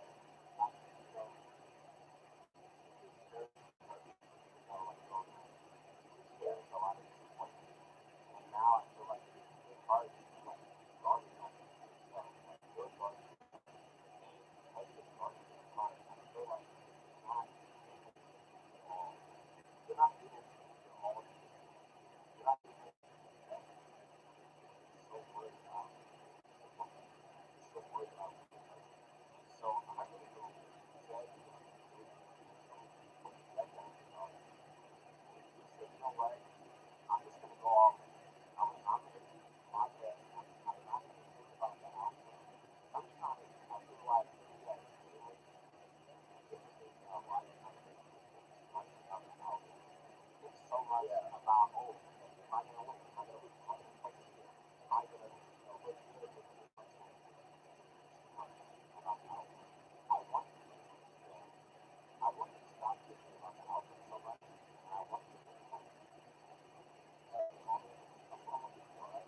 You're gonna see it. All right? You're gonna see it. Everyone that's in the chat right now, I want you to take the moment. Try the moment. Feel the moment, right? Trust yourself. That is practice everything you have in the course. I say of course, what you thought about something. I just thought about like you said, the mom, black mom, the practice so much, so many things. I don't think more people do it. Now I want you to do everything. I like this. I want you to do that. I like it. I love it. Don't be afraid. Don't be afraid of anything. Like every time you're really learning, okay? All right. Yeah, don't think about losing. Okay?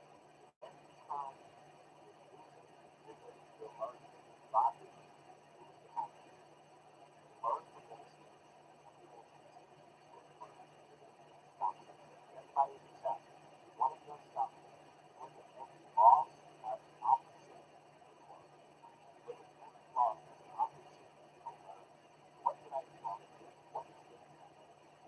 Next time, focus on those mistakes and work on those mistakes. Okay? Then that world is out today. I'm telling you, it's the plan coming. It is. All right, bro? All right. All right, man. Well, I had an awesome time talking to you.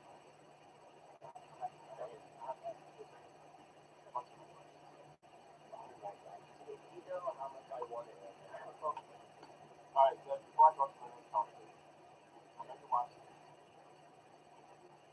What I do. See what I do. Come on, man. Say it. Come on, man. It's time to sit back. Come on, man. Come on, don't work. Come on. It's time to sit back. Come on, sit back. Relax. Feel my favorite thing. What's that? Woo! No, man. Thank you so much, bro. I'm talking to you. I'm talking to you. All right. We're on my podcast. Wow, that is so amazing. Listen, guys, optimizing is everything, man. I practice for hours, for all the time. And honestly, get into the game, you're going to lose because you're not doing it. And man, that's horrible. So, I want you guys to improve your mindset. I want you guys to have a winning mentality. This is your safe space for you to improve your mindset. You guys ready? Here we go. I want you guys, as I talked to our first caller, I told him to set goals for himself. Set goals for yourself, guys. Write down anything that you want to do for the next year. Write down things that you want to do for the next year. Write down the things. Actually, write down these things. I want you guys to get a very specific for the daily, for the future. All right? Trust me.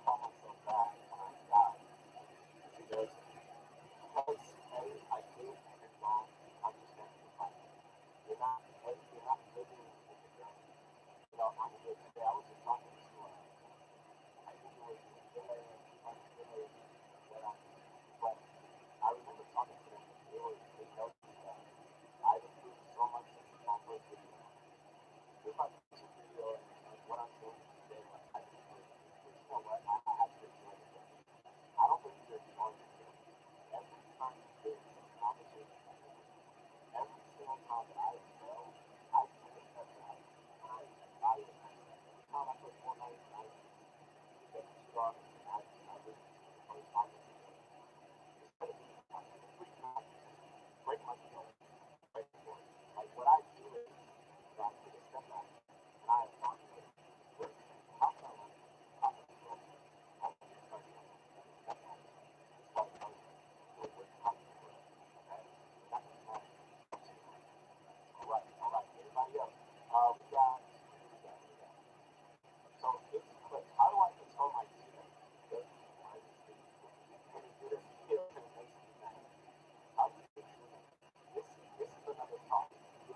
Listen, you have to be comfortable and talk to our team. You have to say, hey, we're not on the same page. If we're not on the same page, we're never going to win. You play like this, and I play like this. In order for us to be on the same team, we all have to play like this. So maybe you're going to have to, if they don't listen to you, you're probably going to find teammates that enjoy you. Have your money. Who else? Johnny, how do I get better at building that messing up with my medicine? And really, that's all the question. That's the whole other thing. Creative, practice like stuff. What else? I'll look some more questions right now. What's wrong with your mind? Oh wow. So we got John. I'm sorry, that's wrong. Now, I always get worried because, yeah, I did. I understand. But you know what, man? That time will pass. Time will pass. I went through it. A lot of people don't know that. That is a part of my story. I know it won't know. But that is a part of my story that I did. Yeah. It made me go on.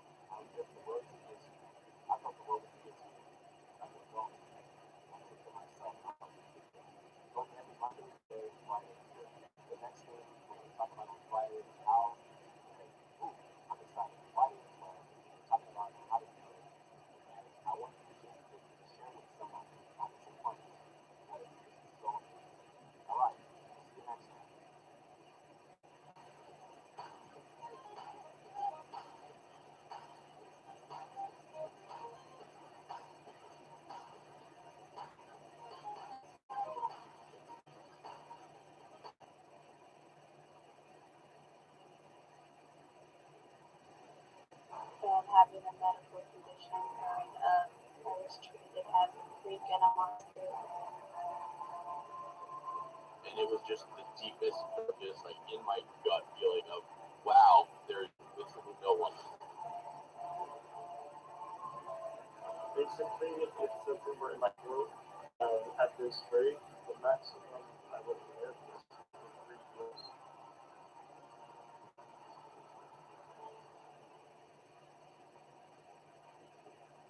What's up? What's up? Come on in, guys. Come on in. What's up? Show me some love in the chat. What's going on, guys? Welcome to your motivation show. I'm your motivation guy, Keith Allen. Let me ask you this: who here wants to be happy? Who here wants to have purpose and feel like they belong? But who here, if we can be honest, has things that are just getting in the way of your happiness, like disappointments, family struggles, the feeling that everybody is against you? I want to let you know today, man, if you're struggling to be happy, you are not alone. I've struggled with this in my life. I've struggled with negativity. We've all struggled with this, right? But as a Pro Guys family, I'm here to tell you, we're going to overcome this thing today. Are you guys ready? Let's get this going.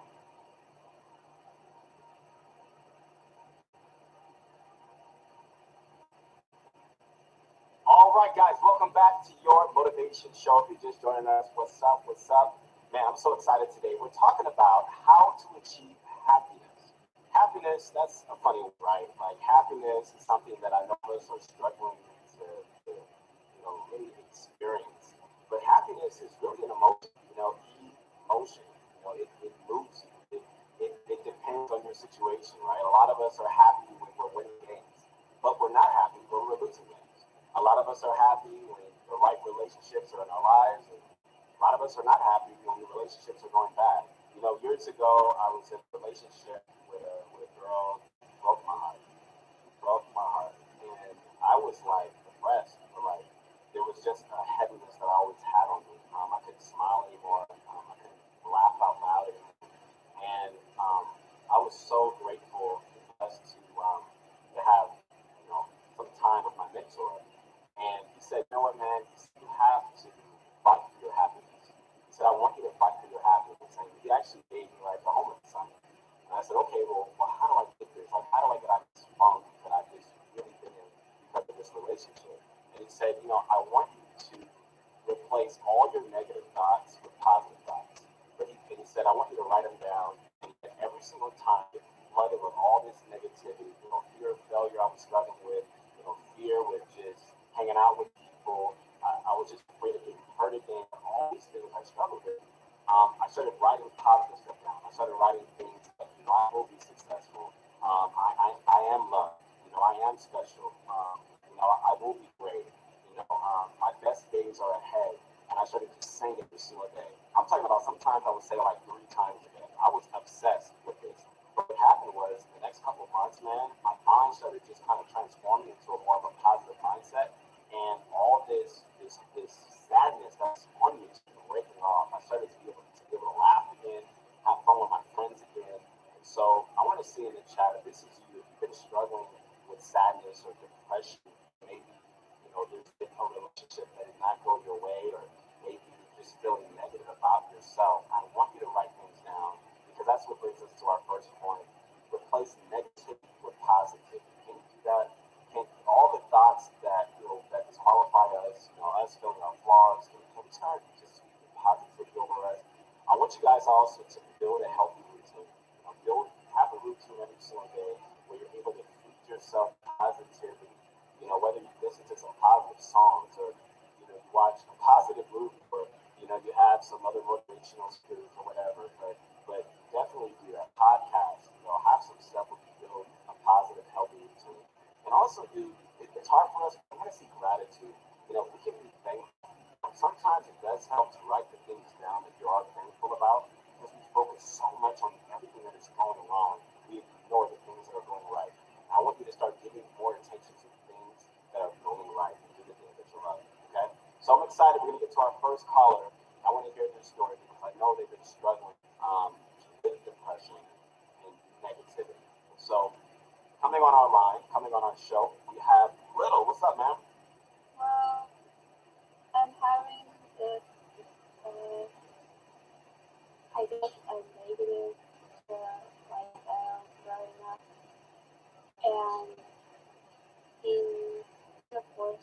not have emotions unless I did. I was kind of mocked for it by my own family and having a medical condition where I saw no kind of social interaction with people. I was too afraid, and being near them just made me feel terrible. Wow. You've been through a lot. Yeah. A lot. So let me ask you this. Going back into the home, what's happening with your family? How come you couldn't show emotions? If I tried smiling and seeming happy, they passed me the fork and showed friends laughing about it. So I could only show anger. And if I wasn't angry, there was something wrong with me. And when I got introduced to League of Legends, I got interested in a character who was, their original story was they lost their family to a war and then were corrupted to avenge their family, and I just got connected to them because I felt we both feel pain and no one understands us, so I've been playing them. And when I want to be happy, I try to find cheerful characters that are happy. If I'm upset, I play characters based on each emotion. Had to overcome so much doubt. Doubt from your family, doubt from teachers, doubt from friends, doubt from people that love you. You know what it's like to feel like inferior. You know what it's like for people to doubt you. Now it's time for you to make sure that doesn't happen to anybody else. And when you do that, there's something that comes alive on the inside of you. Life becomes so much better. Happiness is not even a question. Because when you see someone else smile, see someone else cry, because their heart is touched because of what you're saying to them, all of a sudden everything is worth it. You are an encourager. You're an encourager. You are. You like making people feel better about themselves. Yeah. I can see that. So because you like people, see that's a part of your purpose. That's what I'm saying. That's a skill. That's a strong gift that you have, and it's time to use it. It's time to use that gift. Don't keep that gift to yourself. You believe that? I agree, yeah. All right. I want you to believe it, and more than that, next time we connect and we do a follow-up call, I want to hear what's happening. Thank you. All right. Take care. Woo. Wow, that was amazing. That was so amazing. That's what's really gonna help us, with negativity. I feel like when we start replacing, the attention, the negative attention on ourselves, we start replacing that for other people, putting that on other people. How can I serve the people around me? How can I make people feel better about themselves? All of a sudden, it gives us purpose, And so it's a game changer. It's a game changer. Achieving happiness is so hard. Why is it so hard? And I want to say this. The first thing is that you need to know that we are our worst enemy. We are our biggest critic. We judge ourselves more than anybody else. Yes, your family may say something. Yes, maybe friends may say something. Maybe the community that you're a part of is toxic or whatever. But ultimately, it comes down to what you are saying about yourself. What you're saying about yourself. Judge yourself. You're the strongest, most negative critic, right? So I want you guys to start just writing down stuff, saying positive things about yourself. Be your number one fan. Like if no one else is gonna root for you, root for yourself. Say I'm gonna do it. Yes, I'm gonna make it. Yes, it's gonna be my next year yet. I'm just getting started. Yeah, I've been struggling here, but it's time to get back up. It's time to keep going. Don't focus on your problems. Don't dwell on the past. Happiness requires effort, and you're gonna do it. So I want to jump into our next call right now. We have Nitro comment on your motivation show. Nitro, are you there? Okay, so I've grown up with depression, right? And it's one of those things that is always feels like a little hole, right, going out. But you eventually you dig yourself so far down that you don't get to something that's usually, for a lot of people, say support turn. Just kind of what is the thing that allows allows you to not necessarily be able to see the sun. I probably around when I was somewhere between 8 and 11, I moved from South Missouri here to South Carolina, and I went from being surrounded by a whole bunch of caring friends, not really having it. I was also homeschooled, so the opportunity to make friends were limited, and we don't excel at that really. You really don't jump on those limited opportunities, and kind of just find yourself by yourself. Let me ask you this, man. What was it like? Because I grew up with a lot of friends. I mean, I bounced around to school from different elementary schools, high schools, but everything was in the same area. So I got a chance to still hang out with everybody. For you, man, like you moved entirely like different territories and cities, and like, what was that like for you to be surrounded by your friends, and all of a sudden you're left with nobody? What were you going through at that young age? Feelings, emotions, what was going on? I really felt alone. It was one of the things that people always like. Everyone all over the place in their life, they feel right. It's whether or not they're just like sitting in a room by themselves and like, man, we'll talk to someone, or they just feel like they have no friends. Everyone is familiar with what it feels like to be alone. And it was just the deepest, darkest, like in my gut feeling of, wow, there's literally no one. I was young enough that I didn't have a phone to speak with all my friends either, so it was like, before I get that shit, like, got me into originally was so I could talk with my friends with next class. But it stung a lot, and just realizing how alone I actually was. I've kind of always been lonely now that I think about it. Whether or not I'm sure if it's a feeling I would go if it does, or if it doesn't, then I guess kind of got a bit numb to it. But now that I actually think about it, Let me tell you this. This is when loneliness comes. Loneliness comes when you have to lack intimacy. Intimacy is intimacy.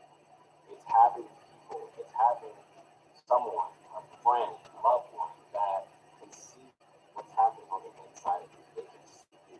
Not just the outer you, not just the you that we display online or when we're gaming or whatever, but like the person hidden behind that. Someone that's able to say, hey, I noticed that it's not the same space as it is. Someone that knows your secrets. Someone that knows the areas where you get your feelings hurt. Someone that knows like the things that you love to do and what you want to do. They believe in you and they do for you. We need intimacy. You're a beautiful person. I can tell you like you like being around people. You love being around people, and I believe like that's because you're not around people and you love people. That's what I feel like it's like keeping you on inside. So I think you just need to see how you can join, different types of groups or communities or whatever. You said you like cooking, right? yeah. Like cooking groups. They have Facebook groups that have get together to do things, where they meet at the park or whatever. But I feel like you need to be intentional about making some real life, face to face, someone that can see you can see them, relationships. And I believe that's going to keep. That's honestly, man, that's what you need. Be a game changer. All right, man. So I have to do that. all right, bro. Well, thank you so much for calling today. Thank you very much for having me. All right, man. We'll talk soon. All right. All right. Peace. Wow, that was really, really cool. I really, really love that. I know us as gamers, it's to be isolated, but sometimes we're just lonely.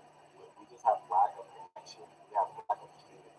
And so we do need to be intentional about, having those people in our lives that we can just be ourselves with and real with, outside of it. And I believe that that's really going to help a lot when it comes to dealing with anxiety, depression, and all of that stuff. So I really hope that really helps you. One of the things that we have to do is we have to find meaning in your actions, purpose, have a strong sense of self, keeping a positive mindset, so important. And just like I said, establishing positive relationships. You gotta establish positive relationships, guys. It is a game changer. So my next caller is our last caller today. My goodness, that's a story. You're about about to react probably in a way where you're like, oh my goodness. Because this guy's story is so powerful, and what he's going through right now. And so I want to welcome on your motivation show, Allie. Allie, man, thanks so much for joining us, man. I have been looking forward to this conversation with you, man.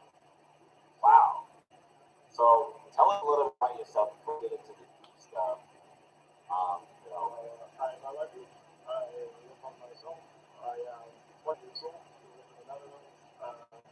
Most of the time I'm just big.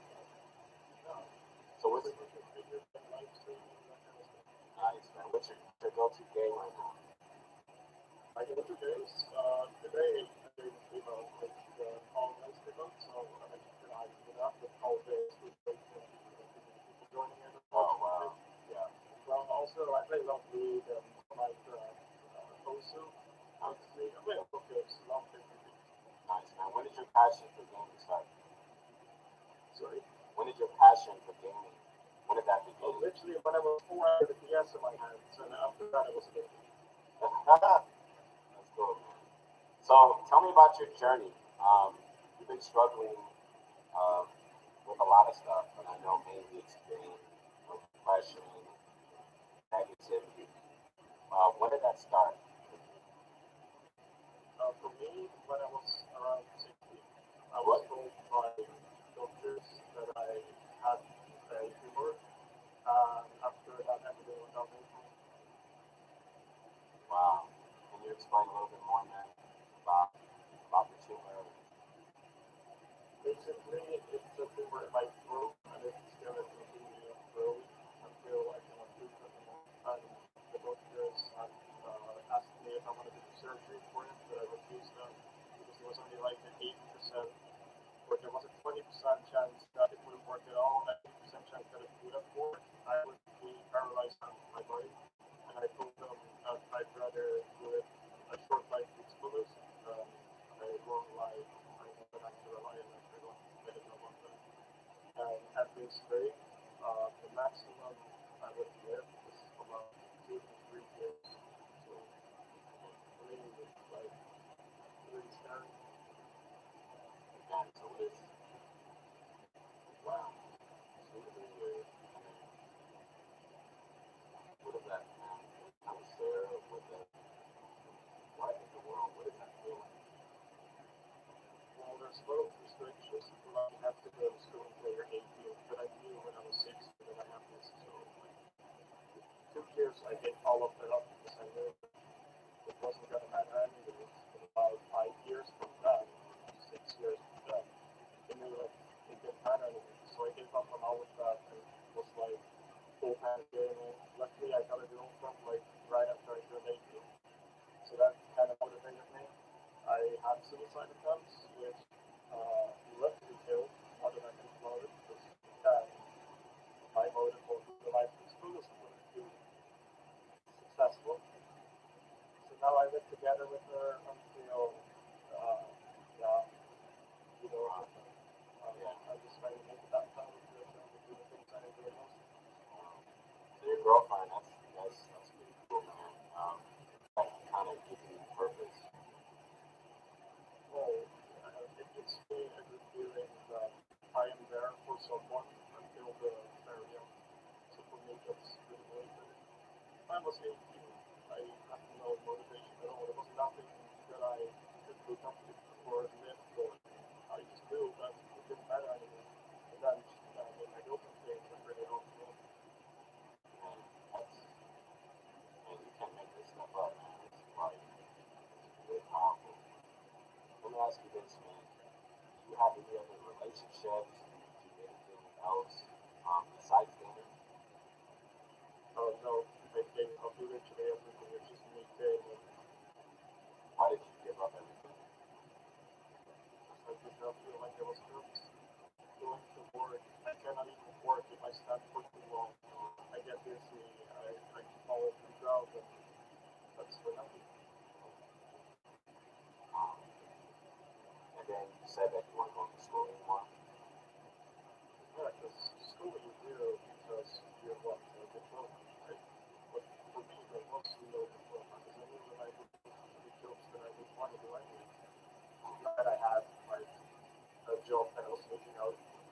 that was always around kids, so for me, that would be Yeah.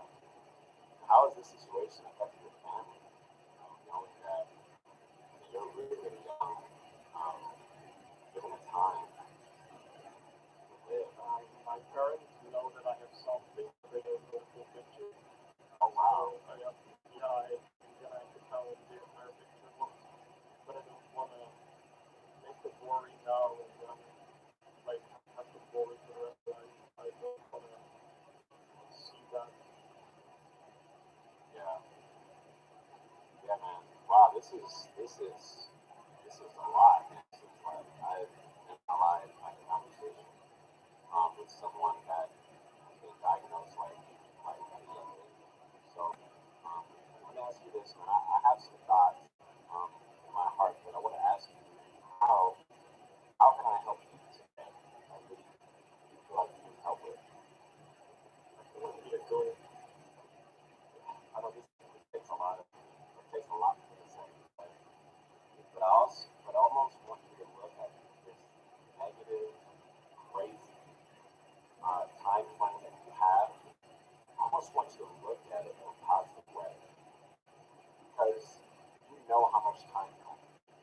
But there's a lot of people that have died in 2020 that didn't know that they were going to die in 2020.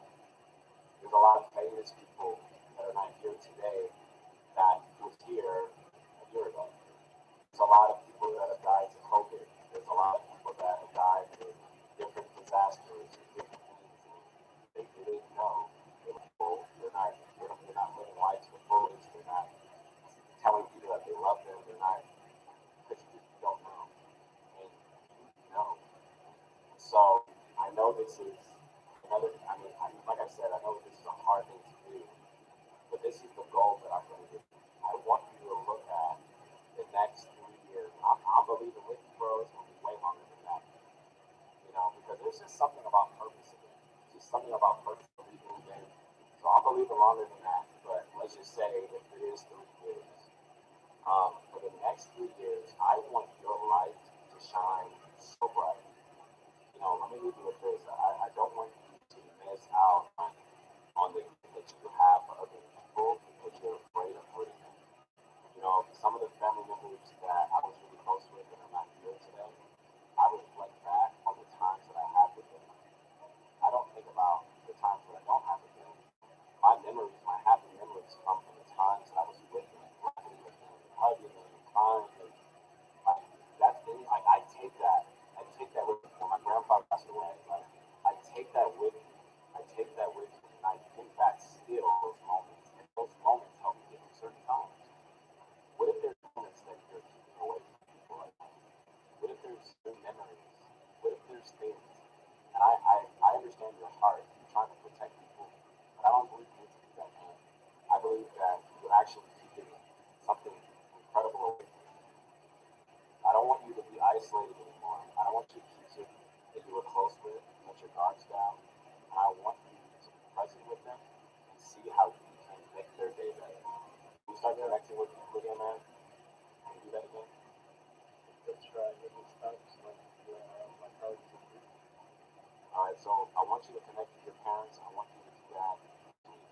I want your mindset to change on releasing goals to other people, connecting with people, and that's going to be your mindset. Your mindset is going to be, listen, I have so much support to give, and I'm going to release it to everyone I come in contact with. I'm going to reach out to people that I've seen all the time. I'm not going to be afraid of close relationships anymore. I'm not going to be afraid of intimacy because I no longer am going to have fear of hurting people. You changed my life. You changed my life. And that's what I'm saying. No, that's what I'm saying. You changed my life. You changed my life. Yeah, you changed my life, and I'm like always motivating people to change my life. You motivated me. Like just hearing your story. How many more people need to hear your story? Dude, you have the power to change the world, man. People are too caught up in things, all these little minuscule things. It change the world, bro.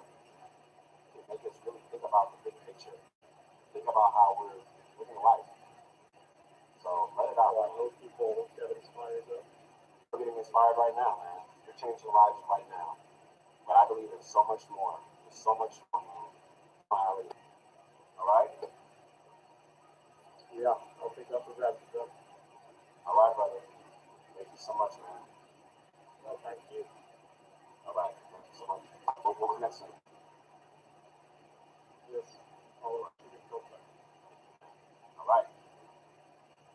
Wow. I don't know what you've been through, what you've gone through. When you hear a young person say that they have a couple years left to live, that's hard. That's hard to hear. It's hard to imagine. But this is real life. People right now are struggling with different things. And how do you guys feel like that in the chat? Man, did this story like move you today? Like, did it touch you today? Feel more inspired, than ever to not take anything for granted. This is powerful. I want you guys to do this. I want you guys to continue to establish positive relationships with positive mindset. Step out in purpose. Step out in purpose. Do it. Go for it. I thank you guys so much. Join us Wednesdays and Fridays. Spread the word. Let people know what we're doing. Let them join in. ProGuys.com on the ProGuys app. Once again, this is your motivation show. I am your motivation guy. Now, I'll see you next time.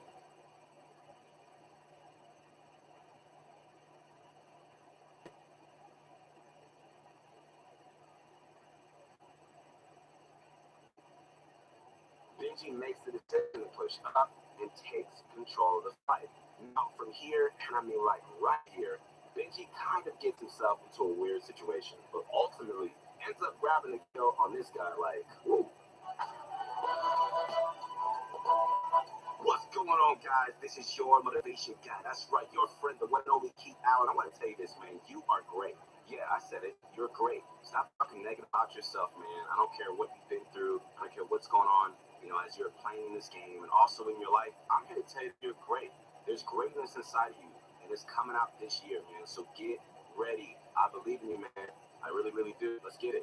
So today, we've got another amazing video for you guys. We're back with the analysis series. It's going down. We know you guys love it, and we love it as well. Like, I love doing these videos, and we're going to just keep dishing them out to you, man, all the time. So in this video, guess what? It's going down. We're going to be looking at some top-tier gameplay from the one and only Benji Fishy, and we're also going to be taking a look at two of the most feared pros in the NA East region, which are FaZe Mega and one of the best shoddy players in Fortnite, Young Calculator. Before we start, if you guys enjoyed this analysis video, make sure to drop a like on it, and hey, we love to have you subscribe, and like the video. So go ahead and click that bell button if you'd like to see more content just like this one. It only takes 2 seconds. It's completely free, and really, there's really no reason not to, man, because Pro Guys, we're bringing the heat. We really are. And with that said, it's about to go down right now. Bunch of Crunch Army, it's time to sit back, relax, and grab some of my favorite candy. What's that, yo? Let's get hot. It's that Bunch of Crunch. Yo, let's get this going. Just a reminder that by signing up at ProGuys.com, let me tell you what's going to happen. You're going to get exclusive access to Benji Fishy's late game course that teaches you how to dominate just like him. Plus, we've got guides by Monica, Lexi, as well as live coaches on standby waiting to help you improve. So check it all out and a lot more. Follow the link in the description or visit ProGuys.com, all right? We're started off with Benji Fishy. Whoa, so excited. Dropping hot straight off the battle bus. Now Benji decides to drop at the pontoon boat, which conveniently spawned in this mission. He pulls off this legendary strat of just landing on the flag and dropping down, grabs a shotgun, and cleans up these two players like it's nothing. A quick tip is that if you're landing at the pontoon boat, you can do the same thing Benji did by landing on top of the flag, then dropping down to get that chest first. But apart from that, this whole early game was pretty simple. While Benji is rotating out of his fancy pink boat, some unfortunate player decides to take some shots at her. Uh-oh, what you gonna do? Now, Benji has a pretty awkward dilemma here, like right here. Here's what we know. The zone is pretty far away, but he also has the boat for mobility and has 2 minutes left before the zone starts coming in. Also, it's worth noting that Benji has a pretty solid loadout with shields and chuck splashes as well. With this in mind, if you were Benji, what would you do? Would you push the player, or would you just continue rotating to the zone?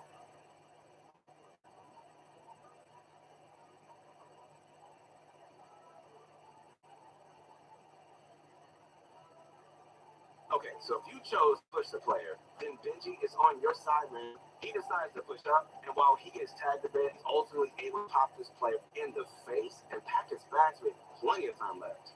So Benji glides onto the pleasant dump island, tries to sneak up on this player to get some pre-fight damage off. Unfortunately, he doesn't hit anything and takes a decent tag back, but gets his own shot off while the player is just trying to push up. He decides to break down the player's structure, and the guy falls down to around Benji's level. All right, at this point, Benji has a decision to make. What would you do here if you were Benji? Either play defensive and box fight, or try to push up for high ground on the player.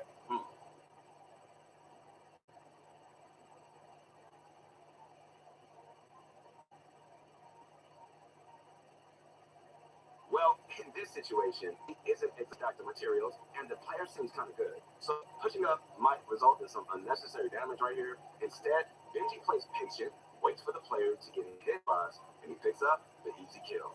But wait, another player starts to push up, and Benji has to make the same decision again. Oh my goodness. So, if you ask him, which one would you pick? Push up for control of the fight, or play low ground, just wait for a second box fight? What would you do here, bro?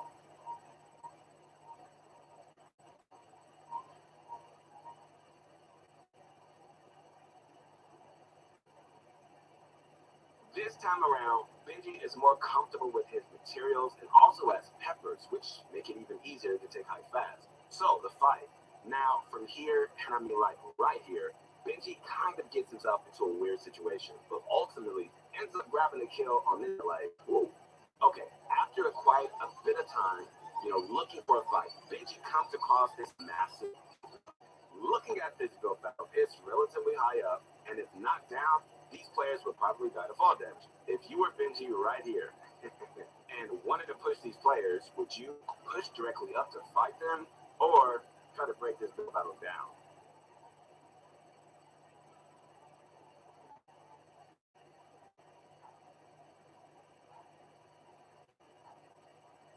Well, Benji decides to push up and fight these players directly for two reasons. First, they're already getting shots off, so the earlier he can get in, the better. Okay, so as a general rule, when you W key, try to find players who are already low or who are already struggling in some way.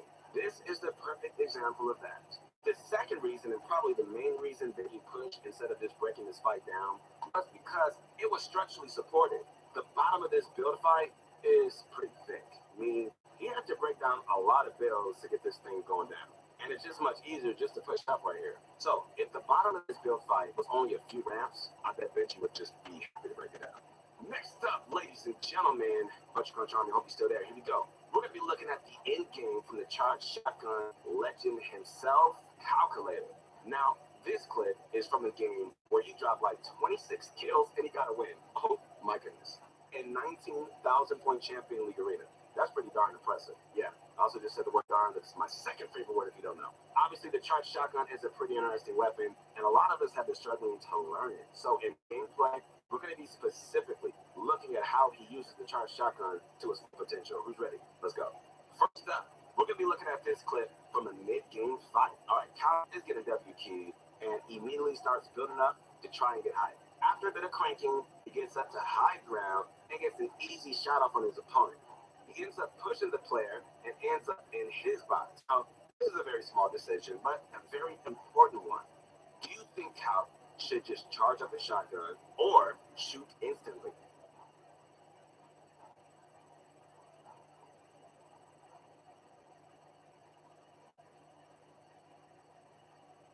Since Cal has his opponent confused, all right, they're facing away from him.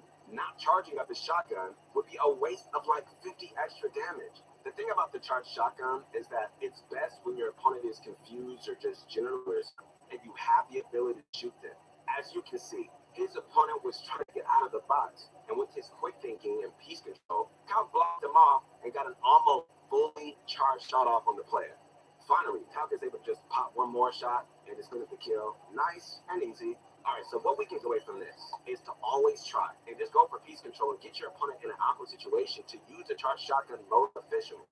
Skipping ahead quite a bit, I just couldn't help but to show this clip here, and I mean right here, because it shows another amazing example of charged shotgun use. We gotta learn how to use this gun better, period.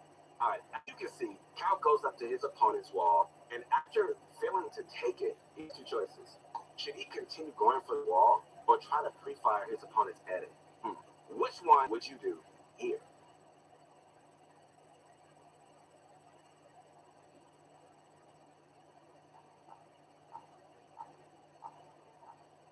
In this situation, all right, instead of just getting too aggro on this player, Cal simply just waits for an edit, getting ready to pre-fire and get a free shot. You might be wondering, how did Cal know to pre-fire this shot? My opponents almost never make stupid edits like this in game. Why?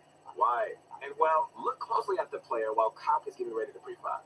You can just see with some clarity that this player opens his edit menu, which is an obvious sign that he's about to edit. From here, Cap is able to just easily pull off a Mongol Classic and clean up the kill nice and super fast. So when your opponent opens their edit menu, it pretty much always means that they're going to edit. So instead of just continuing to pressure the wall, let them make the mistake of editing on you and just get your free shot out that way.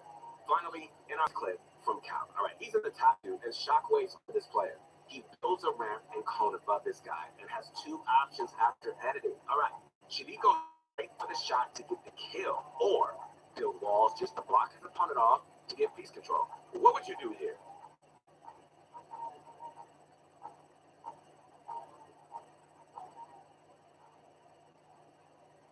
Actually, no. Remember that the charged shotgun is the type of weapon that you need to take extra time with. And the time the charged shotgun would take to charge would even be more time his opponent has to escape. You could just see clear as day that this opponent was trying to get out of his box. And had Cal not done that, he wouldn't have had the time to charge up his shotgun and get the kill. This is why piece control is so important, especially with the new charged shotgun.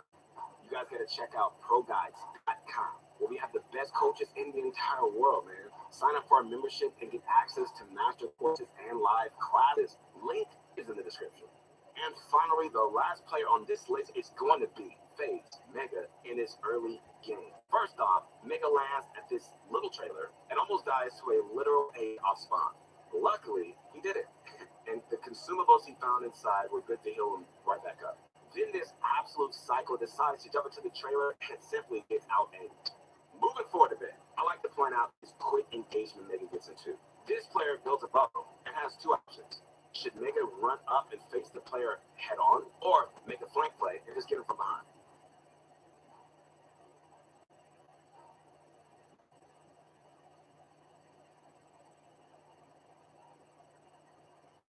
Alright, instead of just running up to simply 50-50 the player, Mega jumps down to the side and below to get the easy angle. This works so well because almost nobody expects you to pop up on their side like that. Honestly, this type of play works in so many types of fights and can also be scaled into so many situations. So, the best players always look for unique angles to get on their opponents, right? And this is no different. Instead of just being a psycho and just getting into a 50-50 with this guy, Mega completely outplayed and gets this seemingly easy angle for the free kill. All right, you got to bear in mind, this is Champs Arena as well. So the key takeaway here is to not be afraid to possibly take low ground or put yourself in an awkward spot if it allows you to get an angle and just outplay your opponent. Just with it here. This applies to build fights, box fights, and basically really any other type of fight in Fortnite.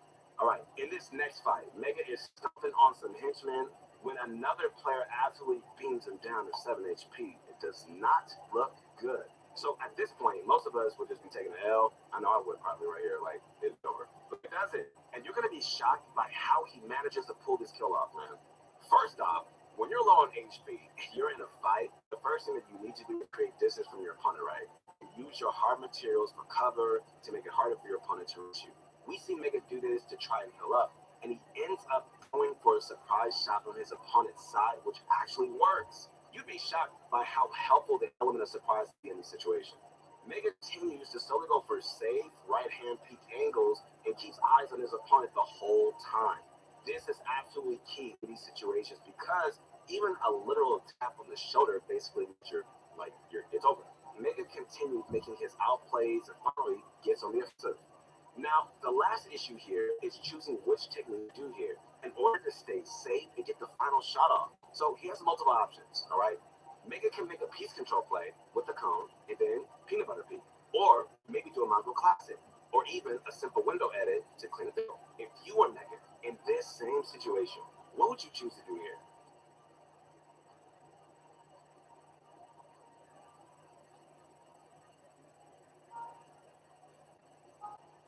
Well, Mega decides that in this situation, the best move to make is a piece control play with his cone and the peanut butter peak. This works insanely because the cone stops the opponent from being able to cover himself.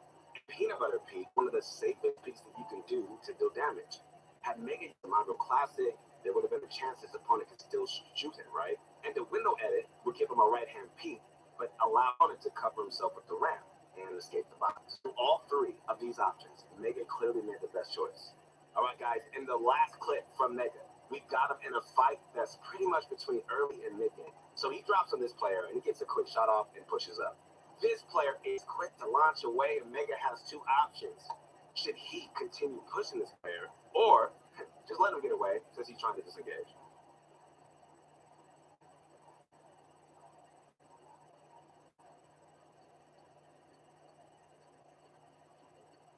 Well, for one, Mega's W King, so in-game really isn't a concern. And two, he already has this guy low, and every second he gives him a second to heal as well. All right, I cannot stress the importance of this enough. When you're W King, you need to keep that pressure constantly on your opponent and just refuse them time to heal up or reset, right? Otherwise, you're basically just throwing off the damage you've already gotten right out the window.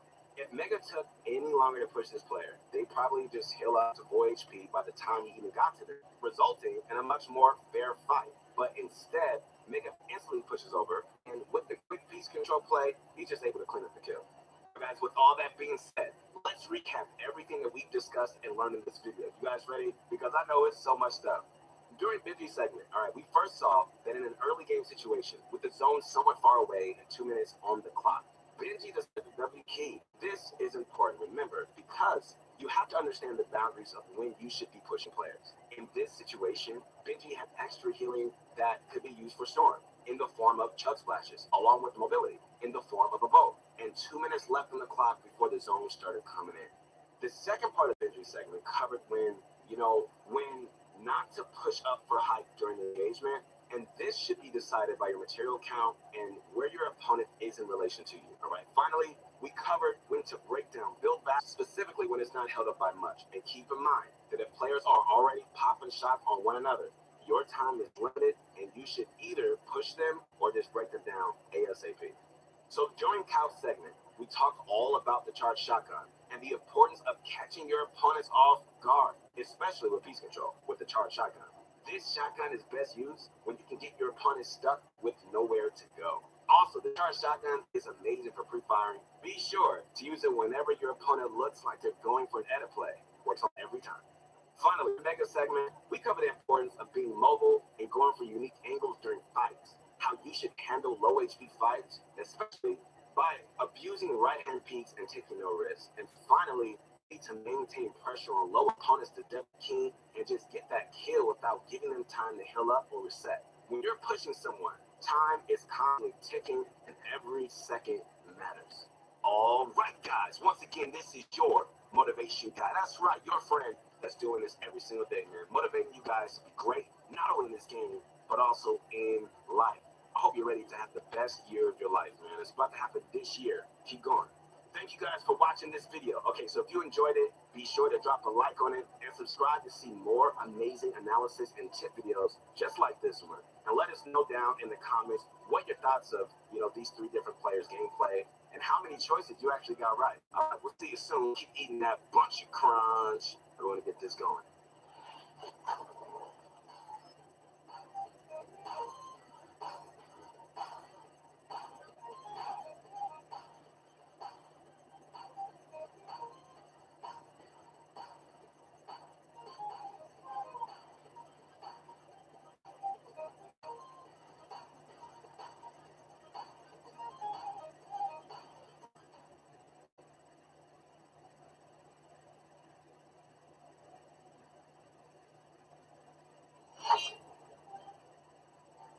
What's going on, guys? This is your motivation guy. That's right, your friend, the one and only Keith Allen, back with another video.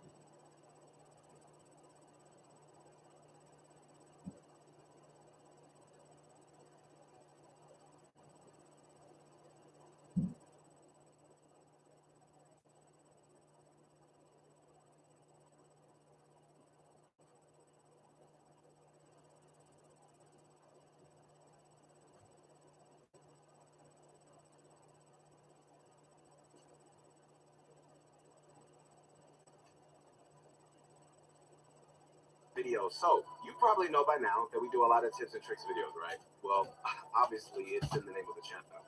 Yeah, it's right there. But we haven't really ever done a video, where we just speak through a bunch of just shorter tips because, usually we go into more detail and we get a tad bit more advanced, right? So instead of just doing that, in this video today, so excited, man, we're going to be going over 20. Yeah, I said 20. That's a lot. 20 amazing tips that everybody needs to know for season 3. And keeping it somewhat short so we can just get through more of them.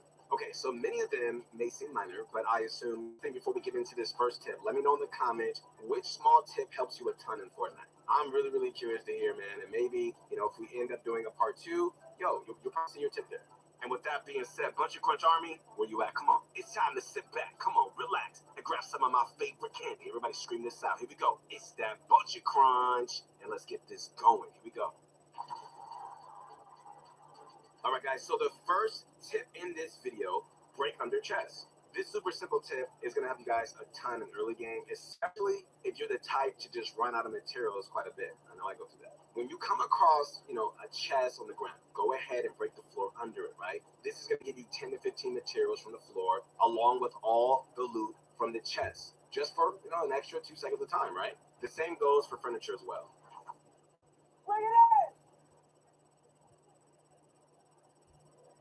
Today, nothing else matters. As long as those beside you and those behind you, got that back. Who got my back? I got your back. Who got my back? I got your back. Who got my back? I got your back. Who got my back? We got your back. Who got my back? We got your back. Who got my back? We got your back. Who got my back? We got your back. Who got my back? We got your back. Who got my back? Who got my back? Who got my back? Who got our back? Who? Got my back?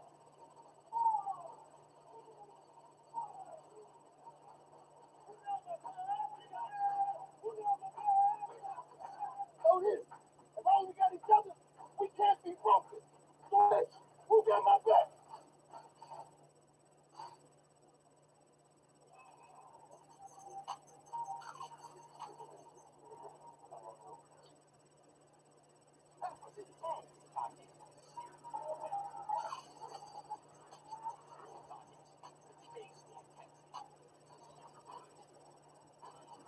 All right, second up, if you're ever playing a tournament, be sure to check the point format and adjust your strategy based on which playstyle is more rewarded. Each and every event, man, is different. So it's always just worth taking a look. Some events will reward a passive playstyle, while others reward a more aggressive approach. You're going to do so much better in events if you're always sure to check on it.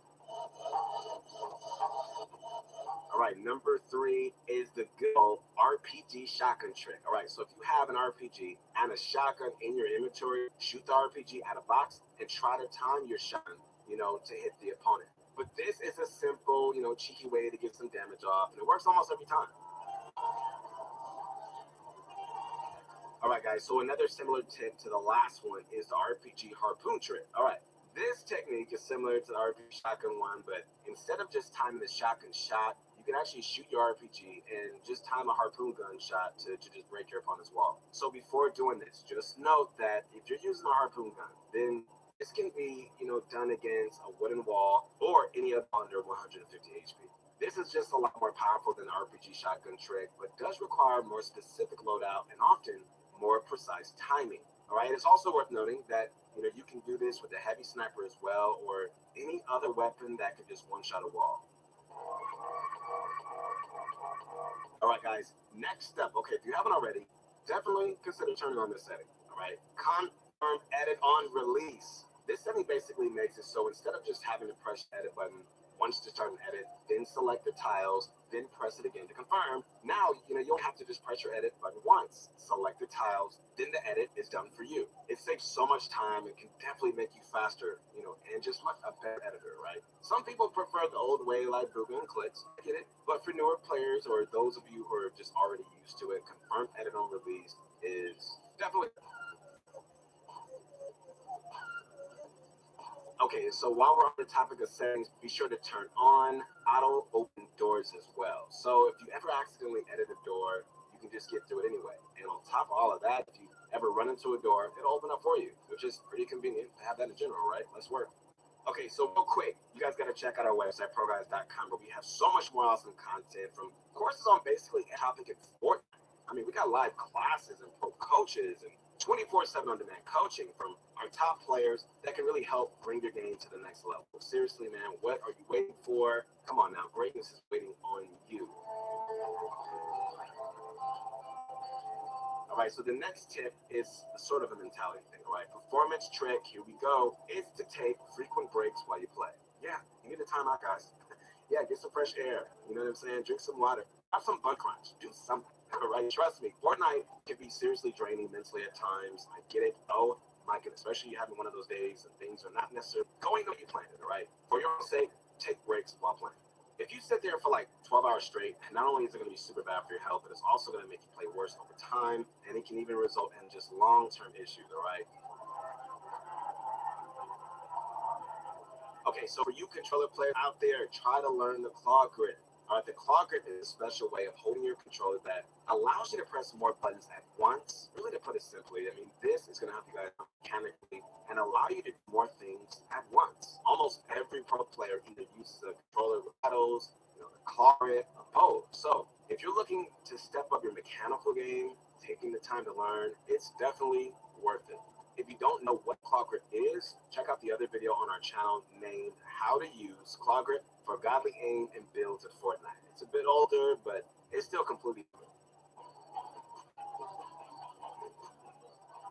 All right, the next tip is use hard materials in W key situations or when you get shot at. Surprisingly, okay, listen to this, man. Like, the most common issue that a lot of people seem to have when they're getting W keyed and pressured is using weak materials, man. They just get shot down. So let me tell you this, man. Whenever you're getting W keyed, especially if you want to reset the fight, or heal, you know what I mean? You want to give yourself enough cover. A simple wooden box, that's not going to do anything. They may have been good, back in the day. Not anymore, man. Like, pretty much every time you get shot at or pushed, you should be using either brick or metal to cover yourself, right? It just seems silly at first, but next up is an OG box fighting trick that surprisingly still works well and really isn't utilized nearly enough. Okay, this technique is called the Martos Classic. The Martos Classic is a simple way to really just bait your opponent into expecting one edit and then just surprising them with like another edit to get the kill. All right, so to do it, simply just edit a triangle on the top right of the wall, right? Then immediately edit the exact opposite triangle on the bottom left. All right, so this is really super simple, man. It really just works against even some of the opponents that you're going to come against. So be sure to use it whenever you see an opportunity to do it, right? All right, so we're halfway through the list. First of all, I just want to thank you for sticking around. Thank you so much. For so honored that you're here. All right, but real quick, before we move on, I want to just remind you that if you want more awesome tips like these, in-depth guides, and even courses about things Fortnite, be sure to check out ProGuys.com, all right? So now for the 11th up on our list is a super helpful tip for all you competitive players out there, or even people who even play arena or just play for wins, normal matches. And that's to play for the dead side of zone during the first storm. During the first zone, the storm circle is usually on the edge of the map in a certain area. So almost the entire lobby is rotating into the part of zone that's closest to the center of the map, right? Take, for example, a zone around Holly Hedges and Sweaty Sands. So you can see that almost every POI in the entire game, Pleasant Park, Toll Road, Lazy Lake, Frenzy Farm, and I can go on all day, are going to end up rotating toward the part of zone near the middle island. So to avoid all the chaos that's going to be, that's going down everywhere, right? You could just set yourself up on the quiet side or dead side of the zone to run into less players and to really just kind of sort of just hang out, man, and chill, no stress, right? In this example, basically nobody is running around the west coast of the map, because everybody is mostly toward the middle, aka the crazy side of the zone. So if you ever want to avoid engagements and just play out the game safely, be sure to play the dead side of the first zone.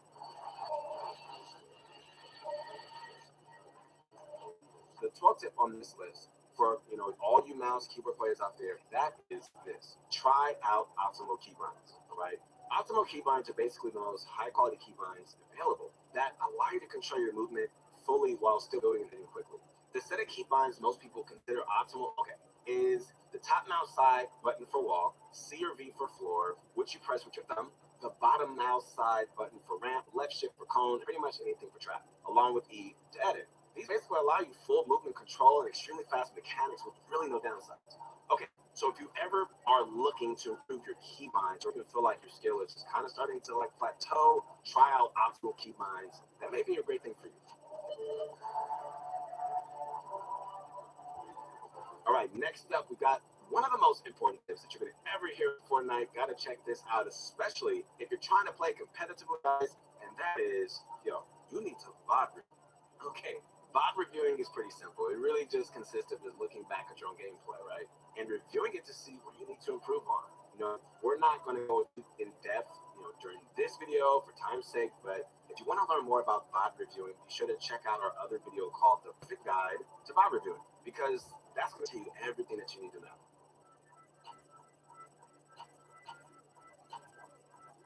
All right, so if you're ever taking your opponent's wall and you're about to do a Mongraal Classic, consider using a cone instead of a ramp, which is often referred to as a Mongraal Cone Classic. This basically is going to force your opponent into a wide open space and really gives them nowhere to go. It really is super easy, and it usually allows for a quick kill. But when you do this, guys, you got to keep this in mind, that it's best used when your opponent is low or if you need to end the fight super fast. It's sometimes risky to perform this on its own, since a good opponent will attempt to shoot back, obviously, but it's still very helpful in that type of situation because it forces them into an open space while you have an easy peek on them. Early game has always been one of the most crucial parts of Fortnite, and for the majority of us, early game is definitely the hardest part of the game to really be consistently good at. Do you agree? One simple way, really to make early game much easier is to master a really, really good loot route. That's going to make your life just a whole nother level of simpler and easy, right? And convenient.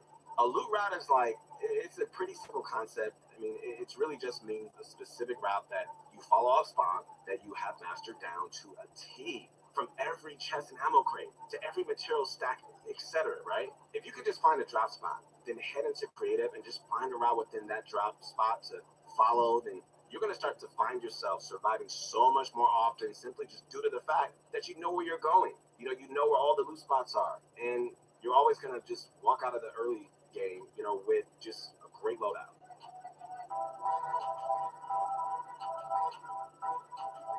All right, so next up, we've got a simple concept called bush peeking. All right, let me ask you a question, guys. All right, have you ever been insta-killed by someone sitting inside of a giant bush? If you have, this is perfect for you. Instead of simply walking into a bush to check for people, you can simply build one ramp above it and just look from the top. And if there's someone in the bush, you see their head super clearly, and you get an easy kill. If there's nobody in the bush, well, all right, I guess you don't have to fight. Good for you. If you ever have a giant build battle in game, all right, which a lot of us do, make sure you're not afraid to break down builds. Seriously, man, breaking down builds that are high up is such an easy way to get free kills, and not enough people really do it because breaking down is frowned upon, I guess, for some reason. I know someone that got 2 easy kills in a Cash Cup game, right? He broke down the giant build fight that 2 people were in. It took 10 seconds of shooting, right, on the part, and it was super easy. Whether you're looking at another fight or if you're in your own fight and you head to the bottom to break it, don't be afraid to break down builds. So if you've ever watched a pro player in a tournament playing solo, you might notice that when they see a player facing the opposite way, instead of just taking shots the instant that they see the player, they crouch walk up and then hit an insane beam. All right, this is crouch sneaking, guys. A relatively unknown strategy that really works wonders in tournament play and in casual play as well. It really is really simple, man. When you see someone facing away from you, instead of just shooting instantly and just missing shots because you're too far away, get up closer so that you can just hit a fast laser instead. It really only takes a few seconds, and they're almost guaranteed not to hear you. This is so easy to do and really makes a massive difference if you do it right.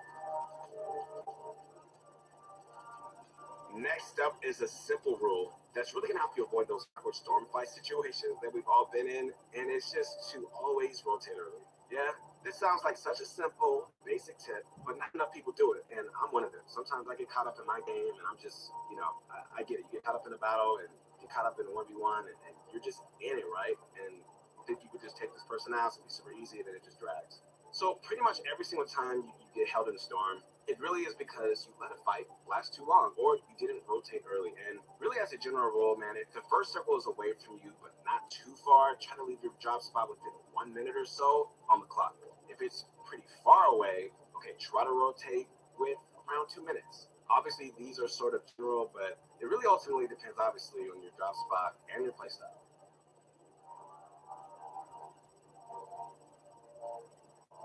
And number 20 on the list. Whew, man, I can't believe we made it this far. The final tip is to subscribe to my YouTube channel. No, I'm just playing. You can do that if you want. Follow me on Insta too. If you want. All right, guys, you got to practice awkward edits. So an awkward edit is basically like any edit that you can make in another situation. Like if you're against a wall or you're under a ramp or anything like that, all right? If you practice these awkward edits, you're going to be just much more prepared for these situations, and it's honestly going to help you a ton. So this is what you got to do. You got to practice, man. You got to practice these edits as well, you know, on top of your usual editing practice, so you're just well prepared next time you're in an awkward situation, especially if you tend to choke on your editing game, all right? I've been there, I know, and it sucks. So practice is definitely going to take your game to the next level.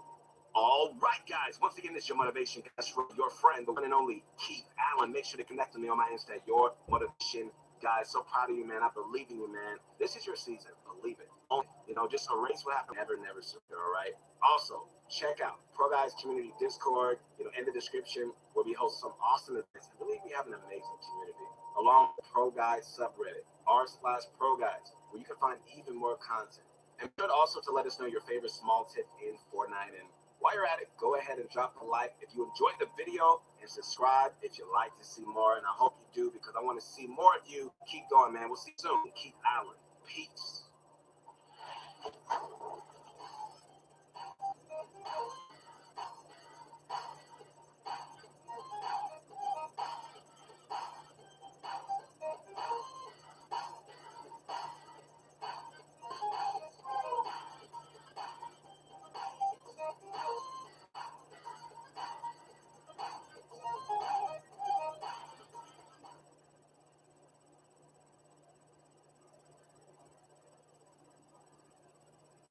You're going to notice that when you're fighting your center dot, might be perfectly lined up opponent's head, but still can miss. This is the blue mechanic and its randomness. What's going on, guys? This is your motivation guy. That's right, your friend, the one and only Keith Allen, and I am back. Okay, so I've been hearing lots of messages on how to improve your aim with the new season, all of that, all right? So today's video is a very special one. We're going to be doing the one and only aim training guide that you're ever going to need. Okay, we're going to be talking about the physics of the weapons in Fortnite, breaking down the biggest myth about aiming and how to utilize the weapons the best way possible. You know, once you have the knowledge you need, you know, we're going to talk about how you can improve your aim in only 15 minutes per day. I just said that. Teaching you guys, you know, the pro routines to improve, the best practices to stay consistent. Now, let me start by saying that aim training isn't a one-stop shop. You guys cannot just learn different techniques and drills and then just be done. It's easy like that, right? This is not efficient training, you know, to a top-tier aim like Mongrel, you know, Bugha, but you need to have consistent training and just warm-up practice. But to get there isn't going to be easy, all right? And that's why I'm here today, your motivation guide, to help you get there, all right? So I'm so hyped for the training, and who knows, man, maybe season 3 is going to be your season. So don't be afraid to invest in your aim. All right, guys, Puncher Crunch Army, it's about that time. Say it with me. It's time to sit back. Come on, relax, and grab some of my favorite candy. Which one is it? Which one is it? Which one is it? It's that, one hand. Puncher Crunch. And let's get this going. All right, guys, I'm excited. Let's go ahead and debunk one of the biggest myths surrounding aim. You guys ready? Let's go. What is the myth that you may be thinking? Well, it's a common one. To have good aim, you need to be on low sensitivity. Now, guys, this is as common as they come. You know, it's not just a Fortnite, you know, thing. Many people are under this impression for many different games. This statement simply isn't true. The fact of the matter is this, that your aim is as good as the amount of you invest into it. So the thing with Fortnite is that the game is not only aim calibrated, your sensitivity has so much more responsibility. You can't have it too slow because you may struggle with certain building techniques or quick edits. And you can't have it too fast because you may overflick and just mess up pump shots or edits, right? But even then, it's possible to have good aim if given enough practice. So how do you improve your aim? Good question. Crosshair placement is a good place to start. Now, having a slower sensitivity means you can control your mouse or analog stick better depending on your input. This isn't always the case, right? There are people out there who find the freedom you get when you play on higher sensitivity. It allows for complete control and they can utilize the higher sense to their playstyle. Whatever kind of player you are, having good crosshair placement is something I feel everyone should master. What does it mean to have good crosshair placement, though? Good question. When you can achieve proper crosshair placement, that's when you're going to see improvement in your shot and better consistency in your edits. In a game like Fortnite, guys, crosshair placement isn't just hitting shots. No. It's for hitting everything. From editing to placing build pieces to aim, your crosshair placement has a direct impact on your gameplay. And if you want to improve, you need to get this placement down properly. Having a proper system in place with your crosshair placement so that you can just flow from editing to shooting with ease is really important. And if you're able to land massive pump shots, then you're doing it right. Let me give you an example of this, all right? So if you're editing, let's say a wall. You edit the wall and select all 4 tiles to open it up, right? If you finish that edit by ending on this center square, then your crosshair placement is ready for a shotgun shot to your opponent because it's already placed where they're going to be. Let's say you finish the edit in a different place, then you need to do a massive adjustment, which could mean you mess up the shot altogether because of the adjustment. This is what I mean, guys, by being able to just flow from an editing standpoint to shooting effortlessly by being disciplined in the placement of your crosshair. So we now know having a low sensitivity helps crosshair placement, but it doesn't have to be slow. How do you find, guys, the perfect sensitivity? This is the question I get all the time. Here we go. You have to judge this based on your own gameplay. You know, like how you play and what skill level that you're currently at. Assessing your own strengths and weaknesses can be really hard, especially if you're new to the game. But even if you're not, we got guides, we got pro courses, we have live classes for all skill levels. So you have to check out ProGuides.com for our Play with Pro service to help you guys access what you should look to work on. Links are down below, my friends. All right, so let me let you in on a little secret. Here we go. You don't have to have the fastest sense or have the craziest flicks to be the best player. I can promise you guys that the best players aren't the fastest. They're just the most consistent, really. Remember this, like when you play around, you find the best sense for you. Okay, so admittedly, controller players have a lot more freedom and can just customize particular speeds like build or edit multipliers. Our recommendations are an equal but somewhat high sense multiplier for both build and edit speed. Editing on a controller is considered harder than editing on a mouse. This is because the mouse has more precise aim compared to analog sticks on the controller, right? While also allowing fast flip-like edits that can just quickly outline pieces and allow for instant edits. Keep up with keyboard and mouse players. So feel free to move this number higher. Now with your build sense multiplier, here we go. We recommend the opposite. Speed isn't always your friend, as you want to be able to place build pieces to block shots fast, but you also want to be able to have control and precision with every build piece you place. I'm going to give you an example, all right? Have you guys ever heard of Pluralism? Here's one of the best 1v1 wagers in the world, and he plays on such a low, slow build sensitivity that it almost looks like he's dragging his crosshairs around every time he's building. So how is he so good with such a low sense? All right, well, building is all about smart P placement, right? Which needs to be done accurately. You can't always get the right angles to place cones and such with a fast sensitivity. Now, what you want to make sure you don't do, which is a very common mistake, and it's make it so fast that it's hard to control and too slow where you can't even turn and build when getting shot in the back. If you find you're overshooting your builds and you're overextending, then you're not in control of your building, which means it's not as efficient as it could be. All right, so let's get into the physics of the weapons. Here we go. All right, so before we get into the weapons and what they actually do, let's talk about some common knowledge first, all right? In Fortnite, there's a bloom mechanic, which isn't a thing in a lot of other games like Counter-Strike, for example. Bloom is essentially a circle within your crosshair, and the bullets you shoot land in random spots within the circle. You're going to notice that when you're fighting your center dot, might be perfectly lined up with your opponent's head, but still can miss. This is the bloom mechanic and its randomness. And now, a lot of people don't like bloom because you can spend 1,000 hours training your aim, and at the end of the day, it really just comes down to a random number generator if your shot is going to land or not. Right now, that's bloom in Fortnite. All right, so let's move into hit scan weapons. What is hit scan? A lot of you guys ask. Hit scan is when a bullet that leaves the barrel of a gun experiences no delay or bullet drop when traveling. So to use a hit scan weapon, all you realistically need to do is just point and shoot. You're gonna find this in almost every weapon in the game, from ARs to SMGs to shotguns. The only weapons that are different are snipers, RPGs, grenade launchers, and grenades. These are considered to be projectile weapons. These weapons, man, when shot, the bullet does experience bullet drop, which you have to take into account when firing. If the player is moving and you have a sniper, you need to predict where they're going to be by the time the bullet reaches them, taking into account the bullet drop and distance they are from you. So, what are the weapons in Fortnite good for, and what are the strengths? Well, projectile weapons, you can use this mechanic box, dealing splash damage to players around, right? This will take time, it will, but if you can just perfect it in game modes like trios, you can actually expect some serious damage dealt to players. Alright guys, so another weapon we wanted to talk about was the charged shotgun. And if charged, deals more damage. A lot of players were hating on this weapon and it just felt it needed to be removed, but it was actually very powerful once you master it. It's kind of turned into my favorite gun. Take it from me, guys, like, you just need to take your time and just pre-charge the weapon. Look, I don't want to go into details about this weapon because we have a full dedicated video about it, which we have in the link in the description below, all right? ARs and SMGs are also good for spraying to burn through enemy builds and materials. Okay, so the SMG in particular is very good at getting into player boxes and do some serious damage up close. I mean, I've clips that definitely will scare you. Okay, so that's what you need to know about weapons. How do you actually improve your aim, though? Come on now. Like we have said multiple times, like consistency.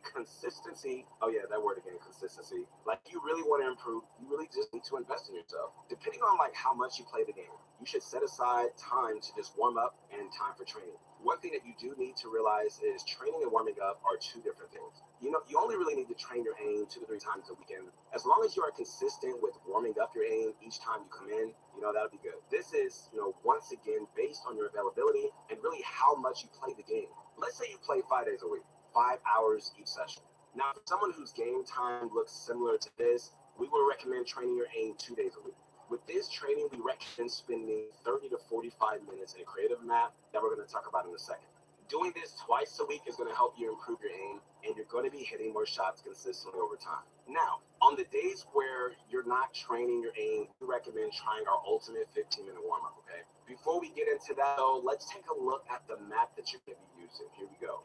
So, the best way to improve your aim is Skybox. This is a popular map used by a lot of pro players, so you may have heard of it. What's really cool about this map is that it's a collaboration with none other than Mongraal. I mean, come on, my friends, like Mongraal's his top if Mongraal's a part of it. One of the best things about this map is that it's completely free.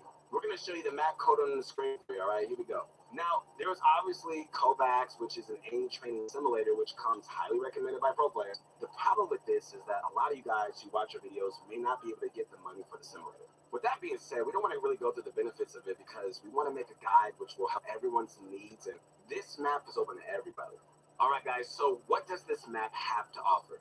Firstly, it has a lot, man. Like, you're looking at different types of training, from Tile Frenzy to jump shot techniques, also known as the Tfue Classic, to tracking simulators, okay? Now, what we like about this map is that it's Fortnite.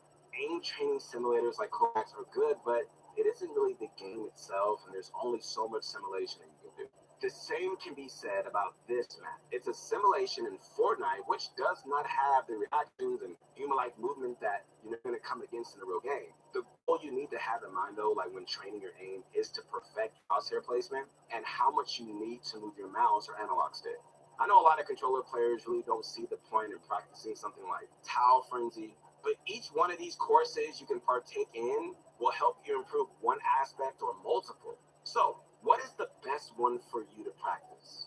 So let's go off of a full 45-minute session for an example, right? In the first 5 minutes, here's what I do, okay? I would recommend doing Tile Frenzy at whatever range you want.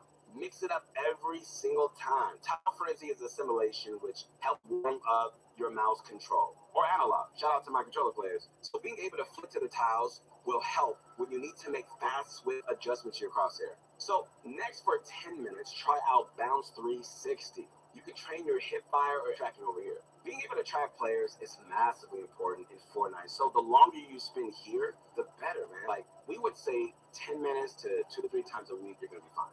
Thirdly, the Action FS. This is for shotgun aim, so grab a shotgun and practice those flick shots. Depending on your skill level, 10 to 15 minutes for this one. Next up, Tifu Classic for 5 minutes. All right, back and forth a few times. We'll warm up your hands doing jump shots and catching yourself each time. For the last 5 to 10 minutes, do the Mongo Classic, as taking walls and going for this move is quite common, so it's going to help perfect it. An honorable mention to this map is the horizontal and vertical tracking. So if you feel like you won't benefit from one of the simulators we have mentioned, I would recommend swapping out one of these. These should cover you for the days you have dedicated to practice. Now, what about the ultimate warm-up?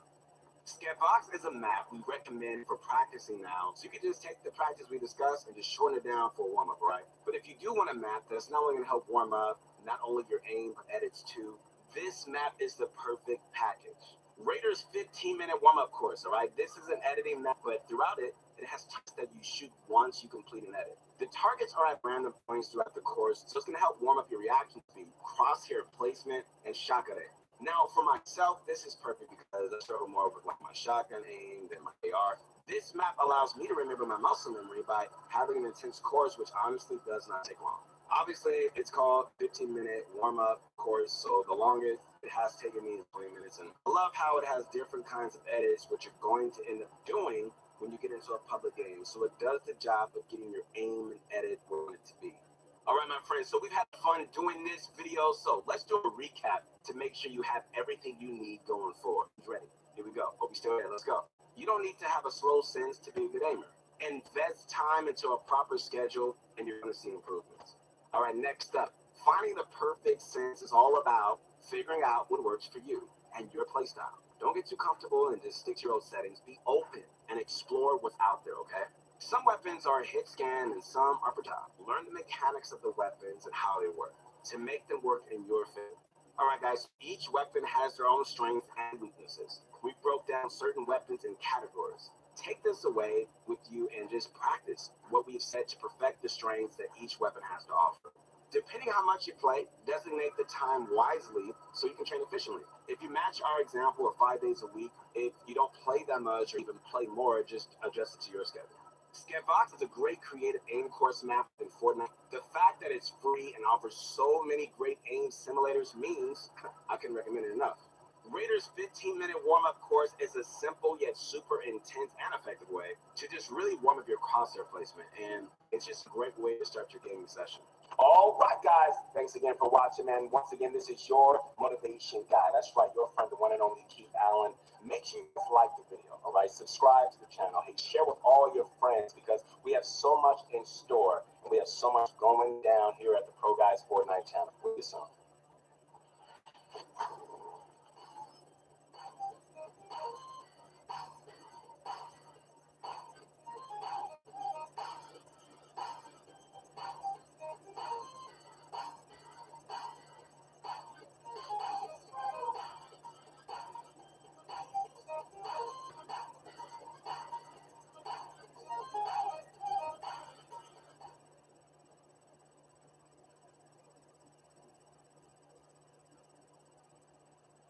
Tons of players rotate through this spot, so by setting up here, and I mean like right here, he can potentially open with a bunch of free damage on any unsuspecting players.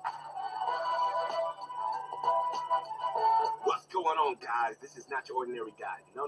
This is your motivation guy. That's right, your friend, the one and only Keith Allen. I am back, yes, sir, with another Pro Guides video. Now, listen, Bunch of Crunch Army, man. Listen, we are people who are leaders, period. Like, we encourage people. We don't spread negativity. We spread positivity. That's what we do, man. We change this world one person at a time. We motivate people, even in the comment section. That's what we do. Bunch of Crunch Army, man. Let's go. So today, we're going to do another What Would You Do video. So excited, man. Today, we're going to be looking at none other than the newly signed NRG Clips, the IGL Mastermind Face, Bizzle, and the EU Controller Legend Atlantis.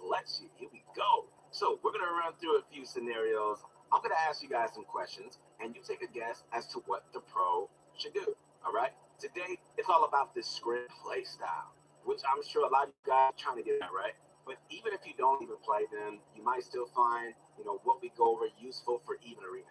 If you guys really enjoy these videos, a quick like on the video would be awesome. We're going to be doing more of these in the future, man. A lot of you guys love them, so we got to keep dishing them out. So check to see you're subscribed so you don't miss them. And once the video is over, let us know in the comments how many of these scenarios you answered correctly. Ladies and gentlemen, Bunch of Crunch Army, it's about that time. Say it with me. It's time to sit back, relax, and grab some of my favorite candy. What is that? It's that Bunch of Crunch. Let's go. All right, so jumping into this thing, here we go. We got Clicks roaming around after just having left the drop spot. All of a sudden, he spots a guy going to fish in the water. So he lines up his aim and he goes for some shots. But Clicks only lands one hit. He also spots a build battle in the background.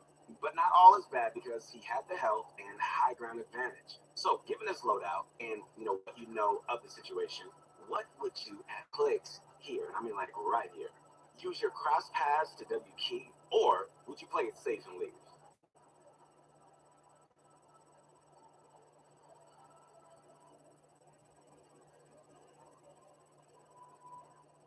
Says, honestly, don't fight. We still going to fish, which means they probably already have some. So even Clicks got the health advantage. They're definitely going to heal and be incredibly annoying to fight, right? Then there's the build battle saw, which means there are definitely more nearby players and big potential for third party. And finally, 31 damage just isn't a whole lot. So Clicks does the thing and he leaves. He could have just been reckless and pushed, but in scrims and customs and really even in arena for a lot of us, you typically want a pretty big starting advantage before coming to a fight, like a shield crack, for example. Otherwise, disengaging and ensuring you stay alive is the better call.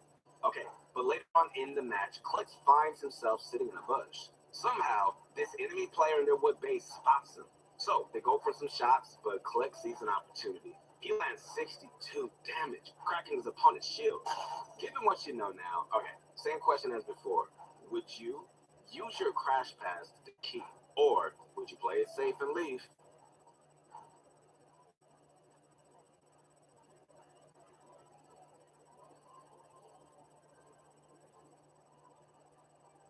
That's right, ladies and gentlemen, this time, pushing isn't really such a bad idea.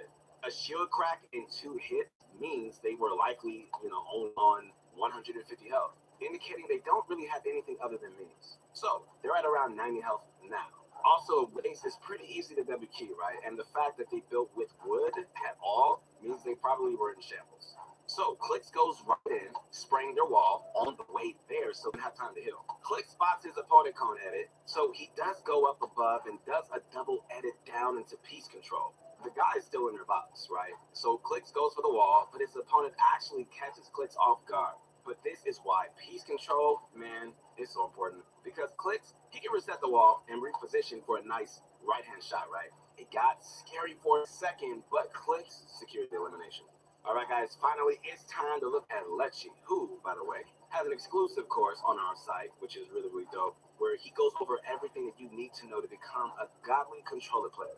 All right, guys, we also have live classes, in case you didn't know, with some of the best players in the world for all of your entertainment. Click the link in the description to check that out live after this video. All right, so we find Lecce chilling at the bridge during the mid-game. Tons of players rotate through this spot. So by setting up here, and I mean like over here, he can potentially open with a bunch of free damage on any unsuspecting players. It's actually a great strat for when you have nothing else to do during these mid-games.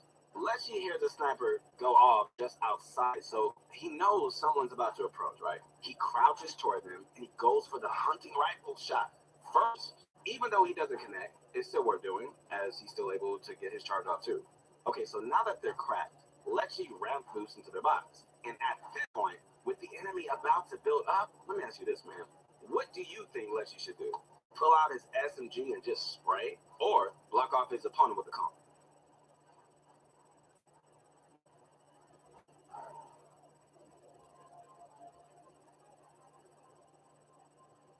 All right, so Lecce goes for the peace control play, blocking off his opponent right before they're able to go up a layer.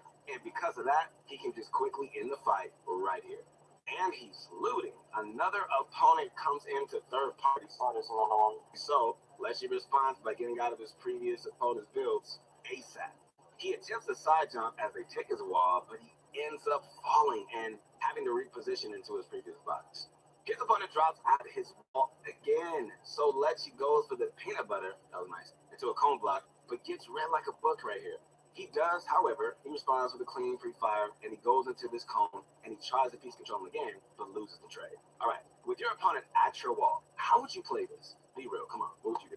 Go for a window head, or set up a phase ramp in your box?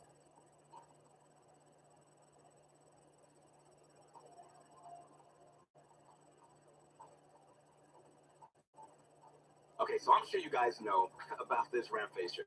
You put your back against the wall and you place a ramp so you can edit and just shoot through it. But Lecce uses it all the time to deal with aggressors. It's actually pretty underutilized, I think. And in this case, Lecce cracks his opponent's shield with ease. So they go to trigger Big Pot, but instead of doing that, they run right toward Lecce and they feed him another kill. Finally, there's a third player that comes to challenge Lecce. So the first thing he's going to do is figure out where they are. Then expand his base so that he has more room to work with. Then they try pickaxing Lecce's metal floor. Okay, so if you're in this spot, what would you do? Edit the floor open and just go for a charge shot, or edit the back and just go for high ground.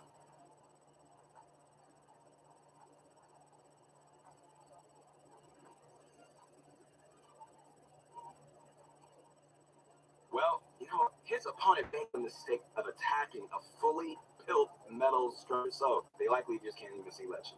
That means Lecce has the element of surprise right here. So he edits, and here's a clean shot for 115. After that, Lecce immediately goes on the offensive. Smart. This is what you should do. Building up and making sure to cover his head on the way there. Try to remember, man, that when you're building up to someone, speed isn't usually the most important factor. Making sure that you don't get shot, that is the most important factor, okay? But in the end, he gets another cone block off, and he secures this kill, too. You know, what I love most about all of these kills definitely has to be Lecce's piece control, especially with those cones, man. It allowed him to finish the first kill quick, just in time for the second, right? And if it wasn't for that, he may probably not have survived. Okay, guys, we got to move on. Next up, ladies and gentlemen, we have the game sense genius, FaZe Bizzle. Here he is in a pretty stacked solo script. And typically, you go to rotation item to even think about placing in the top 10 of these matches. Unfortunately, Bizzle doesn't have any, but good thing he's a rotational mastermind, and he knows the right tricks and moves to survive, right? Okay, so Bizzle's safe in the second zone with 52 players remaining. The storm's about to close, and his loadout consists of an AR, shotty, and a bunch of heals, including some floppers. When the third zone arrives, Bizzle gets favored. Don't be left when that happens. He checks his surroundings, and the coast looks clear, but he still has a decision to make. All right, should he stay at his current location or rotate to a better spot?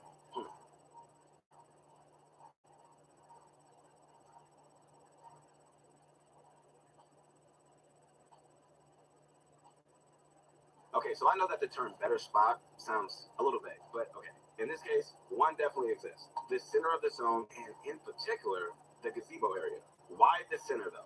Well, okay, so it maximizes your chances of getting favored for the next zone, which is true for both the second and third, right? Since this is the third zone, if his position near the center, he's more likely to already be in the next once it arrives. As for why he chooses the gazebo, it's just so that he has some structures to replace with his own builds. That way, he can just create a larger base without losing mats. It's also worth noting, man, that he also temporarily drops his chuck splashes for a sniper, just because he might be able to find a pick while he's here. But really, man, Bizzle just needs to play the waiting game until the next zone arrives, okay? And when it does, look at that, he's already inside. Wow. So setting up in the center definitely paid off. But for zone number 4 here, Bizzle wants to remain near the edge. The center is not the play since zone 5, aka the half-in, half-out circle, always spawns somewhere on the edge. And with that, it's just better to play the edge if you're there. Take the gamble and hope it favors you. In this case, however, the gamble doesn't really pay off. Bizzle's going to need to rotate pretty far to get into this next zone. But check out this little play he tries to make. Knowing there's still an enemy to the east, he edits some walls, open to fake that he's already rotated. Then he hides inside his cone and he waits for the player to rotate through his old base. It doesn't end up leading to anything, but it's definitely an interesting play. Okay, so with the storm on the move, it's time to rotate, man. Bizzle gets ready to start swimming when he spots a player pad next to him. Now, he could definitely just recycle this pad, but is that the right move? Like, what would you do?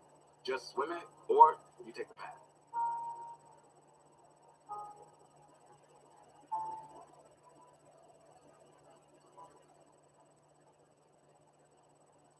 Bizzle's a clever guy, he really is, and he decides not to take the path. Why? Good question.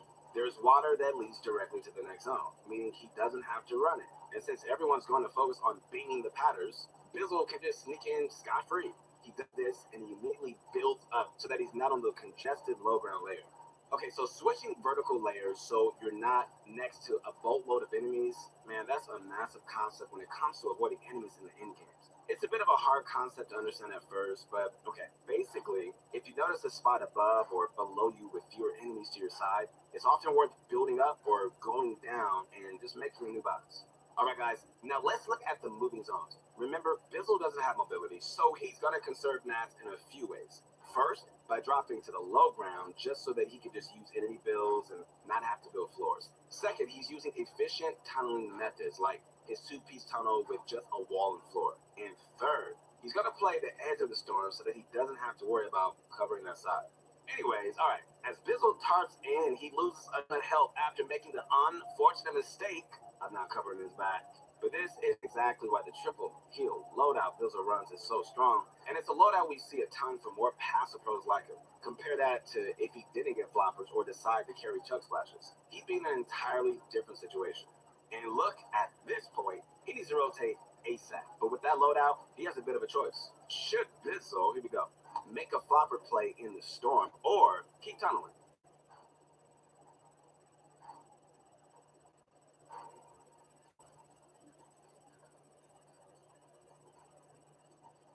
So materials are a precious thing to Bizzle. So he decides to take a bit of storm just so that he can just go through previous builds and save his own. When he makes it back in, the first thing he's going to do is try to get to a safer layer and move back to the edge of the storm. As he runs low on mats, it's time for an impact frag. So Bizzle slips into an enemy's tunnel and he manages a really nice wall take into Cone Control to get the kill. Right toward the last seconds of the match, Bizzle runs low on mat, so he drops down low and he looks for the limb before being blasted into the storm by the overpowered shockwave launcher. There's really not much, he could have really done here, except maybe try a high play with his grappler, but either way, 4 plays despite no mobility, that's pretty good. Alright guys, so all these tips really help. We got to do a recap because, that's just what we do. A big aspect of taking fights and scrims has to do with the starting advantage you have. So always pay attention to things like your opponent's potential health, what kind of heals they have, and really the potential for third parties. That way, you can be a lot more confident in pushing for the kill. Alright guys, so let's you wipe the floor with 3 opponents using a few simple strategies. First, lots of cone control to block off opponents. Second, the ramp phase technique when they were trying to take his wall. And third, he wasn't afraid to go for an edge shot when he was inside metal, since that makes it a whole lot harder for enemies to spot you. As for where you should position for the mid and late games, alright, for circles 2 and 3, center is best if you want to be favored. And for circle 4, you stay where you are, even if you're on the edge. How much you get focused during the end game has to do with what layer you're on. So it's often best you try to build up to your own layer or one that's not very popular. During the end game, material is really hard to come by, so it's just crucial for you to conserve as much as possible by using enemy builds and tunneling efficiently. All right, guys, once again, this is your motivation guy. That's right, your friend, the one and only Keith Allen. Make sure to connect with me on my Insta at your motivation guy. Make sure you guys like and subscribe. We got so much going on. We're trying to get to this 1 million on this, man. And, we got some cool stuff coming out. We'll see you soon. Eat that butcher crunch, and I'm out.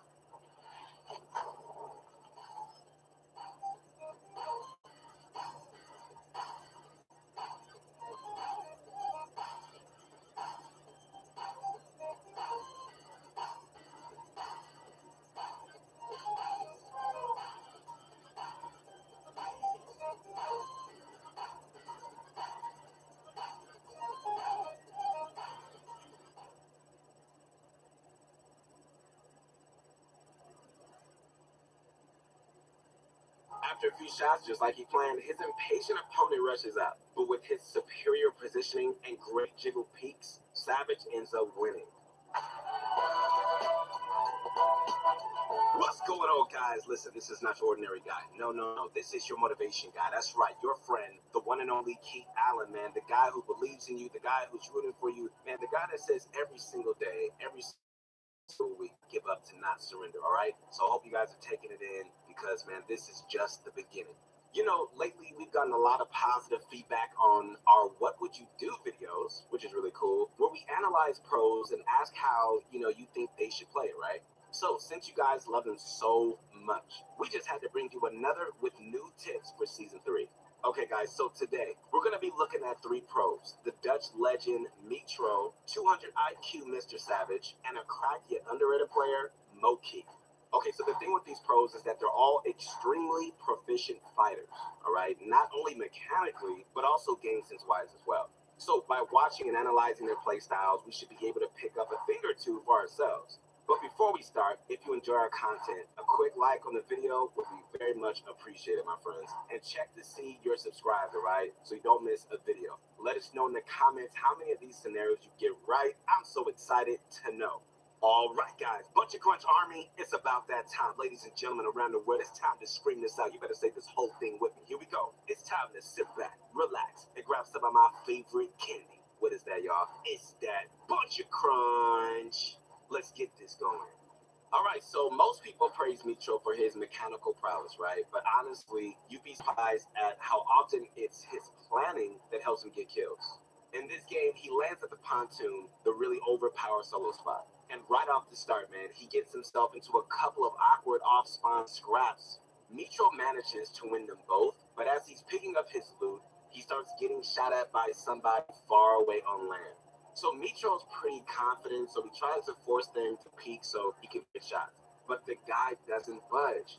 And as he inspects the area, he notices another enemy preparing to push the first one. Mitro finishes looting, pops a pepper, and now he's ready to go third party. Okay, so at this point, how do you think Mitro should get there? Should he take the boat or swim across instead?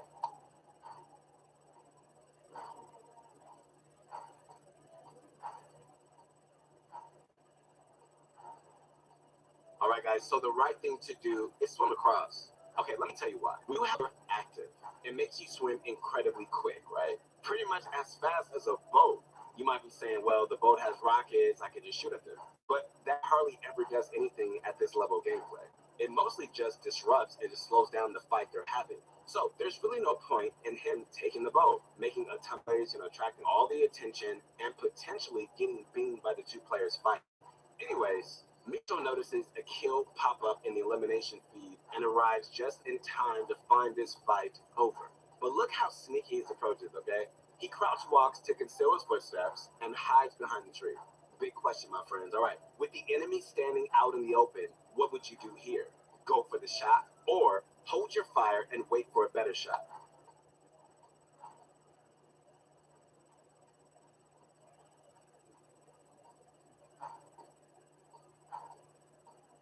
Well, it's kind of a lousy shot Mitro has right here. His opponent's fire and strafing back and forth on high ground. Okay, so if he attacks now, he gives up his position and risks being stuck low ground for the rest of the fight. So waiting is the smarter play. And look, because of another player approaching, this guy leaves their high ground spot and Mitro ends up getting an easy double ding.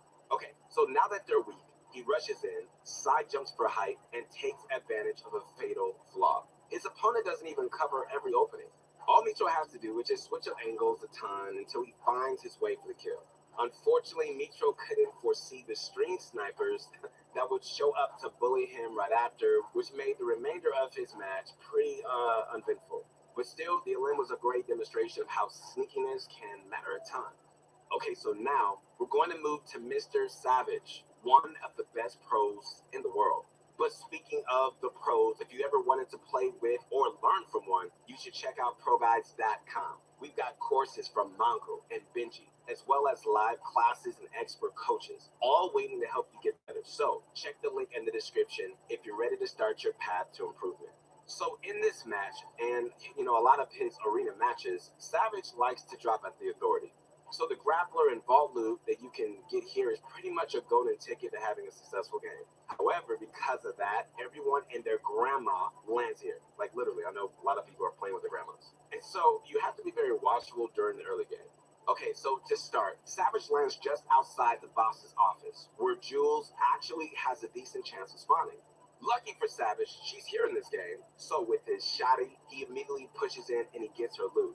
However, the thing to note is that Savage ends up later on dropping the drum gun for a green SMG. It may seem like blasphemy to drop a mythic weapon, but the new drum gun is nowhere near what was last season. It's actually quite weak compared to regular SMGs and P90s, so most pros, including Savage, don't even bother to use it. But once Savage loots the entire basement, he makes his way through the vents and toward the vault entrance. Players are still lurking, so he's cautious, making sure they clear every corner and surround the vault with builds before inserting the key card. But once it's open, how do you think Savage should play this one? Should he open just one chest to see if it baits any opponents into attacking? Or go right to the back of the vault, put up a wall, and just loot everything right away?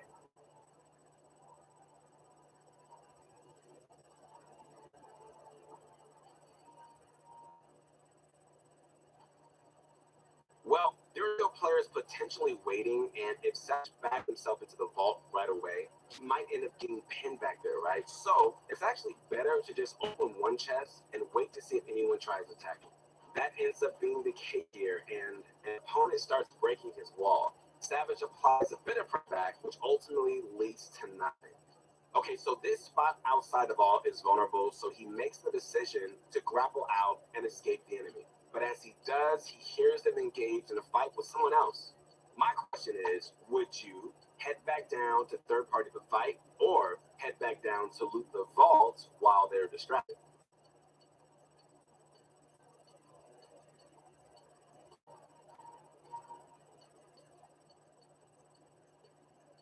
Well, Savage loadout is actually in a great spot, so he doesn't really need to hit up the vault immediately, right? Instead, it's actually better to go for the kill opportunity while he can. He rushes up, he gets the enemy to critical health, and with them tossing chug splashes, he doesn't even bother with the wall replace. It's just a simple pickaxe into the box to clean up this kill. So with one enemy down and the other on the run, Mr. Savage can now hit up the vault. So he boots it up, then he heads back out to search for the remaining players. The first one of which he finds camping in the vents. They catch Savage entirely off guard and manage to hit a nasty shot on this one. But again, this is why the grappler is so amazing. You could just disengage and just create space with it incredibly quickly. So Savage gets away and he pops his minis, no problem, right? For the rest of his HP, he makes another visit to the vault. But when he exits, there's a player lurking waiting for him. Now, pay close attention to the way Savage wins this fight step by step, my friends, okay? Check this out.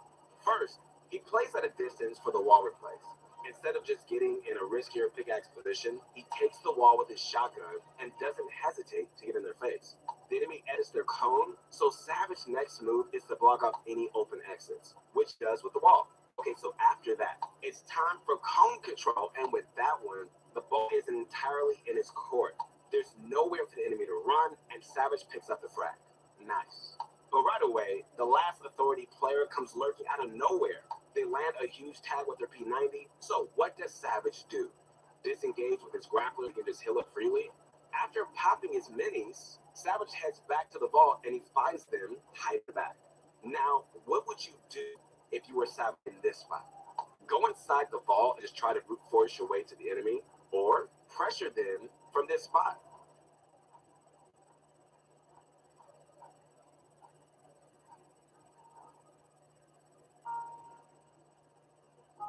Because you can't build by vault doors, they're one of the most dangerous places you could fight. So, if Savage rushes in, who wins? It's mostly going to be a 50-50 toss-up, right? So it's just much safer for him to hold this right-hand angle while slowly pressuring them out. After a few shots, just like he planned, his impatient opponent rushes out. But with his superior positioning and great jiggle peaks, Savage ends up winning. And that's that, man. Like, that Savage approaches landing at the authority. Aggressive, but slowly played when needed.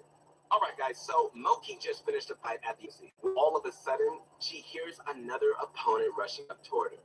First thing she does is apply pressure.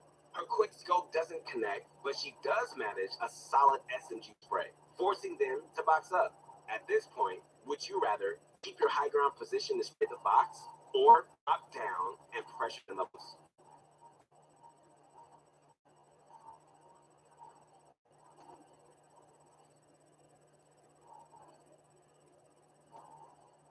Well, after these tags, the enemy's definitely turning the hell up, right? So Moki needs to drop down and prevent that. I like her approach because she uses her weapons to pressure and replace builds, something a lot more of us need to do to counter edit plays, right? But either way, they drop down, Moki chases, and when knocks up again, she pulls out an amazing trick. Wow. Editing a floor tile close to the wall, it places a cone inside her opponent's box before even having access to it. Man, that's cool. Now her opponent can't even edit down. But the enemy's still trying to heal up. So she goes for the wall while they're distracted. The enemy makes the mistake of going for the 50-50 fight, and Moki wins it. Immediately after, a third party swoops right in. They land above Moki and they just try to spray their way in. So Moki retreats to a box. She has full control and just traps them when they enter. Okay, so with the enemy trapped in your box behind your ramp, how would you play this one, man? Would you edit out and find another angle of approach, or edit the ramp and just go for a close range duel?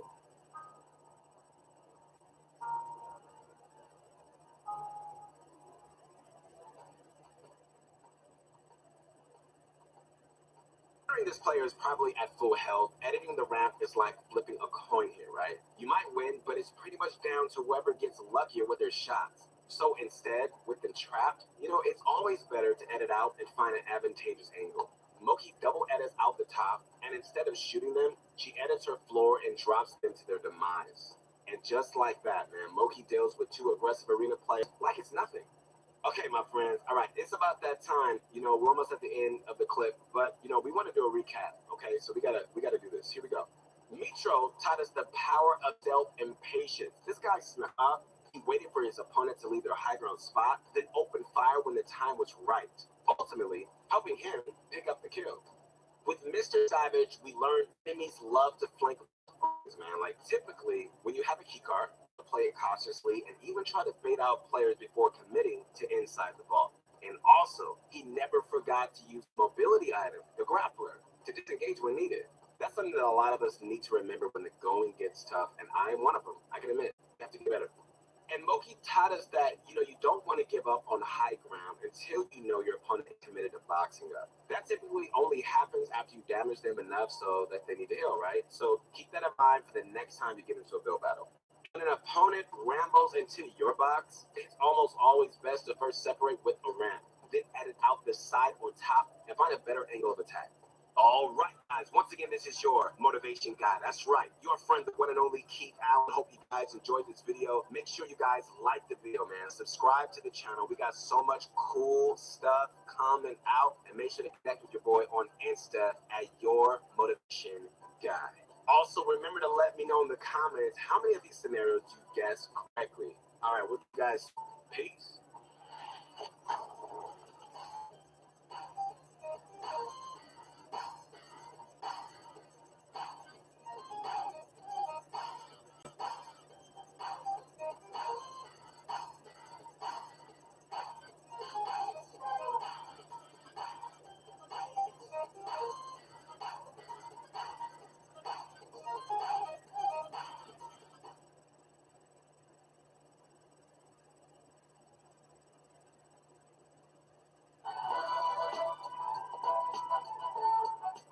Going on, guys? This isn't your ordinary guy. No. This is your motivation guy. That's right, your friend, the one and only Keith Allen, man. I hope you guys are having a good time, just grinding every single day, man. Trying to get better, not only in this game, but also in life. Okay, guys, welcome back to the series where we analyze different pro player scenarios and really get you involved by asking, like, what would you do? Okay, so we heard some great feedback from this, so I'm super excited to bring you guys another video. Okay, so today, we're going to be, looking at Benji Fishy, Aiden, and FNCS winner X2 Twins Jordan.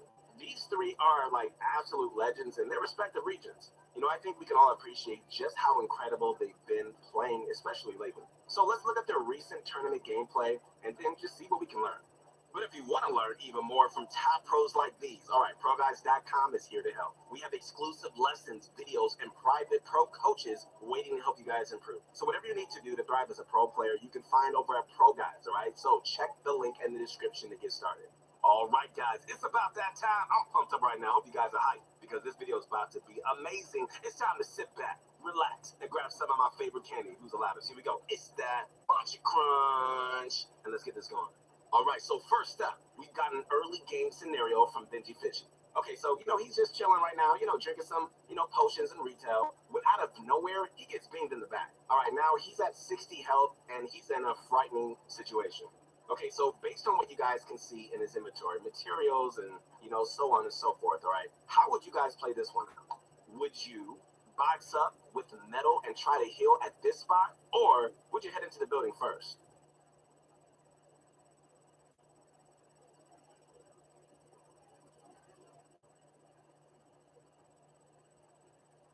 So, Benji decides to go into the building.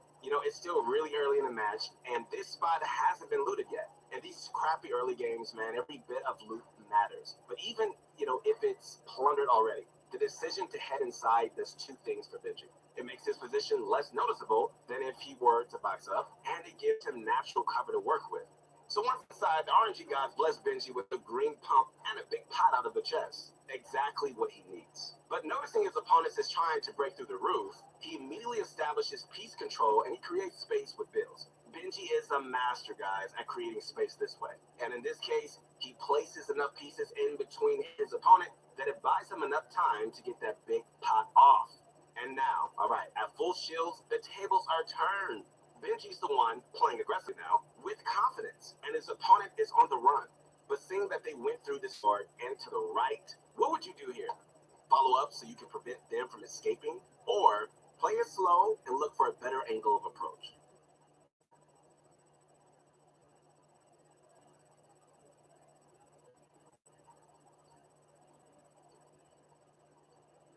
Well, good thing Benji didn't run through the door, because this guy was holding the right side peak waiting for him. Try not to carelessly run through doors unless turning left.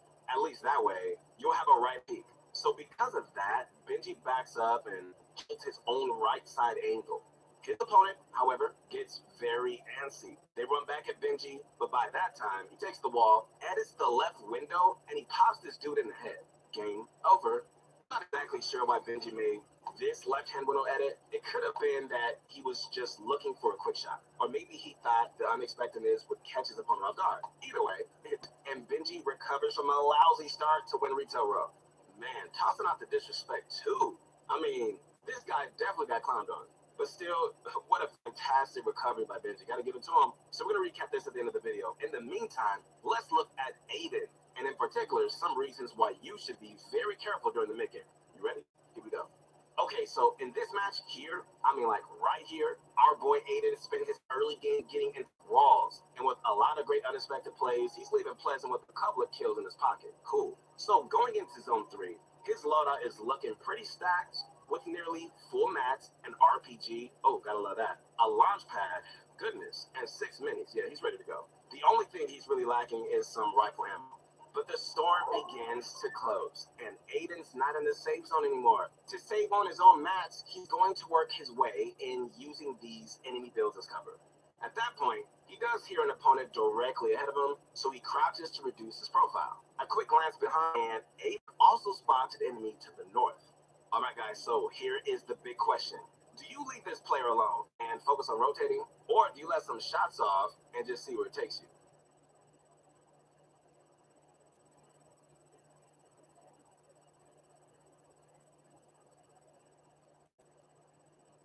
Well, considering how many players are nearby, you definitely don't want to shoot. Yeah, you don't want to do that, buddy. That's going to give away your position, especially to that guy you heard rotating earlier. All the eyes are going to point at you. If Storm Surge was an issue for Aiden, he might have gone for some shots here, but since he has 2 kills already, I mean, he's just chilling. Anyway, Aiden heads into the zone, and even though there are like 5 players really close by in every single direction, he safely makes it in and boxes up. Soon after, he hears a player ramp up really, really close, so he edits and just tries to trap him with the cone. Good idea. I don't know if you see it or not, but Aiden actually managed to trap this guy underneath his cone. If he could take the floor, he could drop him down. So, if you were Aiden, knowing everything you know about your loadout, position, and the number of nearby players, would you initiate the action by breaking the floor, or ignore this player and just focus on surviving?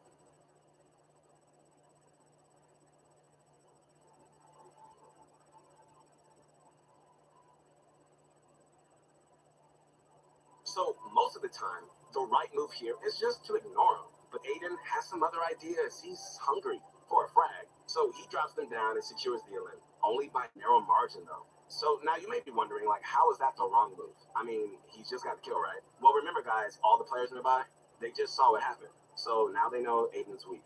After the kill, he tries to expand out and create space, but there are just too many attackers. The whole lobby joins in, and even though he got the kill, the overall outcome wasn't good. So, a lot of us will look at that and think, well, there's nothing he could have done. But Aiden saw all those players were next to him, right? With how stacked of a lobby it was, the risk was just way too high. Yeah, like the word way. Sure, he needed a max refresh and medium ammo, but that was not how to fight it. Aiden didn't know his opponent's health. He took a 50-50 fight, which he barely won, and it was in the middle of several players. So the only way we could see Aiden living here, and I mean like right here, was if he immediately expanded out with metal. Okay, guys, always use hard mats when expanding next to others. Because wood is not only way easy to break, but it's also this FNCS, but we just thought to an in-game clip by the man who last weekend proved he's the king of consistency, Jordan from X2 Twins. They should write a documentary on how consistent I am. Okay, so let's start off with a quick clip first. Jordan's loadout here is looking pretty spicy, except for the fact that he doesn't have a launch pad. However, there's a supply drop falling nearby. In fact, he's the closest one to it. Okay, so in this scenario, with an opponent in front of you spraying their minigun, what'd you do? Go for the supply drop or play it safe instead and just tunnel to the next zone?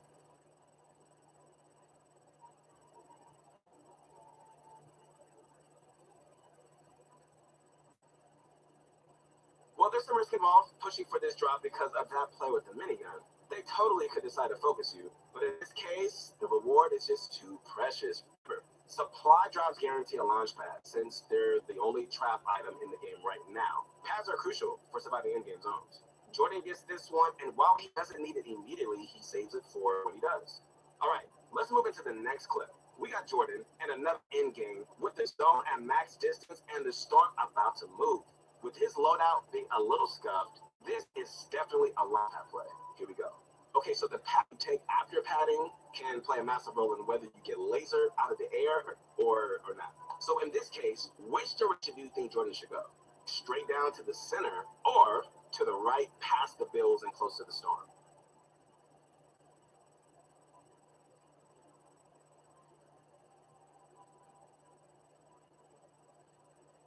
Well, going directly down the center is a death sentence since you're putting yourself in clear view of guys to your left and the guys to your right. It's a wrap. So, if you can, it's generally better, guys, to just hug to a side in order to remember players that can shoot at you. It may seem minor, but it could be the difference between surviving and yelling about all the controller players. Anyways, Jordan lands on the roof, and since he's got a bit of time, he can just look back for picks. But eventually, he's got to move. You don't want to be too slow on your rotates. And when he does rotate, he utilizes these efficient tunnels all the time. Especially this two-piece diagonal tunnel. Yes, it's riskier than building a full tunnel, I get it. Still, it does use significantly fewer mats, which can allow you guys to focus on getting in without having to go for reckless impact frags. And any opportunity Jordan has to use his opponent's builds, he's going to take it. So he conserves materials so well, which is part of the reason why we think he was so consistent last weekend. Inconsistent. But now that he's running out of mats, he needs an impact frag. How do you guys think he should find one? Use the heavy sniper to bring into someone's box, or slide into the storm and see if you can sneak a kill on someone.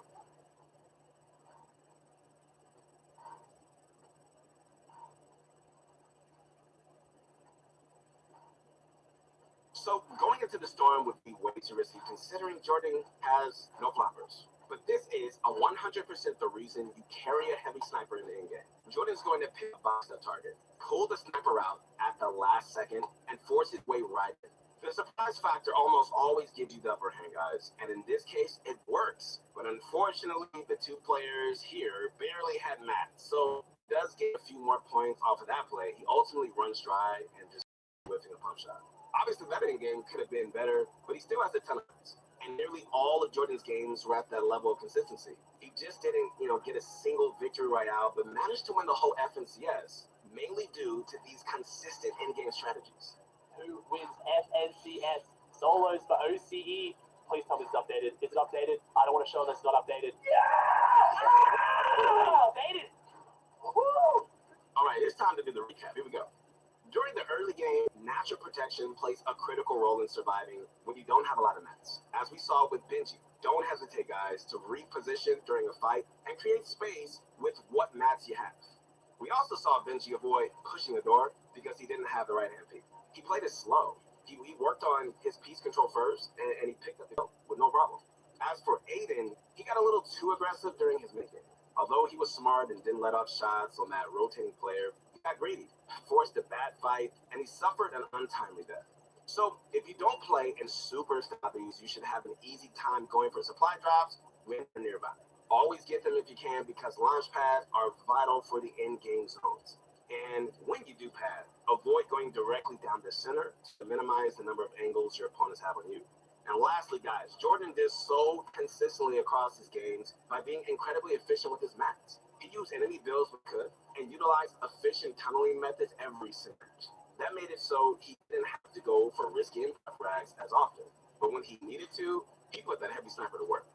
All right, guys, once again, this is your motivation guy. That's right, your friend, the one and only Keith. And I'm rooting for you guys to be successful. I really am.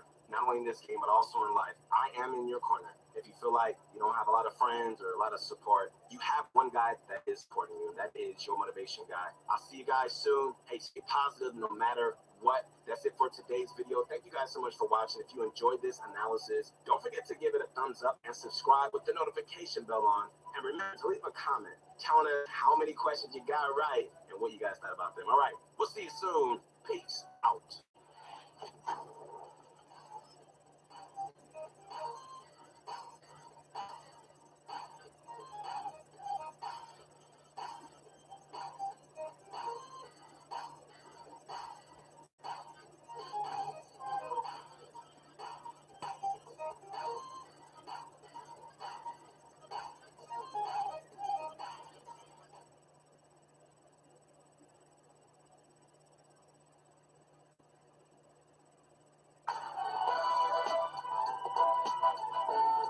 What's going on, guys? It is your motivation guy. That's right, your friend. I'm back again, man. The one and only Keith Allen. How you doing today?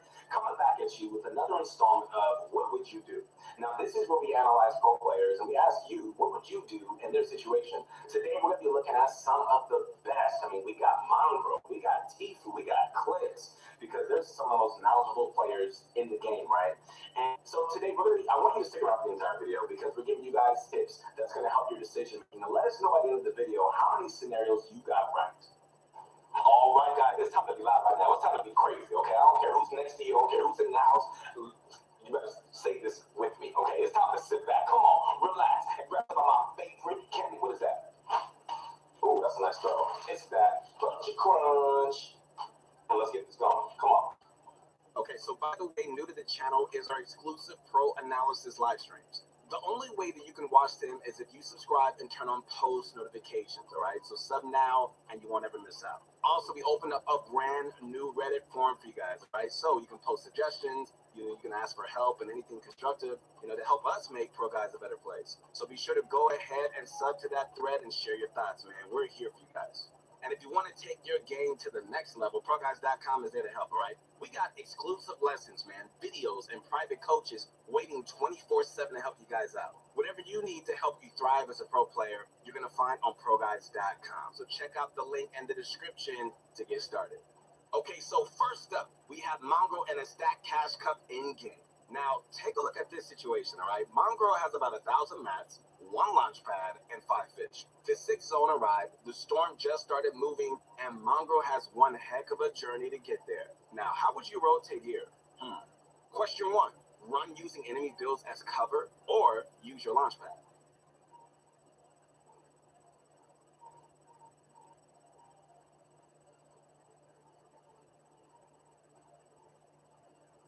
That's right, ladies and gentlemen. It's launch pad time. You almost always want to save your launch pads for the 5th or 6th circle. So they're the longest runs, so that way, you're going to save on materials as much as possible. And as we all know, materials are your lifeblood during the end game, right? So Mongo is going to tunnel his way in, and now that he's down to about 500 mats, he's going to see if he can find an impact frag to rich his materials. He doesn't find the opportunity, so he doesn't force anything, all right? And that's really how it should be. Prioritize getting to the next zone. I know it's tempting, but you got to keep going. And only force engagements when you're about to run dry. So Mongo keeps tunneling in, trying to get as close to the next circle as possible. Okay, so notice how he makes sure to control as many structures as he can. So during the end game, you ideally want to control every piece in your tunnel so you don't get edited on. But speak of the devil, Mongo doesn't control that metal wall. Oops, and somebody makes an edit play on him. Okay, so at this point, with 2 enemies above him, he drops down to play it safe. If you were him with 140 materials left and the storm on your tail like never before, what would you do here? Question 2. Use floppers in the storm, then rotate in, or stay low ground, but continue to work toward the zone.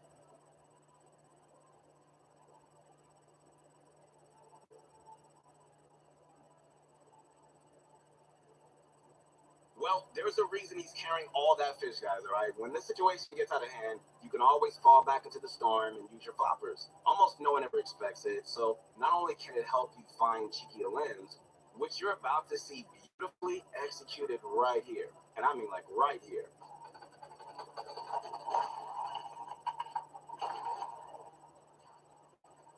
But it's also a way to survive when the going gets tough. How long you can stay depends on how many fish you've got. So make sure to gave you more kills, but unfortunately runs out of mats and finishes the game in 2nd place. Still, not bad at all, for how stacked up a lobby that was. Okay, guys, so now let's talk about high ground in the end game. Obviously, high ground is the best position to be in when you want to close out the match with a bang. But at the same time, man, there's an incredible amount of risk involved, and sometimes going for that can really backfire pretty hard. Okay, so to show that, let's look at Mongo again, right? This match, as he tumbles during the 6th zone, he slowly works his way upward to see if he can just get a flank on height. And it looks like he's almost got it. He's only 1 layer below. But I want you to consider the number of players alive. The fact that it's the 6th circle, and of course, the player on high ground, or would you play it safe where you are and continue to tunnel in?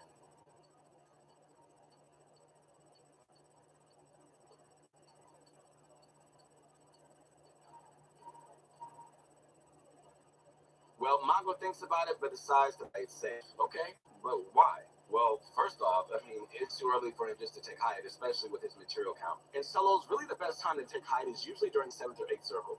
The only time that you can take it early is if you got at least 1,000 mats or some sort of mobility, like a grappler or a launch pad, right? If he were to take it now, he'd eventually be forced to drop down and find someone to kill for mats. And that's if you don't get into a cranking battle, which can always happen and lead to disaster. For example, take a look right here. With 600 mats, Mongo cranks up from near the low ground to take height. The timing is right, but his position isn't optimal. Since he's too low, his opponent builds up on him, and it forces Mongo into a straight-up creative fight, which he ends up taking, but at what cost? His mats are depleted, and now, man, he's forced right back down into his ultimate death.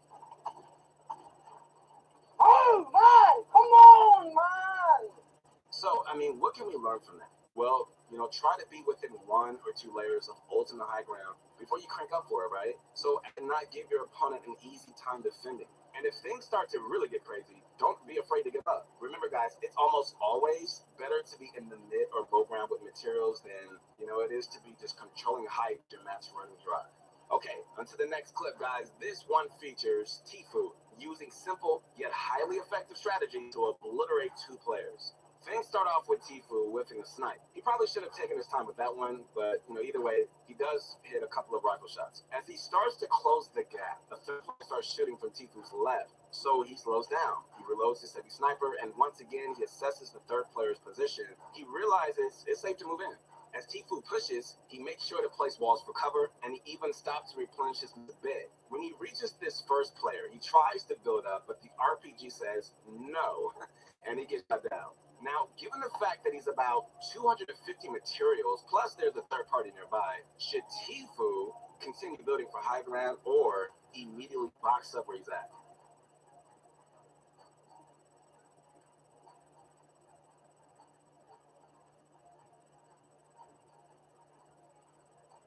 So the correct choice is boxing up, because if Tifu tries to build fight, man, he might get shot at by the third party. But notice how Tifu makes 2 boxes and puts cones on the floor. That gives him so much more control in this fight. And his opponent, who simply tries to W key in, gets blocked multiple times by Tifu's build. A quick edit pump later, and that player is done for. Now the other guy, Tifu tracks their position carefully, and he waits for a misplay before making a move. That misplay comes when they try to pickaxe Tifu's fully built brick. Always attack wood if you can, since fully built brick takes 3 hits to break. Because of that, though, Tifu can do a quick hit pump to crack their shields, and now that they're weak, he can be a bit more aggressive. He edits out, and his edits aren't the smoothest right here, but he does eventually take high.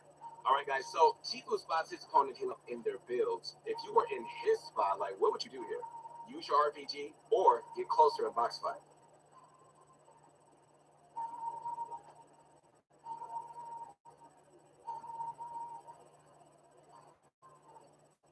RPG all the way, my friends. All the way, especially when you spot your opponent and can follow up with a pump shot combo. Tifu manages to do it twice here, and he makes swift work of this player. Okay, so now box fighting wouldn't necessarily be the wrong choice, but a bit more risk involved getting up close. But with the RPG combo play, there's almost no risk, and it pretty much guarantees free damage. So those were some nice kills by Tifu there, but now let's get into an early game third-party scenario with the Witcher King himself, Clix. Okay, so if you guys ever watch Clix, you'll know that he just loves to play super aggressively right off the bat. And part of why he can do that is, he practices his loot path. The better you understand your early game spot, man, the faster you can loot, which means you're going to have an easier time pushing your opponent. Once he picks those chests up, he gets another one next door, then he goes to WG the player he hears in the yellow house. Clix approaches very cautiously here, making sure to start from the roof and carefully clear the house from top to bottom. He'll also crouch to minimize footstep, noise, and conceal his position. This is where things start to get a little bumpy. Clix misses his pump shot and only gets a small tag in right here. He manages to take the wall and he goes in for a right-hand window peek, which does give him the advantage. But still, his opponent lands a godly pump shot. Ooh, it's time to fall back, buddy. Now, if you were Clix, how would you retreat here, go up to hill, head back upstairs, or take the porta potty down the henchman layer?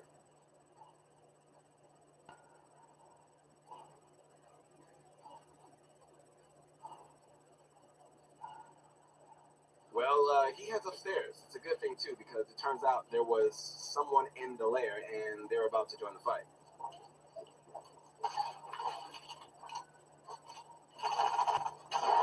Okay, you guys hear them come up, and now there's a third party in fight. Clix hears them fighting, and while his health and blood out situation is pretty good for the early game, his mats are not.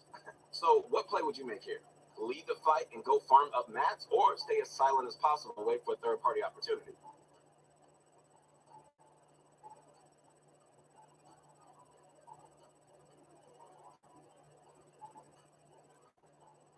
Well, guys, leaving the fight to go farm mats may not necessarily be the wrong play here, but in this case, Clix hangs tight, and once he hears his opponent going at each other hard, he creeps in and he goes for the flank.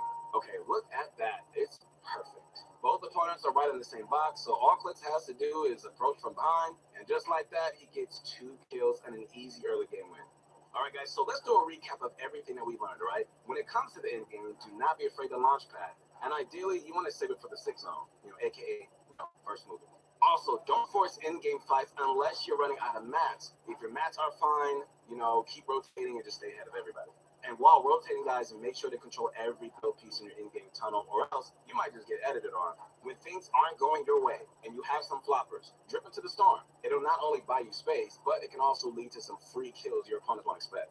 When it comes to taking high during stack solo endgames, make sure it's a later zone, typically the 7th or 8th circle. Also, get within a couple of layers so you don't end up wasting all of your mats. High tanks aren't for every game, though, only when the stars align. When there's a third party present and you're in a fight, try not to build, all right? Box fighting keeps you so much more hidden, and, if you can employ strategies like the 2x1 and proper piece control, you can easily come out ahead. If you got an RPG, and you spot your opponent's their builds, fire your rocket, and follow up with a quick pump shot. If you time it right, it's free and also almost no risk. Okay, guys, so for the early game, the more you know your loot route, the faster you can push players and dominate your land spot. And when given the opportunity to third party, you got to take it. Timing and approach is everything, man. So you be sneaky, listen closely, and go in when your opponents are hard at each other's throats. If done right, it'll lead to some easy kills. All right, guys, once again, this is your motivation guy. That's your friend, the one and only Keith Allen, back at you again. Make sure to connect with me on my Instagram at your motivation guy. Thank you guys so much for watching. If you guys enjoyed this video, be sure to like it and subscribe. Man, I know some of you guys have not subscribed yet. What are you waiting on? Come on. And leave a comment telling us what you would like to see next. Peace.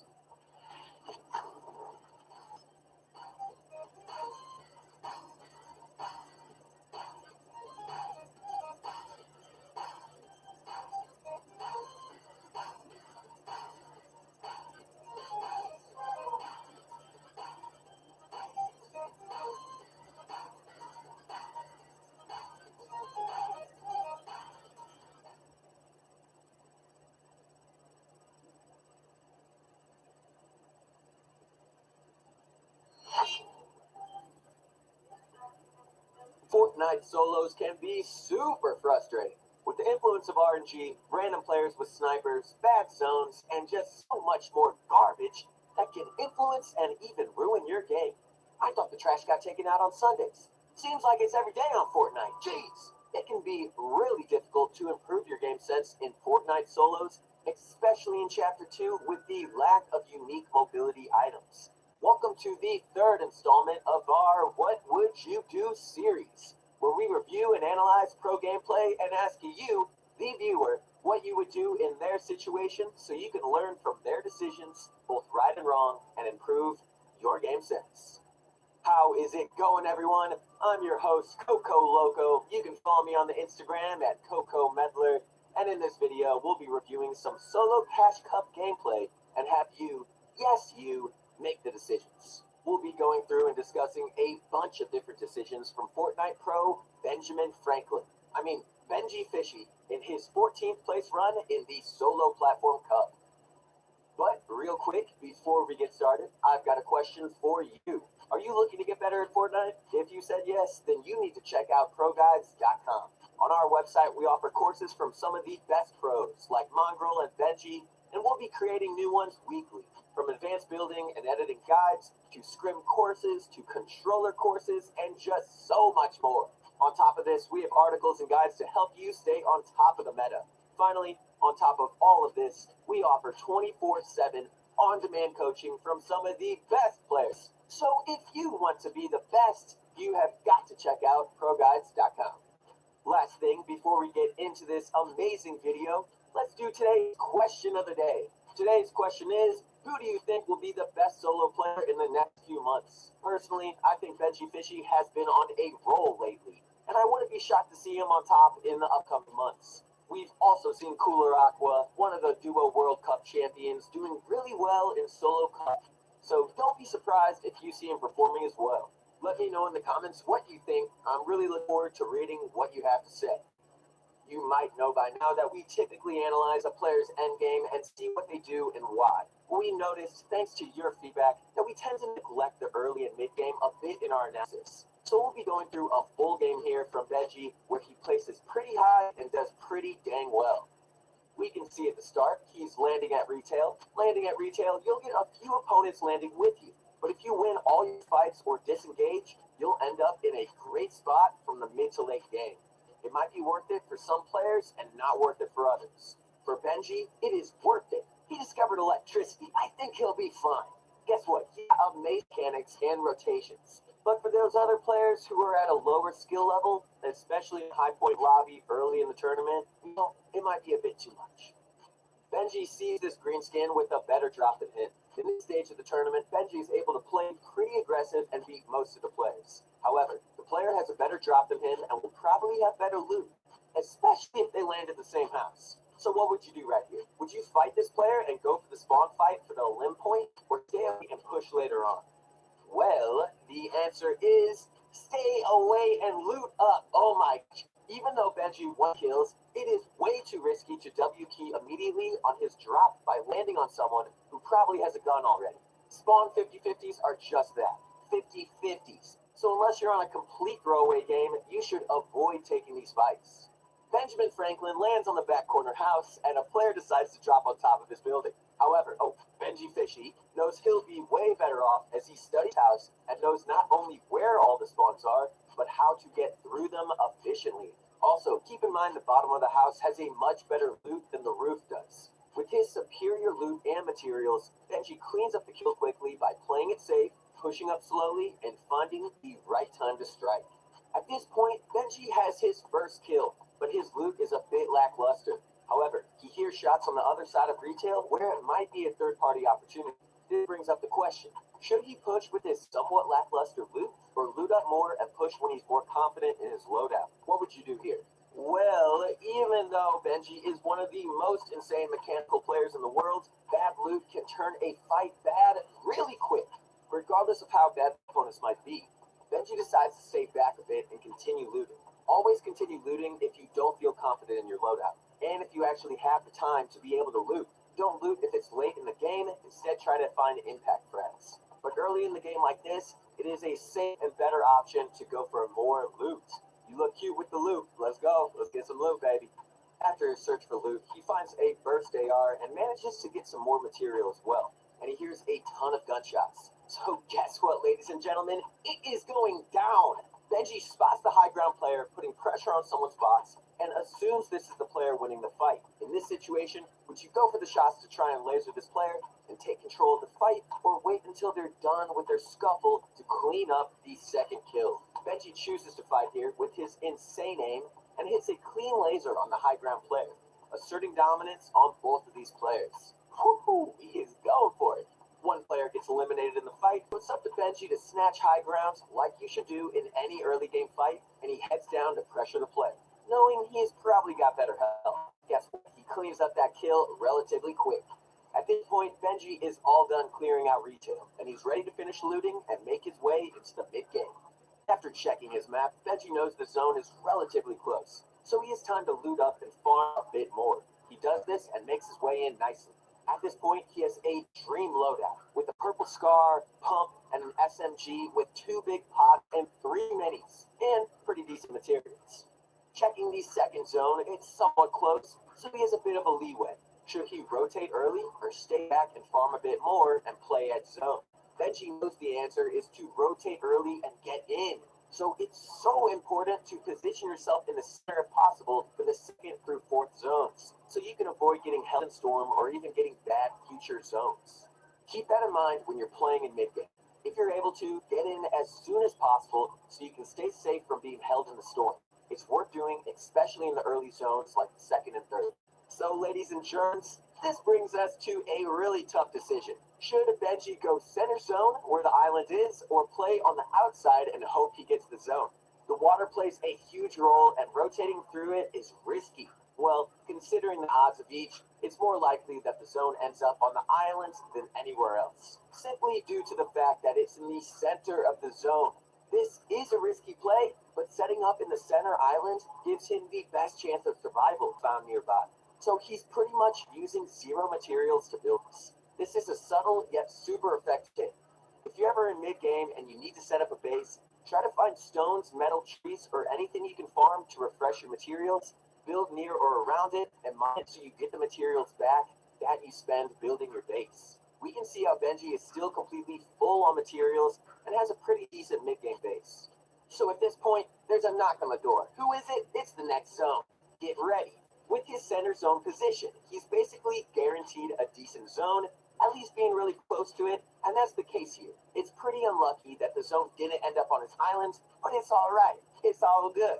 Namaste. Here's an interesting decision. Do you rotate through the water here, or do you stay back and rotate with the pack? Benji can rotate early here pretty confidently, knowing that the other players on the island will avoid shooting him because they know he can hold them in the storm if they rotate on. And avoiding rotating with the group will help him stay away from the griefers. Making these difficult decisions in a split second is honestly based on your experience and how much you VOD review to learn from these types of rotations. Weighing the pros and cons, Benji can rotate with confidence here. Also, note how Benji immediately makes a dash for the center of the zone. If you get to the center early and your builds are fully done before many people come near, your odds of getting focused go down exponentially. Nobody wants to W key a fully built brick or metal base. We ain't the big bad wolf up in here. Nah, we're trying to live. Benji ultimately decides to set up under the bridge, as it's a pretty well hidden area. He can break the brick support of the bridge to refresh the materials, so he builds his base with it. This is the same concept as before, building around things you can farm to save your materials during mid-game. That was a pretty textbook zone, and Benji basically waited it out and went for shots when possible. The fourth zone pops up here, and it's honestly as good as it gets. In the fourth zone, you want to set up on the edge. In this meta, playing center zone in the fourth zone basically guarantees you have to rotate to the fifth, which is half in and half out. But if you play the edge, there's a chance that you get the zone, and you're able to just chill in an amazing position. In this low mobility meta, playing edge is the fourth and the best strategy. With this fourth zone position pretty much set, Benji continues to look for any shots he can get on players rotating. With pretty much this position he can get here, it's an optimal time to go for shots. Shot he's shooting on a focused player is a chance to get in a limb. The fifth zone comes in, and it's not on our boy Benji Frankie. Oh well, it was worth a shot. Would you rotate early and wait for the people around you to rotate? Well, Benji rotates immediately, knowing that he'll get targeted if he's with the rest of the crowd. Rotating early is often believed to make people focus you, but if you're further in the zone, then they have no good reason to, as you'll be able to hold them in zone later if they do. Usually the first people to rotate in mid to late game are the ones who get the best position. One not so smart player tries to focus G, but he gets sniped in the face. That's what happens when you open your box for too long in the later zones. Either way, this player probably would have gotten sprayed with ARs had he continued. Would you grab this loot, which should only take a few seconds, or continue your rotation? Well, Benji pushes in to get his free loot. If someone dies and you're near them, you can grab their loot as long as you're careful of other players and the rotation path that you'll have to take. He's already had a plus player in a rotation, so sparing a few seconds to improve his setup shouldn't hurt too much. From here, it's a pretty textbook fifth zone rotation. Benji carries a ton of heals when he's able to, because getting shot at is pretty much unavoidable in this zone. He doesn't get sprayed too much, but even if he does, he has a ton of materials and shield items, so he could get back up in no time. At this point, Benji looks for a few shots and potentially kills, but it's not time to frag out yet. This is when you cautiously W key. You can go for shots, or even try to eliminate someone, but don't be dumb about it. Don't go psycho on a player who has 200 HP and great loot, but if you laser someone to 50 health and you have a shot at a kill, then it's fair to take it. Our boy Benji gets the first moving zone after playing edge. This is great. He's able to rotate early and start tunneling before most players are even close. Just by making it to this point, he's already in the top 25, and he's hardly even gotten into any action yet. However, at this point, his materials aren't in tip-top shape, so it's a good time to look around for any easy impact frags that he gets.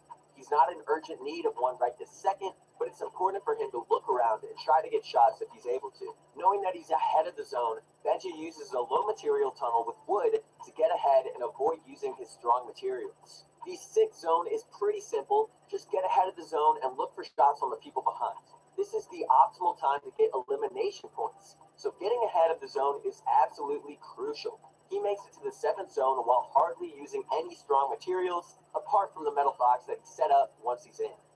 Benji has been searching around for an impact frag for a while now, but at this point he pretty much needs one. The 8th zone starts and he's on the hunt for another kill. He runs completely out of materials and it's desperation time. Oh god! This is when you head to the low ground layer and finds any kill you can get. He starts fighting a player and unfortunately gets one tapped. It's unfortunate and he probably should have won the fight, but the player got a pretty lucky shot, so there's not much you can do about that, aka garbage. Is it Sunday again? Oh gosh. Regardless of the day of the week, that was a good game with the top 15 finish and 2 kills. Ooh la la, I like it. While it wasn't a perfect ending and he probably could have gone on to win it had he beaten that player, Benji still demonstrated some of the best strategies, so let's quickly recap what we talked about. To start in the early game, it is important to know your loot route and land in the most optimal part of your area. That way you can avoid dying to the 50-50s. We saw how Benjamin Franklin got better loot than his first opponent who tried the 50-50 and got the easy kill. Second, it is important to prioritize loot over kills in early game. While elimination points are great, it's not worth throwing away a perfectly good game because you got greedy. Don't be greedy, man. Benji demonstrates some great discipline, grabbing more loot when he isn't confident in his loadout, and he goes on to destroy his second opponent. Third, in the early zones like the second and third, it's important to try and get to the center. Benji played from the middle island, which was in the center, and that was probably the best idea. While he still didn't get an amazing zone, he had the highest chance to get the zone since he was in the center. Fourth, we can see how whenever he gets a far zone, he rotates pretty much immediately in both mid and late game. He also carries a bunch of heals, so even if he does get hit pretty hard, he can heal up to full in no time. Also note how in the moving zones, specifically the 6, Benji stays ahead and uses wood instead of his stronger materials, as most people front are looking back for eliminations and not at other front players. This is the optimal time to use your wood. Then, when he reaches the zone, he builds one box out of a strong material, since everyone is now in and looking at one another in most of his strong materials. This is a lesser known trick that pretty much only pros use. Finally, in the latest parts of the game, it's all pretty much based on staying ahead of the zone, going for impact frags, and focusing on saving your materials whenever you can. Overall, while the result wasn't as good as it should have been, this was still a beautiful game from Benji and says a lot about the strategies and tricks that pros use to dominate in solos. Let us know what you think of this game that we showed, and also let us know in the comments if you like this full game format, as opposed to showing shorter clips of multiple games. That being said, thank you all so much for watching this video. We really hoped it helped you out. Go into your next solo game confident, knowing that you've got some of the best strategies from Benji himself. And with enough practice, you can be dominating in cash cups just like pros do. If you enjoyed the video, we'd appreciate it a bunch if you could like, subscribe, and maybe even share the video with a few friends as well. Remember to tell us in the comments what you'd like to see next on our channel. We read all your comments and we'll consider every idea. Also, be sure to check out ProGuides.com for some more amazing exclusive content that you won't find anywhere else. Once again, it's been your host, Coco Loco. Follow me on the Instagram at Coco Medler. Guys, stay positive, keep working, keep trying your best, and I will see you later. Peace. For some reason, I am getting the urge right now to fly a kite with a key attached to it in the rain.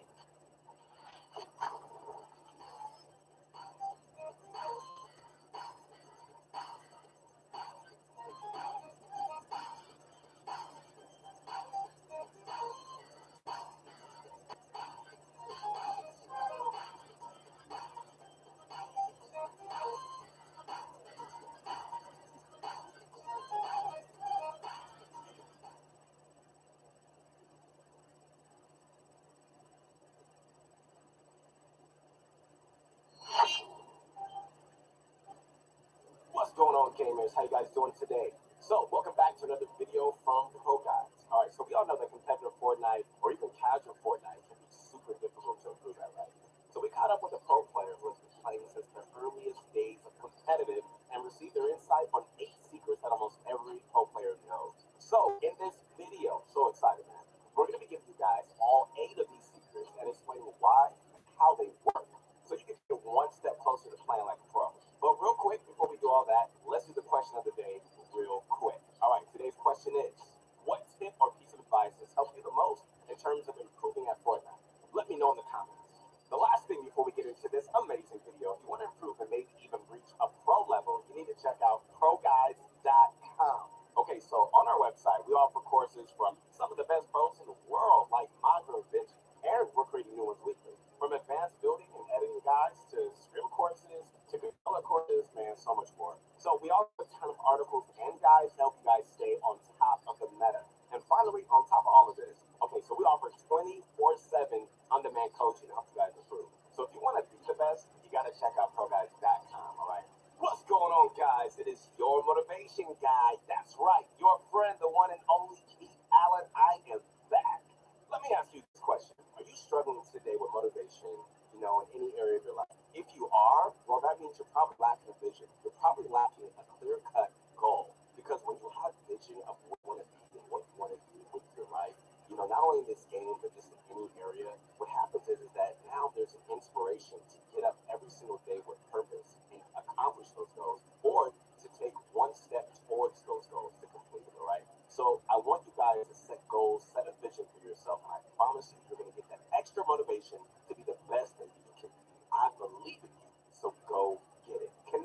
on my new Insta, like immediately, at Your Motivation Guy.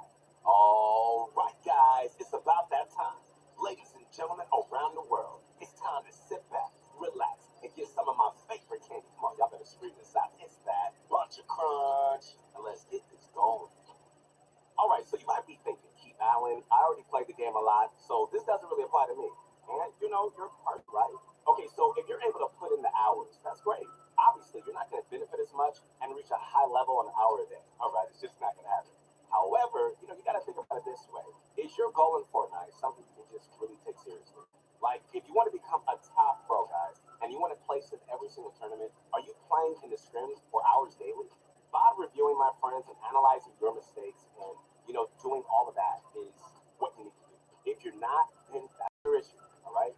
The problem is, like, with most new competitive players, is really they just play box fights, zone wars, 1v1s, and pubs for the most part. While all of these are great, you're really not really benefiting as much as you would be if you were doing more competitive practice, like scrims, ad reviews, and tournaments and stuff. You know, another issue is not putting the time. Ooh. All right, so to become good, you know, as a competitive player, you need at least a few hours every single day, guys. You can't just have days where you don't feel like it, or you're just tired, or just overall you just don't want to play. Almost every player that we consider a pro spends upwards of 6 hours, even 8 to 12 sometimes, every single day before that. Now, I get it. A lot of you guys are in school, a lot of you guys got work, a lot of you guys got a lot of stuff going on. So I really understand, all right? I'm telling you just to sit down for 12 hours a day. But making sure you're putting in enough hours and just, you know, getting effective practice is absolutely crucial. It really is.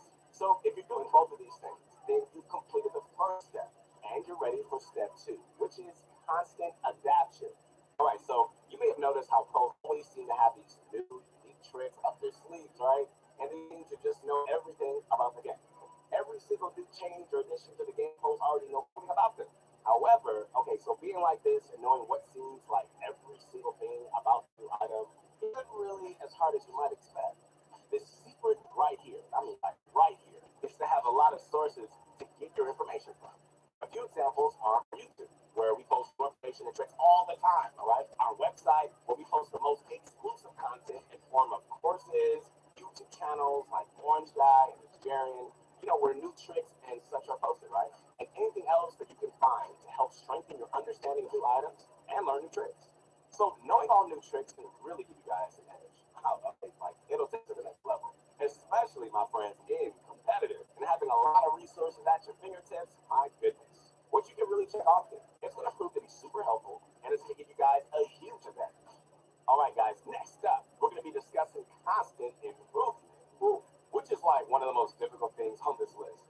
Constant improvement can be really hard to achieve for some players with obstacles, you know, like plateaus, I get it, burnout, and other factors coming into play. I mean, it is life, right?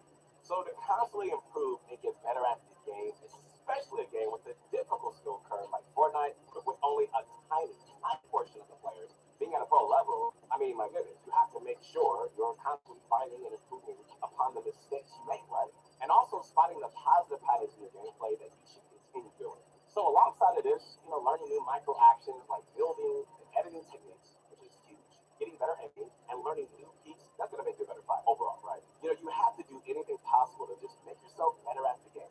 There's honestly really no such thing as a maximum skill level in Fortnite. Just getting better and better. I always say the sky is not the limit. Okay, maybe in the game, but it's not the limit, all right? Even someone who gets first in every single tournament can improve. Yeah, they can actually get better. That's just how the game is, all right? All right, guys, so next up, let's discuss the value of experience and how your time in game makes you better. I'm excited about this one. Everyone say experience. Experience, let me tell you this, man, it's a game changer. That's going to make you so much better at the game, not only by reducing your panic and anxiety, because I know many of us struggle with anxiety and panic and stressing. You guys hit me up all the time on my Insta asking for advice on this, all right? But experience, guys. Oh, let me break this down. Experience gives you the confidence, all right? Knowing you've been through the same process and you won the same fights plenty of times before. So you've been there, you've seen it, you already know how it's going to go, and that gives you the confidence to be successful more and more, all right? Think about this. If you have a certain rotation that's relatively odd and difficult, there's a good chance that you're going to die doing it, right? But if you've been through that same rotation like 100 times and bot reviewed it and learned how to do it, you'll know no longer going to struggle with it nearly as much. That's just reality. So if you've been in every single situation like 1,000 times, then you're going to know exactly what to do. My point is that the more you play in arena, guys, the more you play in tournaments, the more you play in any other competitive events, the more you're going to learn and the more you're going to understand when it comes to your in-game performance. Come on now. You know, there's really no secret formula to gaining experience or just making your experience more beneficial. Just play the right games, like scrims and arena, and play them a lot. That's where a lot of people go wrong, right? They play them, but they only play them once in a while. But that's not going to cut it. You need to be on point, man. You need to have the discipline to play and gain experience constantly. And I believe in you, man. So you got to do it. Even when you're tired, if you don't feel like doing it, you got to push yourself. Like, you know what? I have a goal. I have a vision. Because I have this goal and vision, I'm not going to let my body tell me no. I'm not going to let my mind tell me no. All right? You got to find that motivation by having that vision, right? Like I said earlier. Playing competitive Fortnite mode constantly, like over and over again, can really, really be draining. I get it. But you have to do it if you want to reach the high level that you want to be at.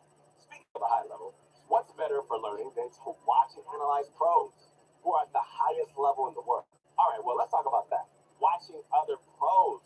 Okay, so you might be thinking, well, I already watched pro players.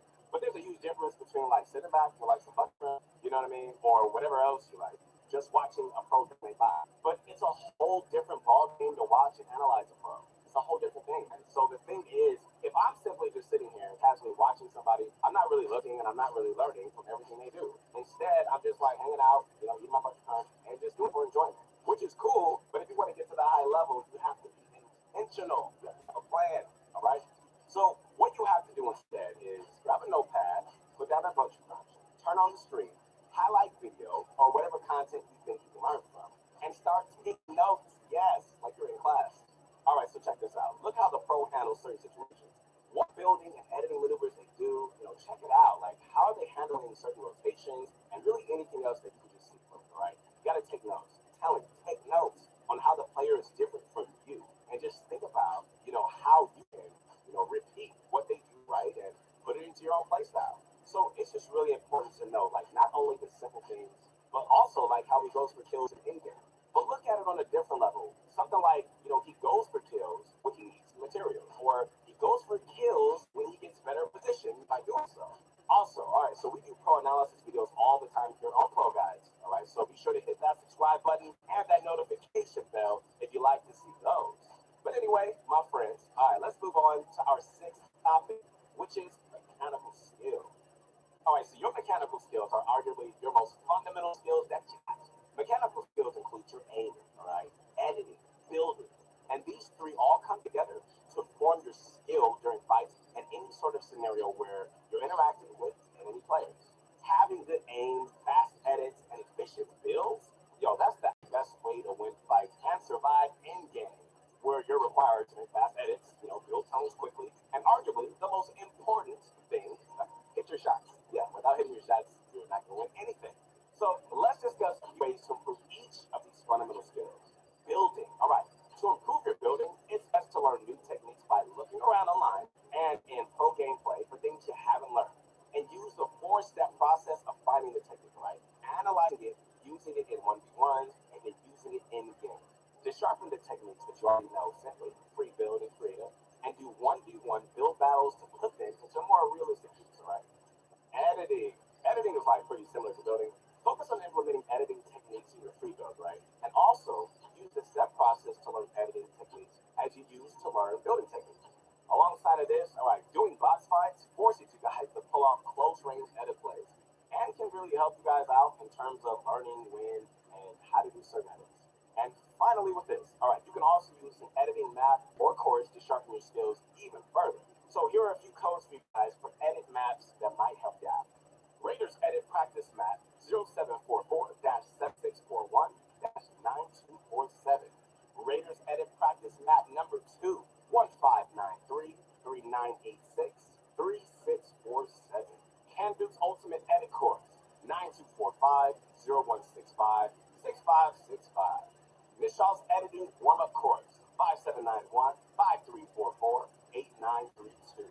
Canvas Edit On Release Course 2378-5027-8270. Saladas Infinite Edit Course 6165. 059 and 7400. However, keep in mind, guys, that while edit courses are great, they don't have a realistic practice, for most of the time, all right? So be sure to do them, but also, implement the other forms of editing practice as well to avoid, just having issues with editing in real games. Aiming is like the most simple thing to train to, but it's usually the most difficult at the same time. For controller players and keyboard and mouse on console, we recommend using in-game creative maps. One amazing map is the AIM Facility by YouTuber named Alive. We'll put the code up on the screen if you'd like to try it out. 8679-4218-6519.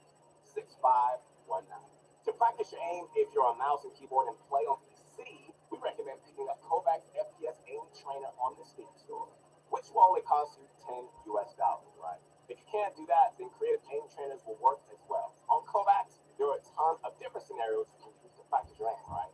From click timing to flicks to tracking, target switching, they got it all. If you're curious on which Kovacs scenarios you should be doing, well, we'll be putting in the description for a video by YouTuber named where he outlines all the best Kovacs scenarios to aim fast. We also did a video about Kovacs if you'd like to see it, which will also link down below. All right, guys, so now that we've gone over mechanics, that's another fight to make sure your mechanics are always strong when you play, right? Which is why a good warm-up is absolutely crucial for high-level players. Yes, we got to talk about it, guys. We got to go here right now, and that is warming up. Having a high-quality warm-up is another thing that pros have. You might think you have, but you really don't. A high-quality warm-up consists of exercises for all three mechanics. Your aim, right? Editing, building. It should be long enough where you're properly warmed up and you're ready to play. But also, not get burned out, tired and, bored for warming up too long. So the optimal time, guys, for a warm-up is usually around 20 minutes to an hour. So to start, a great warm-up, it's best to hop on Kovacs or Creative Aim Map and just start practicing your aim for about 10 to 15 minutes, right? All right, from there, head into Creative and Free Build, including editing techniques as well, for another 10 to 15 minutes. If your edits don't feel completely warmed up yet, all right, hop into an edit course for another 5 to 10 minutes, okay? And finally, all right, if you have extra time to warm up or you don't feel completely warm up by then, all right, hop into some build fights with a friend. So we recommend build fights, over box fights, since you have to crank your build and edit a ton, and you really have to focus on hitting your shots, as opposed to just like a box fight where your play style might be a bit slower and less reliant on speed, right? Overall, okay, a good warm-up is absolutely important, and following this short yet effective routine should have you on point every single time you play. All right, next up, let's get into our final tip. You guys ready for this? Come on now. Playing smarter, not harder. All right, playing smarter, not harder, like, what does that mean? Well, basically, it means to maximize the time you have on the game, right? Instead of just hanging out and playing squads with a few friends, and, you're focusing on strand arena, maybe adding extra time to your aim training or anything like that. Whether you have 10 hours a day, or I don't even care if you have 3 hours a day, I don't even care if you have 1 hour a day, maximizing time in the game, that's going to make you so much better. So we know, that messing around and having fun, that's always great. We want to have fun. I get it. But if you're really looking to succeed, if you really have that vision, if you really have your goal set, you got to have this. So it's all about spending as much time as possible, doing the right things, right? Things include, mechanical practice, like we talked about, scrims and arena, researching new techniques, watching the pros improve, like we talked about, vibe reviewing yourself, and any other forms of practice, right? Focus on maximizing the time that you got. And if you ever get any extra time to fool around and have some fun, you earned it. All right, so we discussed a lot of things during this video, so let's do a quick recap and touch over everything that we talked about. Putting in the hours and practicing correctly, it's all part of the first step. Don't take it seriously. Are you serious? Do you really want to be good at this game? Do you really want to be a pro? Do you really, want to maximize your time? If you really want to be the best, you got to put in the time. You got to work. The second piece of advice, guys, is constant adaptation. So important. Staying on top of the meta and just knowing all the new trends and changes is really, really important. So using different sources to find new information about the game, checking those sources often, that's going to show you guys a high level of, your understanding and just really connected to what is happening around the world. Focus on constantly improving at the game, all right? Keep analyzing your gameplay and finding new things to learn and practice, and keep doing so well. And then you're going to be maintaining constant improvement. Experience, guys, that's really going to help with your anxiety. Telling you, experience is super valuable. And this is one of the main reasons why pros play almost all the time. The more experience you have in high-level games, the better that you're going to perform when the time comes. And you're faced with the difficult decisions in high watching other pros and learning from what they do. That's going to give you insight. When you watch pros, take notes on what they do different than you. And then, like, how you can take, like, what they do and implement it in your own play style, right? Keeping your game, guys, editing and building skills at a high level are all absolute must. So you got to make sure constant practice. You know, you got to practice this all the time to keep up your mechanics at a high level. All right, so you got to use a high quality warm-up consisting of all three forms of mechanical skill, right? To make sure that you're on your A game whenever you're in a match. Finally, the last piece of advice for this video, all right, is to play smarter, guys, not harder. Making good use of your time in the game, and you don't want to waste your time on things that are really not going to help you improve at the game. If you do all these things, you'll be on your way, I promise you, to becoming a pro player. Just don't forget that a high level of improvement doesn't happen overnight. It's going to take time, man. So keep grinding. Don't give up. Don't surrender. It's going to require you constantly to do all these things. Just practice it quite often. I believe you guys. I'm telling you to. So if you put your mind, set it to that, right? All right, guys. Once again, this is your motivation guy. That's right. Your friend, the one and only Keith Allen. Hope you guys enjoyed this. Connect with me on my new Insta at Your Motivation Guy. Thank you guys so much for watching this video. We really hope you enjoyed it. Use these 8 secrets to continue improving and getting better, right? So hopefully, you know, you can reach a pro level and start placing high in tournaments and maybe become the great players you look up to. If you enjoyed the video, we appreciate it a bunch, like a bunch of friends. If you drop a like, subscribe, and maybe share the video with a few friends if you think, you know, help it. Remember to tell us in the comments what you'd like to see next on the channel. We read all the comments, and we do consider every idea, believe it or not. Also, be sure to check out ProGuides.com for some more amazing exclusive content you're not going to find anywhere else. I promise that. Once again, we'll see you next time.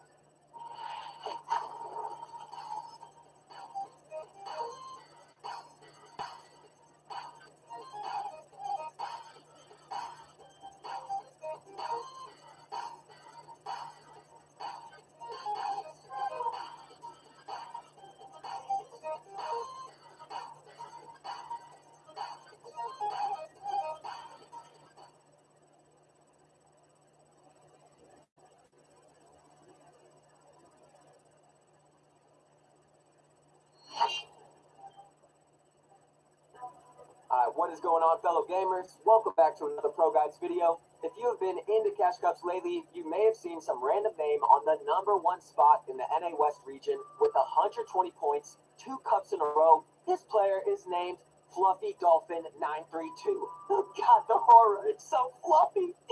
Fluffy Dolphin 932 is actually a controller legend by the name of Wavy Jacob, who has been blowing up lately due to these absolutely insane performances in Cash Cups. My name is Cody, and today we'll be analyzing Wavy Jacob's, or should I say Fluffy Dolphin's, gameplay and try to spot some of the tricks that he uses to top the leaderboards in the most dominant fashion we have ever seen. But real quick, before we get started, I've got a question for you. Are you looking to get better at Fortnite? If you are, make your way over to ProGuides.com, where we have exclusive courses from our pro members made by pros like Mongrel and Benji, along with meta updates. On top of all this, we also offer 24/7 on-demand coaching from some of the world's top players. If any of this amazing stuff interests you, you have got to check out ProGuides.com. Last thing before we get into this amazing video, let's do today's question of the day. Who do you think is the world's best controller player? There are quite a few, most notably Unknown, who really set the pace for controller players in competitive. But Wavy Jacob is also blowing up now, and other insane controller players are on the come up every single day, behind the scenes, grinding and practicing to one day become the best. Let us know who you think is the world's best controller player. I'm looking forward to reading your comments. Anyway, without further ado, let's get into this video and uncover some of Fluffy Dolphin's secrets. And guys, I just love that name. Alrighty, so to start everything off, Jacob lands in the middle of Weeping Woods at the main building. He's most likely practiced this drop a ton, just like other pros, so he gets the best glide into the building. This is by far the best building in Weeping, with 4 chests and a ton of floor loot. So he's basically guaranteeing himself some nice loot and the ability to push early. And since he's mastered his drop, his odds of a 50-50 fight are super low, and even if someone drops late into his building, he'll already have the loot to take them out nice and quickly. My dude is thinking ahead. We think another reason for Jacob to land here is because of the coolers, which which store different fish items. These are still scattered around and can give him a nice health advantage in early fights. And it's no wonder why, as he manages to get a slurpfish from the second cooler, and would you look at that, also the third one. Nice. It's always good if you can find a spot that has meta items like coolers, fishing spots, up benches, since you can now side grade and the prices were lowered, and anything else. Speaking of upgrade benches, there's also an upgrade bench in Weeping Woods, and since they're so cheap right now, they're a super nice tool to have around your drop spot. So there he is, he's continuing to look around, hanging in the middle of Weeping. He finds a player running around. Would you look at that? Mr. Fluffy Jacob plays on legacy settings, which basically means his crosshair will have a sort of lock-on effect on his opponents. Knowing this, he cries and stays still for a second to reduce his bloom. And he does the classic L2 spam play to get some damage off on his opponent. Nice. This is a pretty textbook kill. Jacob's able to simply build up, go down, grab his opponent's wall, and end the fight from there. Some fights are like this, but the fact that he got the damage off first, using his keen awareness and aim assist, really helps him sort of take control in his fights. Jacob himself says that before any fight, it is a mental game. You have to sort of strike fear into your opponent and take the stronger position. By getting the first shots off and hitting his opponent hard, he wins the mental game pretty much immediately, which makes his opponent play a bit safer and letting him control the fight by playing offensively.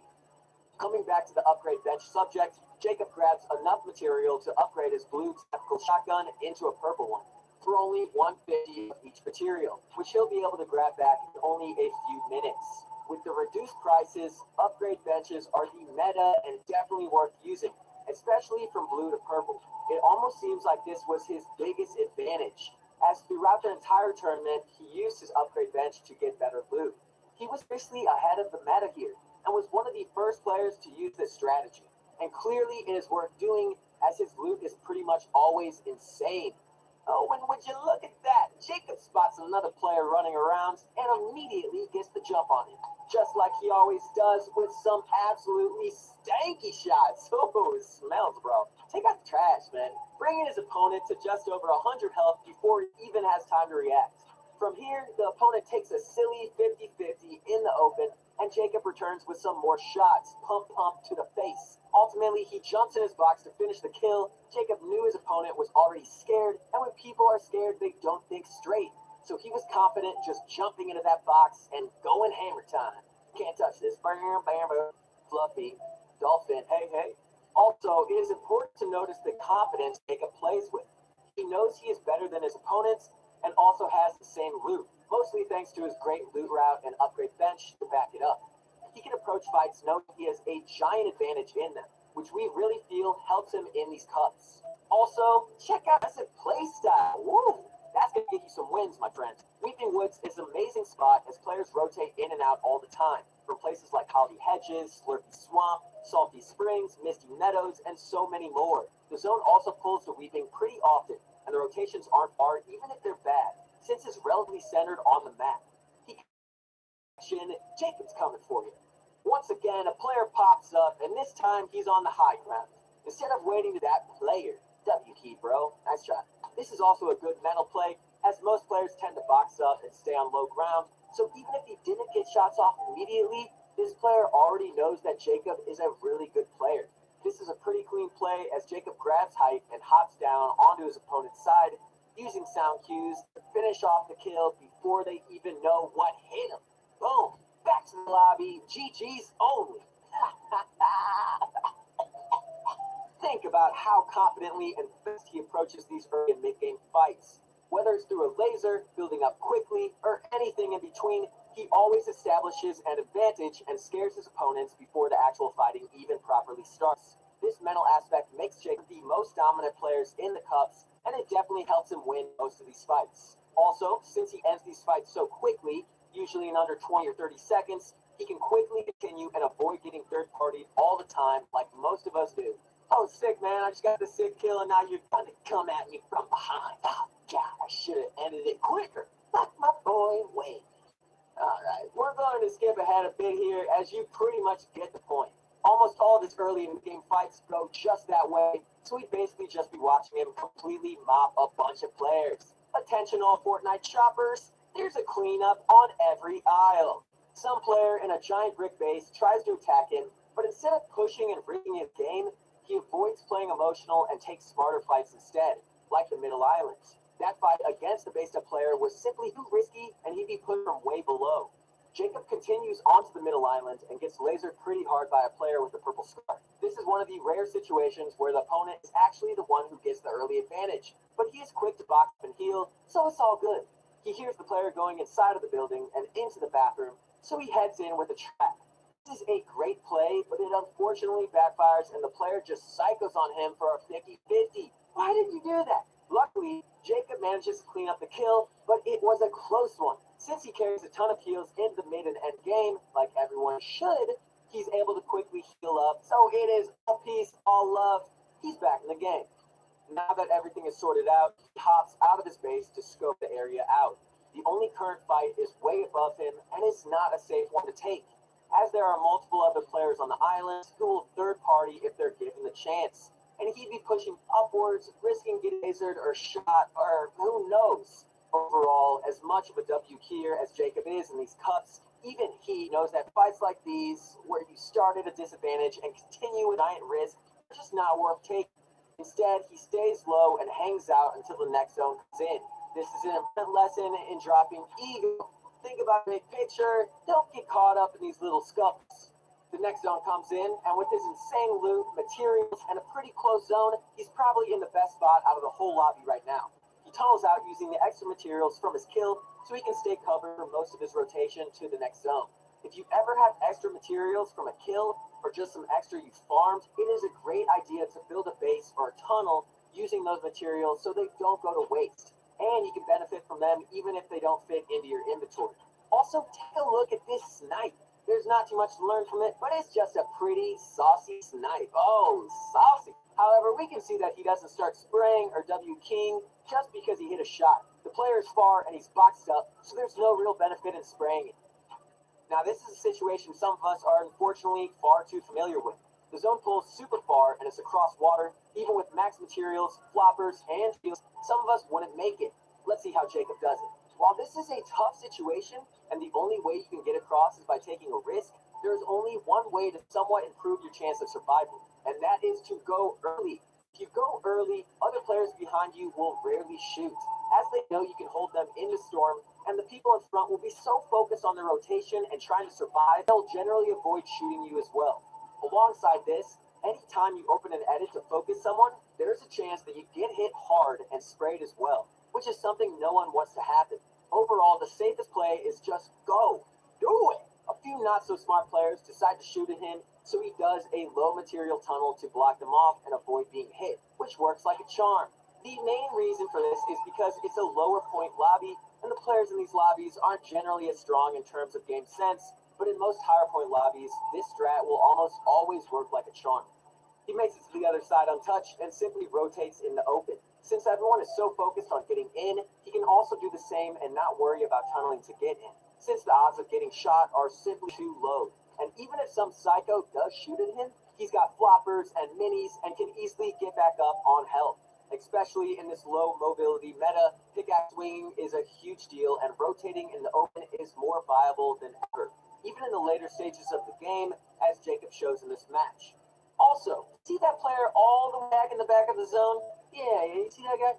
That's the guy who shot at Jacob earlier on. So guess what? We got some beef. And that is why you don't players rotating early, because they will happily hold you in zone and you'll be in a worse position. Instead, for him, it would be better to follow Jacob with a few seconds worth of a gap between them without shooting. That way they both get across and don't get shot at. At this point, Jacob takes the opportunity to walk on into the zone untouched and also manages to grab the loot of a player who just got eliminated. From this other player's loot, he gets a harpoon gun, which he uses to harpoon some more loot from a player who died in the storm. This harpoon strat is amazing, and it'll definitely prove useful if you ever eliminate someone far away or find a loot pile in late game that's a distance away. Some pros even carry harpoons and fishing rods into the end game just in case. Oh, but wait a minute, I got a harpoon. Let's go. The zone pulls back onto Jacob's side, so he's able to simply build in with little risk. And he uses a lot of material at first, since he thinks he is more behind. Unfortunately, he didn't, but mistakes happen. Guys, this is another important lesson in life. You will stop making mistakes once you're dead, okay? To do anything, you gotta try. And when you try, sometimes you fail. But don't get down and just stay up, keep going, and keep going beast mode, okay? You're good. All right, now let's get back to the fluffiness. He continues into the zone with a low material tunnel, making his way as far up as possible and looking back to shoot players rotating in. He gets 2 textbook kills on rotating players by doing this. He tanked a bit of Storm to grab loot since he had floppers, so he simply pops one when he gets back in. He's back up to full health. From here, Jacob spots a player inside the zone and decides to head back to grab an angle. Since he has floppers, he has a lot more opportunity to move around and make plays super late into the game. And he hits this player a crazy amount and quickly picks up the kill. Jacob starts a fight with one of the final 2 players and goes down after lasering the other one as well. From this point, most fights are just situational. The high ground player eliminates the second opponent with an RPG shot, so it's now a 1v1, and Jacob has to clutch this up to get the 21-point win. At this point, there isn't too much to say, as almost every 1v1 is different. In this case, he plays patient and uses his materials to cover himself from the RPG shots, then holds the player in zone and gets the easy W with his insane aim. To the face, my friends, let's go! The W! I didn't even get the W, but it feels good. Now that we've gone over this game, let's discuss a few of the key points so we all get a better idea of what we can take away from this. The first key point is his usage of aim assist. We're not here to argue about it, whether it's OP or not, but Jacob sure uses it well, using his legacy settings to set up easy shots and get lasers on his opponents. If you're on controller, be sure to use your aim assist to its maximum potential. Depending on which setting you use it, can be super easy or difficult to do, but it's important to use the tools you've got available. Second, when starting fights, Jacob almost always scares his opponent by making a power play right at the start, like cranking hard for height where most people would box up, hitting an insane laser, or anything in between. Establishing dominance over the fight early and making your opponent scared will give you a giant advantage even against the best of players. Due to the recent buffs to upgrade benches, they're literally insane. If you're not including them in your loot route, then you honestly are crazy, bro. It only costs 100 to upgrade from green to blue and 150 from blue to purple. So if you find yourself with a bit of extra time early in the game and you want to make your loot a lot better, then please use an upgrade bench. Jacob uses these almost every game, and we think they are one of the main reasons he is dominated so much in this cup.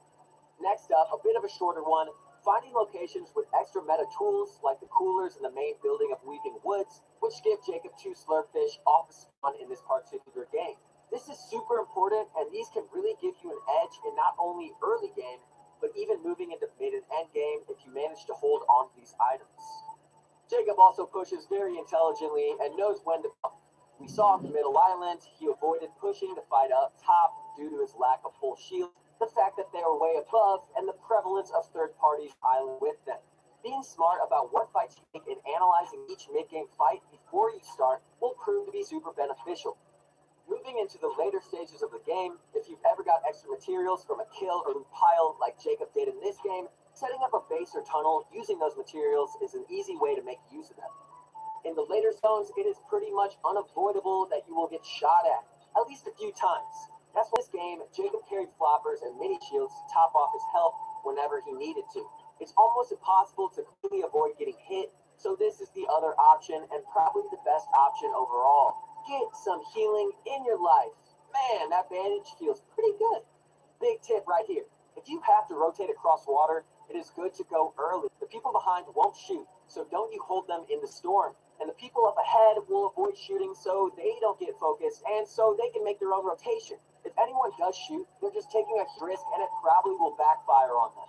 Another rotation tip, it is typically a good idea to rotate without building whenever possible, so you can avoid wasting materials. If most or at least a lot of players are rotating at the same time, then there's no good reason for them to shoot one up. However, it's important to always keep your guard up, as you never know when someone might not be so smart. That guy who's shooting at you probably didn't watch this Pro Guides video, so take some comfort knowing that you are making a pro play by having some peace and not just shooting back when we are rotating. Come on, get your head in the game.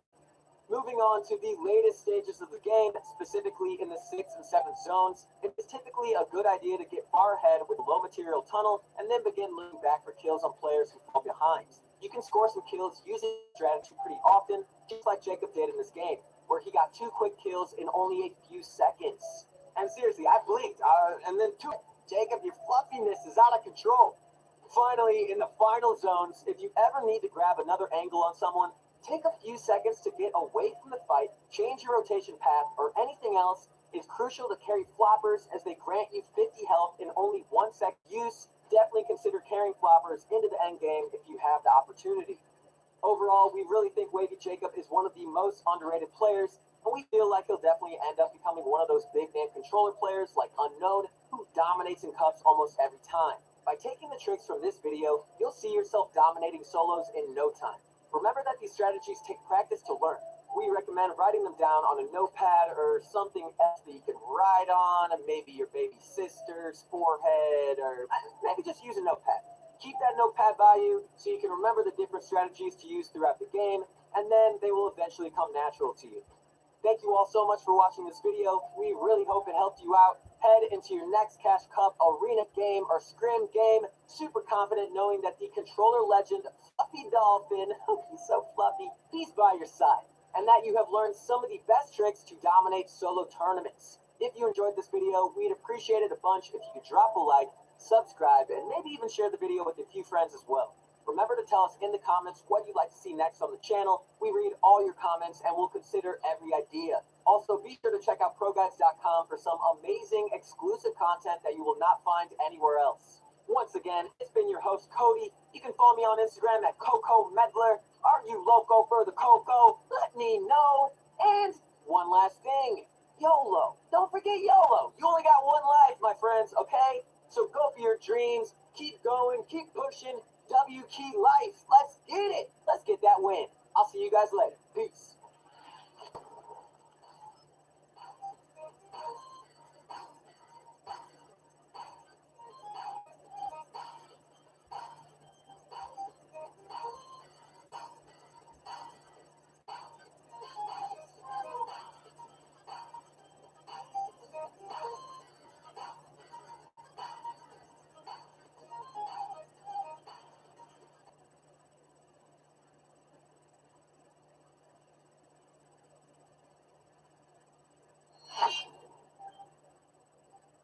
What's up, guys? Today we're going to be looking at one of the Sentinel High Skies recent Cash Cup games. More specifically, a high point match where he snagged the dub and propelled himself to finish 3rd place overall. It's going to be interesting because High Sky is not really known as a solo player. Most of his success in the past has been in team-based modes. So despite all of that, he still managed to do insanely well last week. So I think there's a lot we can learn from his strategies. Though I have to ask, okay, so who do you want to see analysis of the most? All right, so we usually do players like Mongrel, Booga, Fishy. Today is somebody new, and next time, who knows? It could be your favorite pro player. So let us know in the comments below. And while we're examining a pro player in this video, do you know where you can have your games analyzed? Yeah, I have a place for you. It's at ProGuides.com. Our marvelous coaches can help you guys get better by reviewing your gameplay and telling you how to fix your mistakes. Like, who does that? We do. If you're more of a practical learner, you can always schedule some games with them for a more one-on-one experience. So we've got all sort of stuff, okay? We got all sort of guides and video courses available to help you guys improve no matter your skill level, man. So be sure to like the video and sub to the channel. Then head on over to ProGuides.com to get started. All right, guys, this is your motivation guide. That's right, your friend, the one and only Keith Allen. I am back to inspire you to be great, not only in this game, but also in life. I want to tell you right now, don't settle. Always look to be better in school or a job that you're working at. Always look to be better. Always look to take it to the next level. Like, you should be a different person every single month. You should be a different person every single year. So make sure to always look for ways to improve, all right? In every area of your life. People should look at you and be like, wow, you changed so much. And they should say that to you all the time because you're constantly growing. You hear what I'm saying? Connect me on my new Insta at Your Motivation Guy. All right, guys, ladies and gentlemen, it's about that time. Everybody around the whole world, it's time to sit back, relax, and grab some of my favorite candy. You know what I'm talking about. Scream it out loud. It's that Bunch of Crunch. And let's get this going. So Sky High starts things off by landing in a somewhat remote area near the Blue Steel Bridge. He doesn't drop at a POI or a prominent landmark because he's not really too concerned about killing players and getting a crazy amount of loot, right? Well, at least not right now. There are huge risks associated with the hot drop, so this landing here, I mean like right here, focuses more on finding shields and surviving to the end game. Because not only is there the slurp truck up ahead, he could get it if he wasn't contested, but there are also some mushrooms in the woods nearby. Early game RNG can be pretty brutal, man. I get it. So High Sky is circumventing it, playing it smart, and landing safe and near shields. Now, his kit isn't really all that great. It ain't really all good. And his opponent down the hill here probably has more health and mats from the Elende guy, right? So High Sky makes the smart decision to back off and continue his looting path. He still goes for the snipe as he exits out, since there isn't really much risk in taking that. But his loadout isn't complete, and the safe zone is really far away, so he really doesn't have to pursue the kill. And this right here is why it's so great to land close to natural shields. Even though Sky High gets 2 big pots right here, he chooses to hold into them and eat some mushrooms instead. Shields you can find in the environment, like these mushrooms, slurp kegs, or even the new ice freezers, right? They're really viable for, mitigating RNG. If you guys aren't utilizing these in your own games, do yourself a favor and reevaluate your loot paths. If you route your early game so that you pass through areas with shields, it's going to make matches a lot more consistent. Trust your guide, all right? All right, so when High Sky rotates to Risky, he hears some shots ring out ahead. However, he doesn't rush into the action right away. Instead, he remains patient.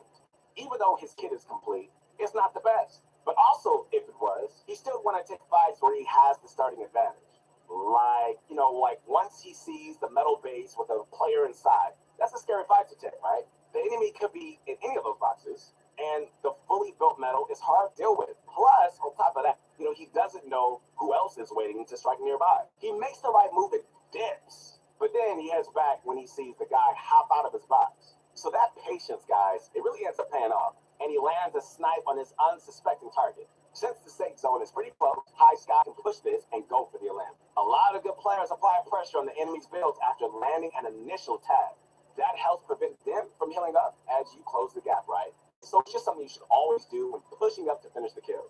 All right, guys, so watch this fight. Take notice of how slowly High Sky proceeds. He's not afraid to stop and heal when he needs to, or even go pick up some extra loot, as he does in this case. So High Sky knows the storm is a couple of minutes away, and he has time to spare. So he can just stop for a few seconds, right? Because despite what you think, it's not always about finishing every fight as quickly as possible. Sometimes, it's just really better to chill, heal or farm mats, do whatever you need to recover resources, right? And then attack when you're ready. Call playing smart. Since High Sky only has 60 mats left, he gives up the build battle and he goes to box spotting mode. So he sets up this ramp phase technique here to land a sneaky shot. It almost works. He just whiffs it, editing out once his wall is taken, using what he has left to high ground, allows him to land a pump and break the guy's shield. At this point, guys, with no mats, character movement and aim become vital. You can even see him move closer to the wall to give himself a better jump shot angle. I want to say that this bit of movement here really helped him, stay alive. And ultimately, the nasty shotgun flick picks up the Elende. That's why, guys, you gotta work on your aim. It could be paper. Now, usually at this point, he should be looking to farm mats and move toward the center of the zone, right? But he sees some dude fishing out in the open. Hey, it's not the best time to take a fight, but, if they're out in the open, twiddling their thumbs, reading a book, you might as well try to start something. So he goes for the shot, and look at what I mean by it just wasn't the best time. Another player rotates on a boat who would have for sure third party had Sky High been a little bit more aggressive. So it's generally too risky to take fights as players are rotating in. So our man makes the correct move and he disengages. All right, guys, so fast forwarding a little bit, look at how High Sky reacts to bumping into an enemy. His first instinct is to pickaxe swing and signal a truce. Not because he wants to be entirely passive or anything like that. You'll see what I mean a bit more in a second. But it's more because High Sky doesn't have an immediate advantage in this fight. It didn't start with him just landing a snipe or some rifle shots. He doesn't have height, and his mats aren't where they should be, all right? Plus, on even top of that, there are still a couple of enemies behind him from before. Now, the enemy won't always accept the truce, so you still got to be ready to spring into action. Nevertheless, in this case, he does, and it allows High Sky to avoid this unfavorable encounter. And this, guys, is what I meant by he's not trying to be completely passive. Now that he's in the safe zone and that same player is now out in the open, High Sky takes the shot and cleanly lands it to get it done. There really isn't much to say about how he landed this shot other than he used his opponent's jump to calculate where to aim. And it's a part of the reason why we try, guys, to recommend not jumping all the time. Unless, you need to look around. I get it. If a sniper has self-restraint, they won't shoot immediately. They'll wait for you to jump and just line up the shot with where you're landing. In this case, jumping cost the player his life. All right, guys, so moving on. Now that Sky High has an RPG, he's in zone, and he's stacked on materials, he's going to hit up an upgrade bench. These things got a considerable buff recently. So upgrading your weapons now costs way, way, way less material. They were a bit iffy to use before, especially in solos, but now, with the lore requirements, they're a practical and RNG-free method of obtaining higher tier loot. So just make sure you have time to farm the mats back, all right? And preferably upgrade RPGs, pump shotguns, or any blue weapon, all right? Those upgrades make the most significant leaps in stat and are the ones you definitely need to prioritize. So to close out circle number 3, High Sky heads near the center of zone and boxes up. All right, so an enemy player arrives to him and sets up 2, which leads to an exchange shots. Okay. And this little scuffle ends up attracting a lot of attention, especially on the enemy player. Now, why? Because they boxed up right in between everybody, right? Being smack dab in the middle of these zones can really get you guys a lot of unwanted attention. Usually it's better just to choose a spot with natural cover or height. That way, you're less likely to get focused on, right? But in this case, this guy didn't do that. He starts getting spammed. High Sky joins in, as he should. And you know what? I kind of like this move, where, he pushes up to take his wall, right? Even though it's a bit unsafe. Usually, you want to stay away from players that are getting spammed. I understand why he did it here, though, as he almost does get the kill. Still, it's just plain dangerous, though, And this could have ended very, very bad for High Sky. But luckily, he only gets tagged once, and the dies down, and the situation resets. Setting up in the center of zone proves to be useful yet again as High Sky ends up right inside the next circle. Guys, all right, you got to pay attention to how proactive High Sky is during the zone, all right? Even though he's safe and he could have just AFK in the comfort of his own box, he's not doing that. He's opening windows and he's looking for shots or rotators because every little bit of pressure matters. And more importantly, he doesn't forget about the enemy boxed up above him. Tunnel visioning or putting all your focus on a single task is really one of those things you can't do if you want to survive during in-game, all right? You always want to keep a mental note of where your enemies are positioned and what they're doing. In this case, High Sky plays it safe, making a small move here and there, just to see how his opponent reacts. And they sort of just don't. Perhaps this guy was lagging out, or who knows, maybe he was tunnel vision. Either way, playing it slowly to see the response was the right move. All right, guys, so moving on to the end game. Here we go. This is where you see a lot of early rotations being made, right? Anytime the safe zone is revealed, High Sky makes sure to be the first one on the move. Fast in-game rotations are very, very critical in Cash Cups, not only to survive, but also to find flags on those that aren't as quick. If you rotate too slowly, you risk falling behind the pack and getting held in the storm. So once High Sky is safely inside, all right, there's really no real advantage to rotating any further. So he just boxes up. And I really, really like that he sets up 2 boxes with metal. You definitely don't want to build a wood base during the end game, guys. It's really easy to get cheat or spam in a wooden 1x1 compared if it was metal or brick. And setting up 2 boxes, that also helps a lot. As most players are not willing to push somebody that they don't have an exact position of. So if you struggle with tunnel visioning, all right, take note of what Sky High is doing right here. And I mean right here. He never focuses on a single direction for longer than 8 seconds. He's always checking his surroundings, especially if he hears someone approaching. Now, this extension outward is a bit too aggressive and really doesn't pay off. But High Sky is quick to realize it, all right? He's saying something on the lines of, I'm looking for a kill when I don't need one. And you know what? He was totally right. Typically, the only time you want to forego positioning and play aggressively during an in-game is if you need an impact frag. That's when you're low on materials or, other resources and you don't really think you're going to survive unless you get in the lane. You really have no choice. So you got to do it. But in this case, his resources are pretty good. So, he's correct. He shouldn't be taking the risk. So the next zone's revealed to head back in the direction High Sky came from, right?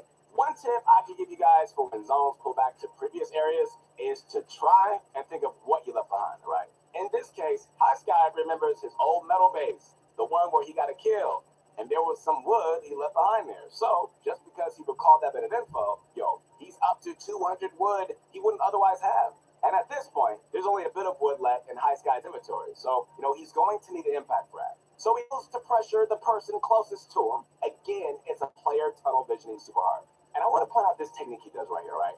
I want you to look at this. Look at how preemptively he sets up a second block.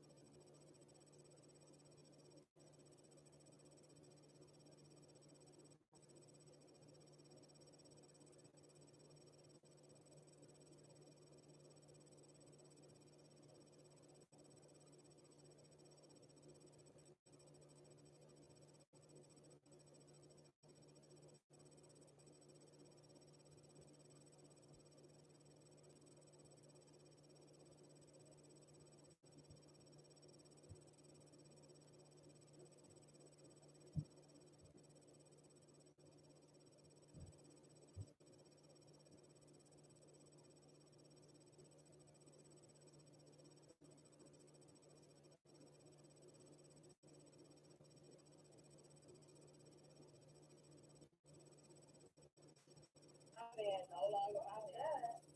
No longer my dad. No longer my dad. Y'all stop.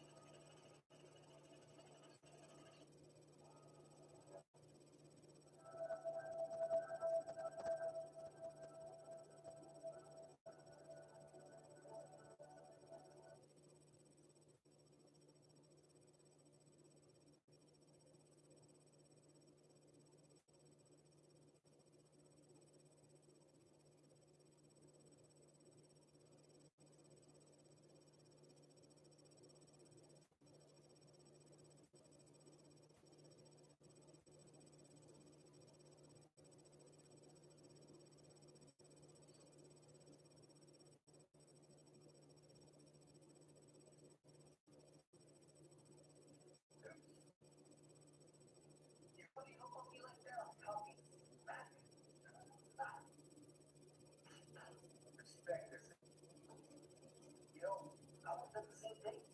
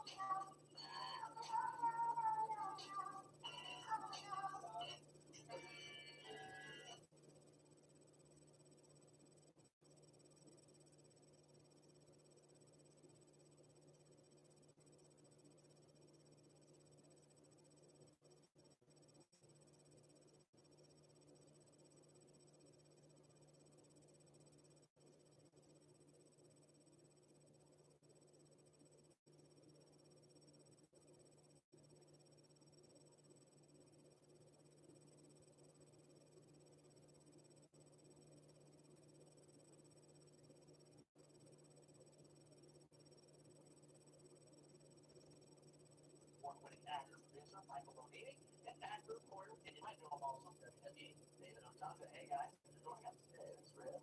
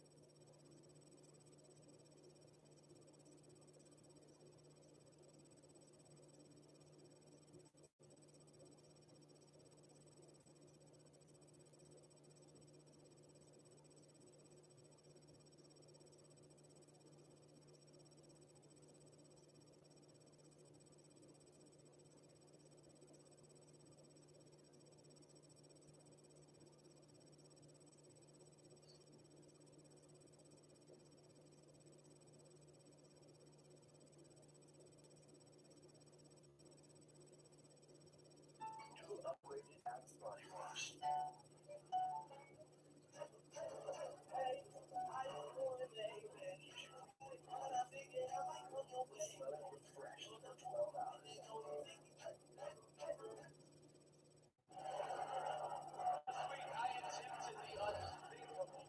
I tried to unmask City Car and expose the abomination that is his actual face.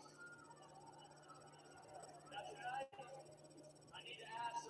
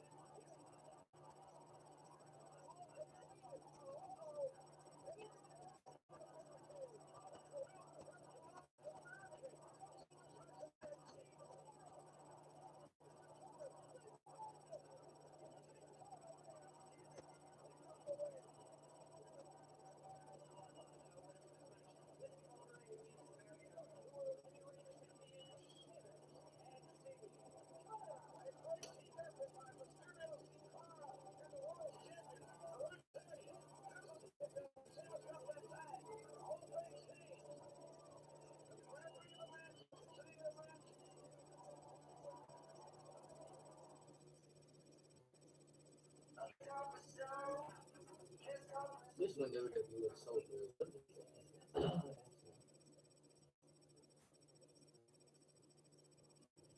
I'm on the street. Imagine. Damn.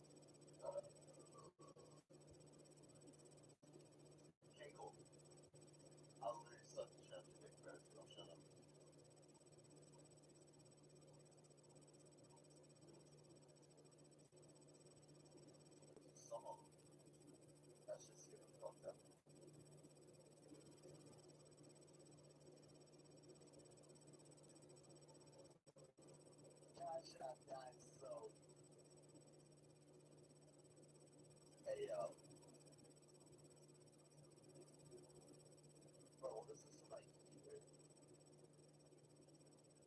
Alright, yeah, I feel like I'm getting some shit something already. That out.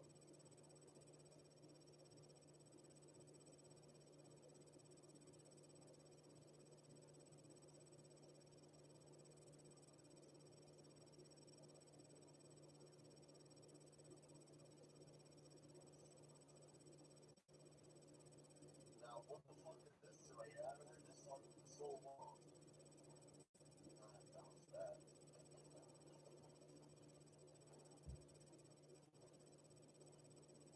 Oh, wow.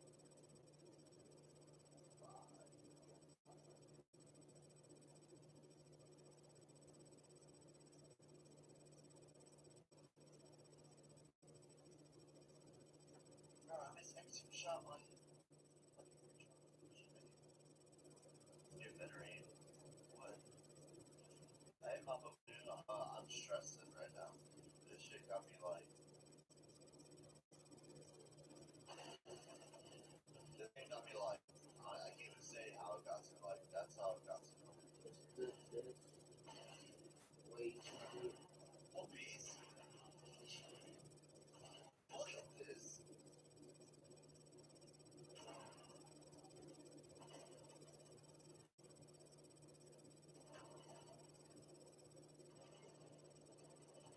Like, who are you, bro?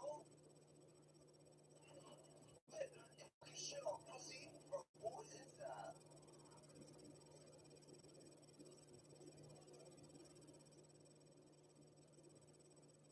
Like, where did the other kid die at?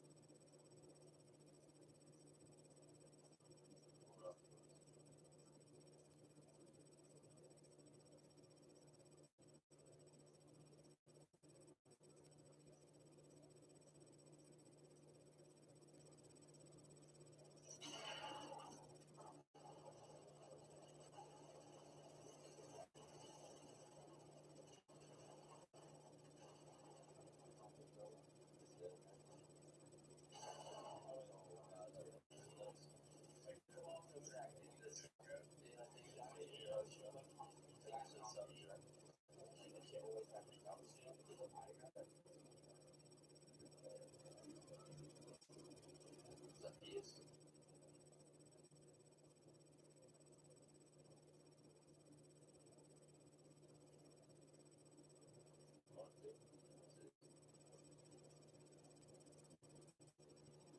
Easy realmente. Det är bra tid att det är så att det kommer att ske. Ja, det var ju det som gör det så jämfört med just att det är implementation wise. How do you guys do? Dude, I got fucking snuck out of our time for like 2 3.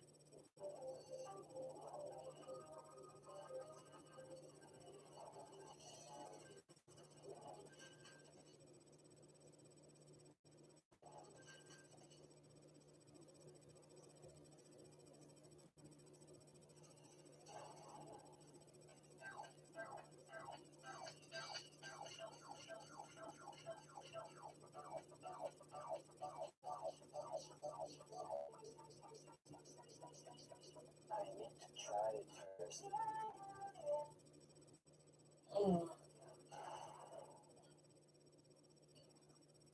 Like, there's so many times you have to buy you for 30. Like, you got like the triple letters, like without being pretty cool.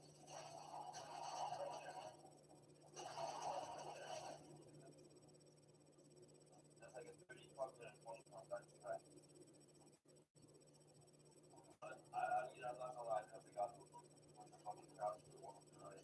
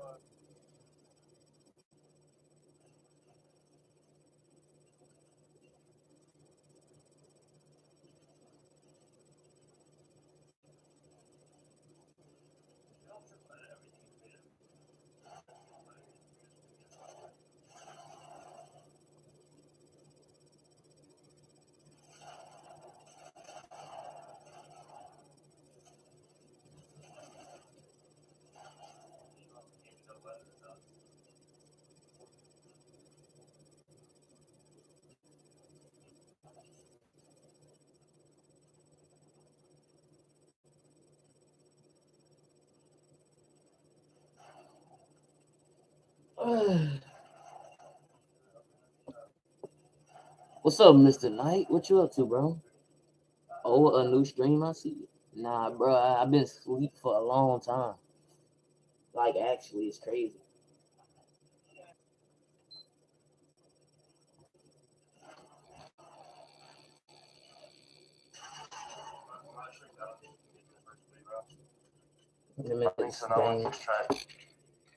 Yeah, hey, brother, be tired of it.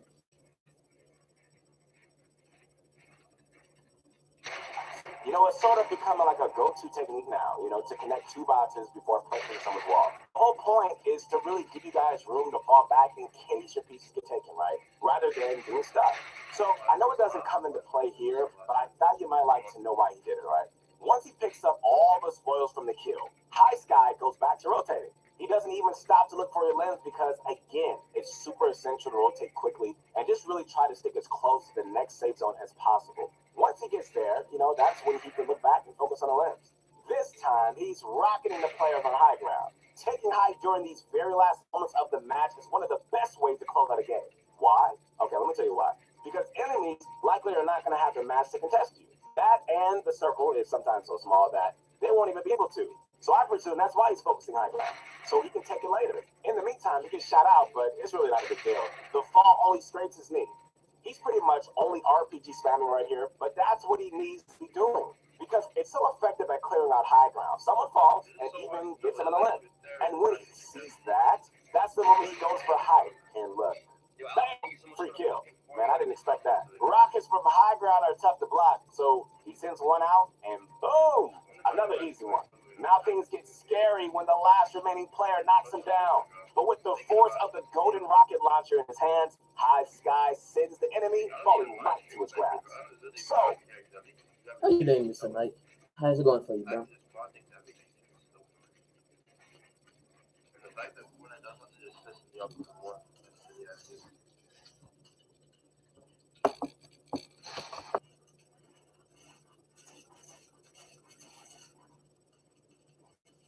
I would have recorded 6 times. I got like so many of my friends that were recording too. Not that much, bro.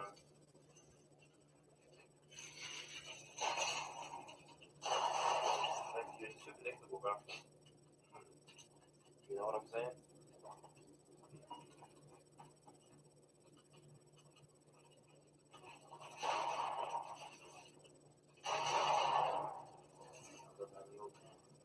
I love that shit.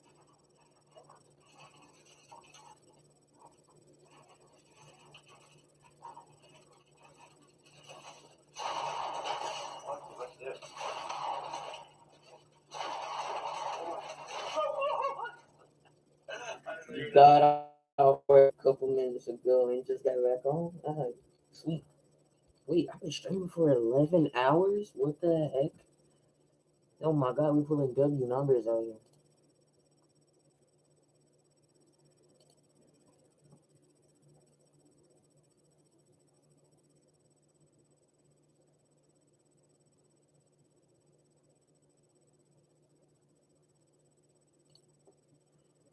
We're pulling W numbers out here, bro. Been streaming for 11 hours. 11 hours later.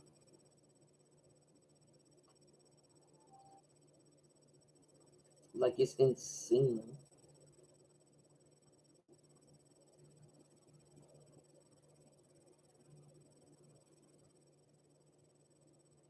$11 hours you've been streaming. Mr. World Record out here. It's my personal world record. I'm not gonna count.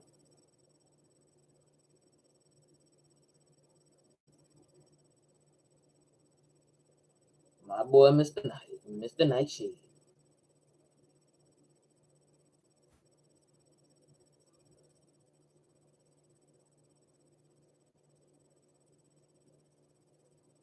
We're gonna have to play creative. I got to warm up.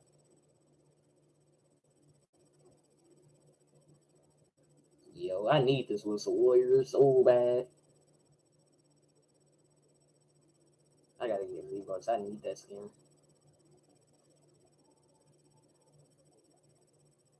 The Whistle Warrior, the referee skin.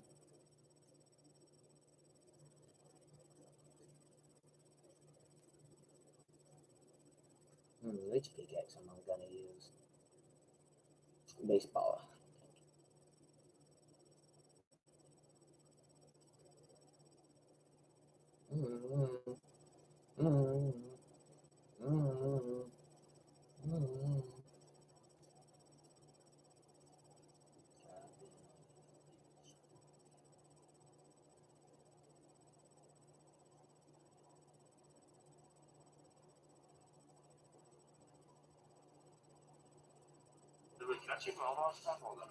I had fell asleep when I was streaming, so I just let the stream keep going. Like all the hours combined, 7 months and 17 days. Holy fuck.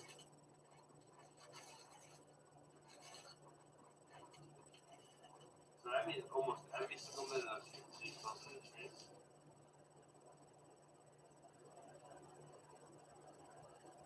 It sounds like you've been up for a while.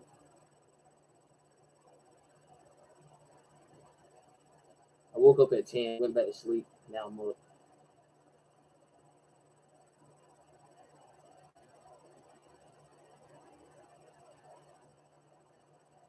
Okay.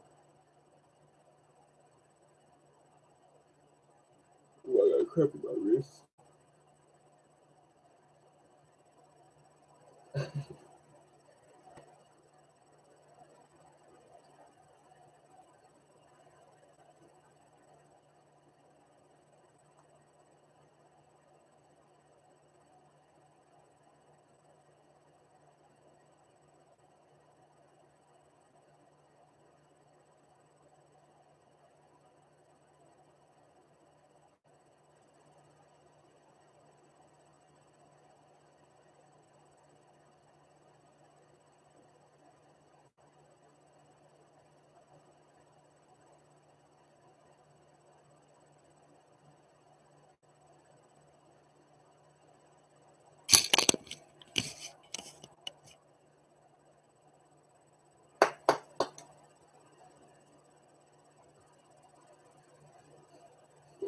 My bills are mine and the brother shirt.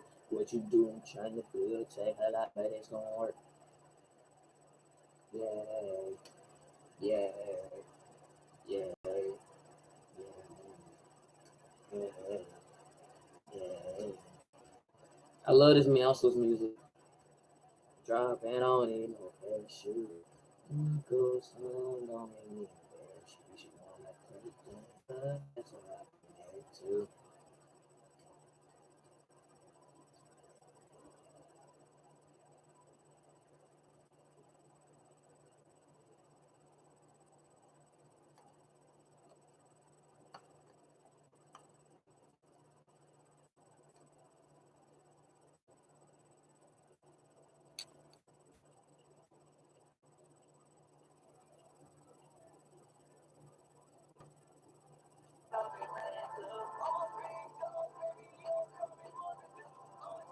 Time and not clock, it's hard to do.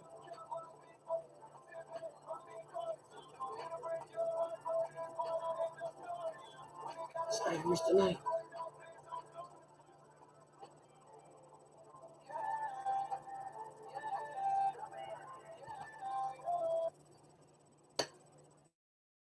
Whoa, yeah, yeah, yeah. Ooh.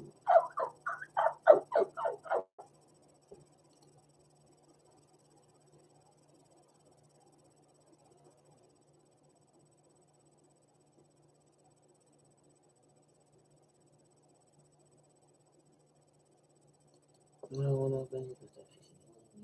Gotta let the dude and something like me.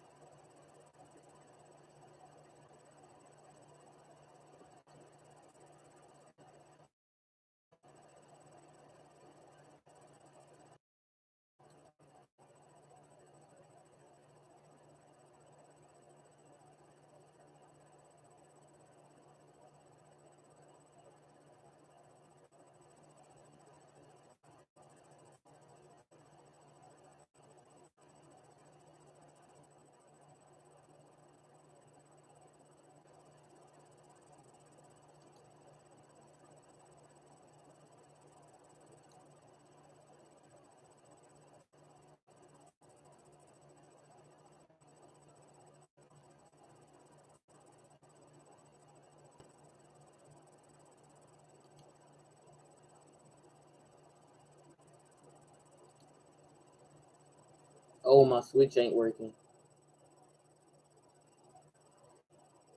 Uh-oh, my Switch ain't working. Dang, your Switch not working, bro?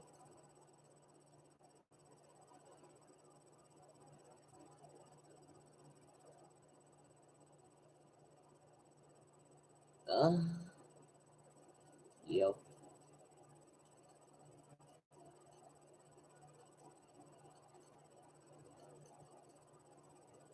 Yeah, I understand.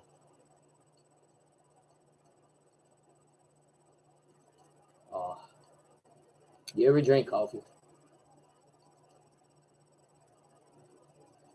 If I drink coffee, I just drink 1 cup. I can't drink more than one. Maybe 2 sometimes. Too much caffeine can be the killer.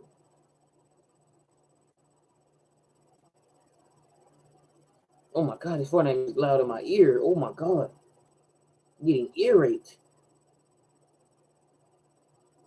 But I like the song.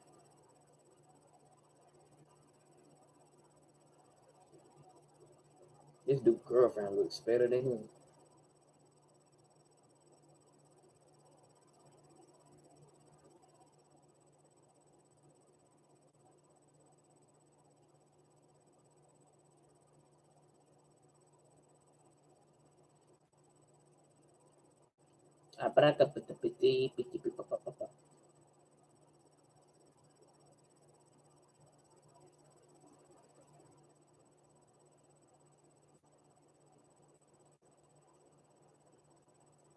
Mm. Mm.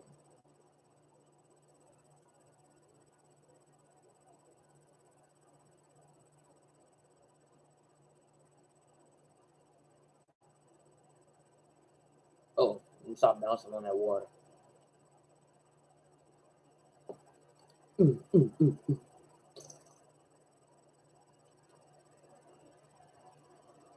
Singles and buns.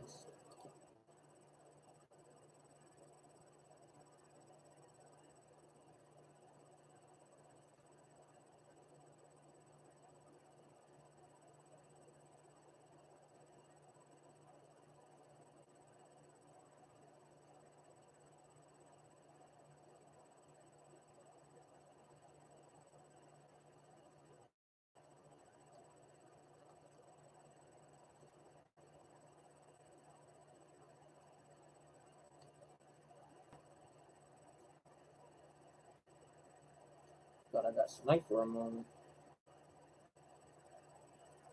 Don't tell me my game wants to lag.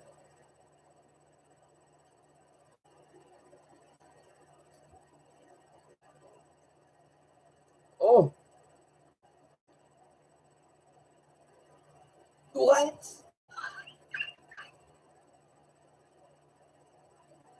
I actually thought I had that shot off.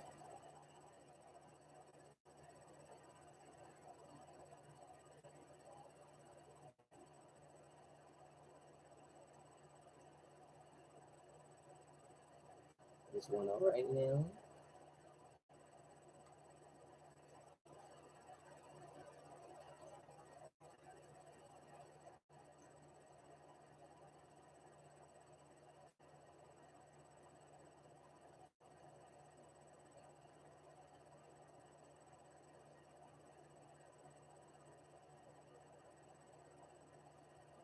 What?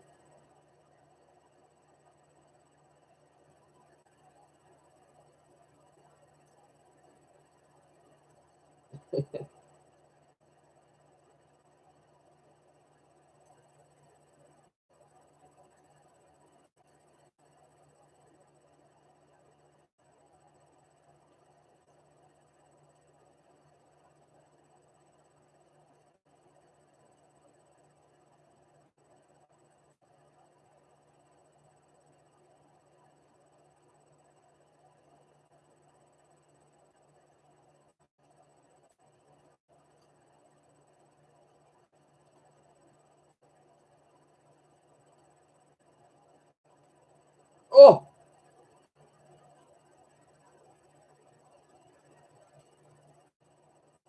I think so.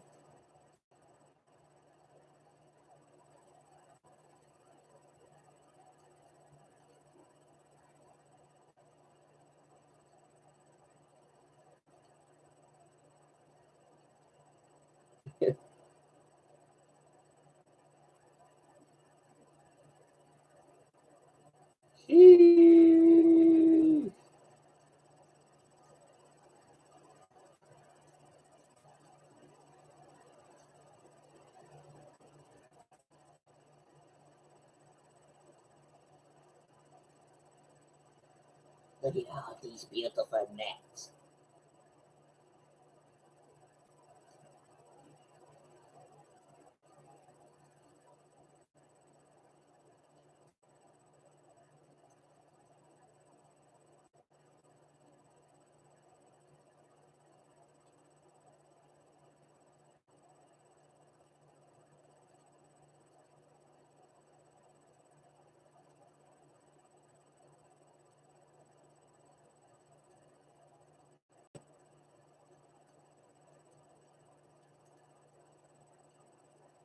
Ooh!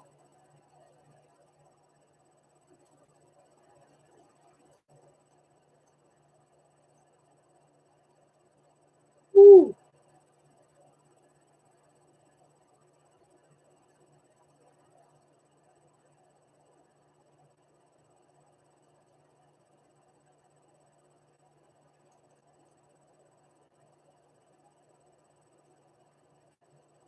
I'm at 70.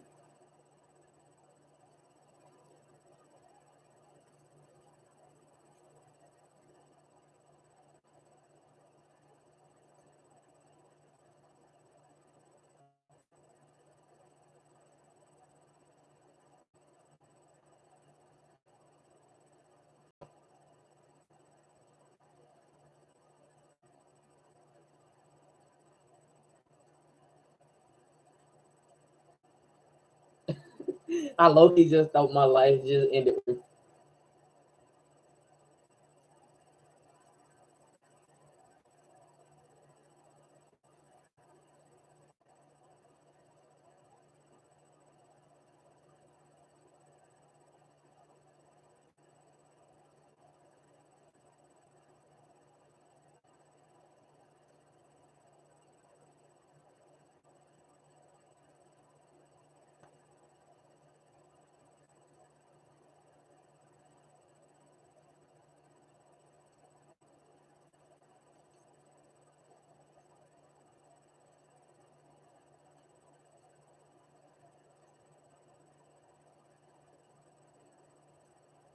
Oh!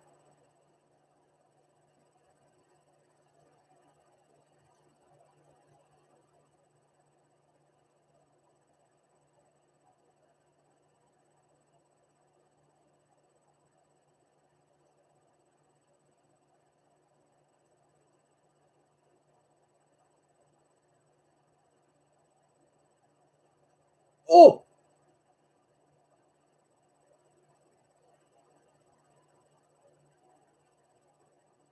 I gotta hit a no scope. I have to. Oh my god.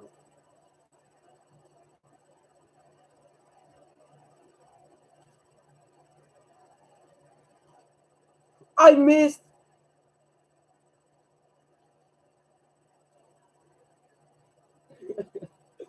I thought I had that no scope.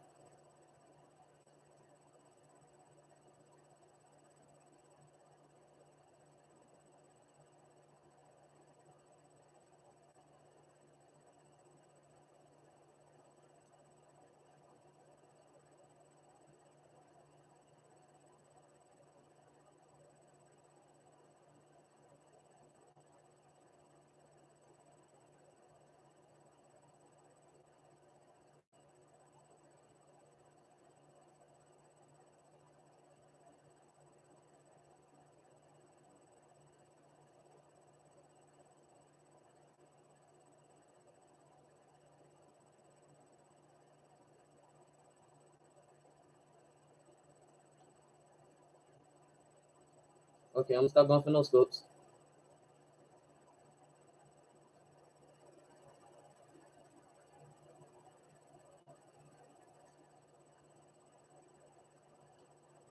Oh! 30 HP.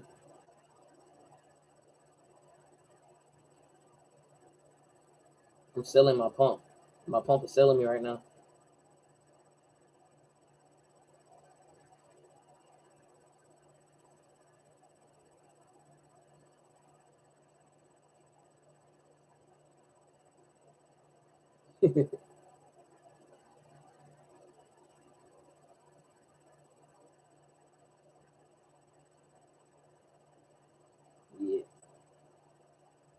Ooh,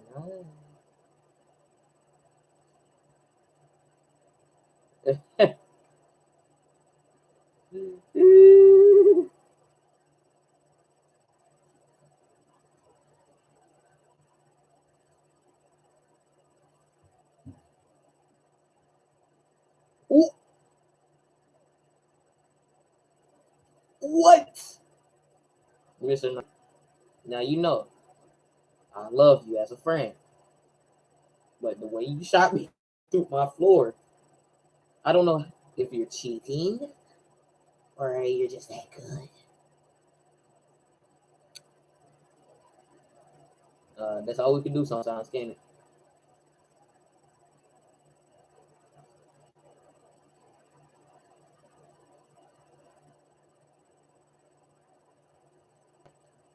Oh, I hit that no scope.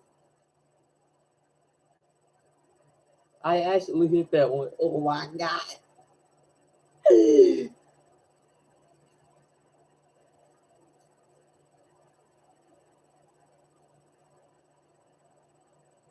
Bet.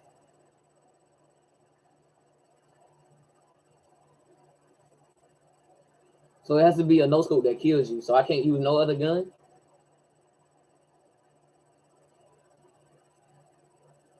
So I gotta only so I can only use this sniper and that's it. Okay, that's right.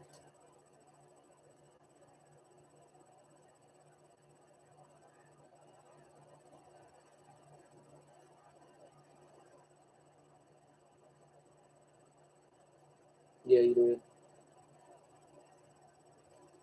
I hit him for 90.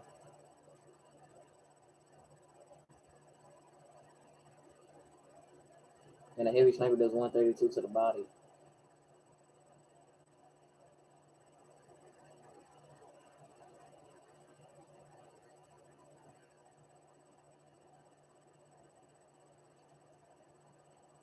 Oh! I know I just actually hit a double edit with a sniper. No way. I'm insane, bro.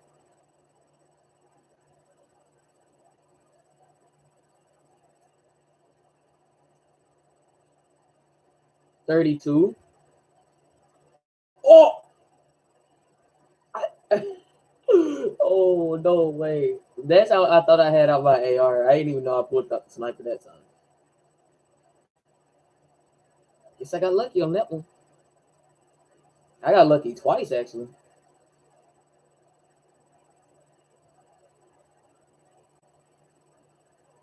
Yeah.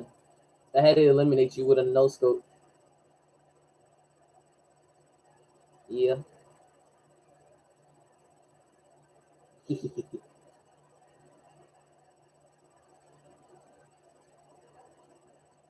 Don't tell me I'm messing up already.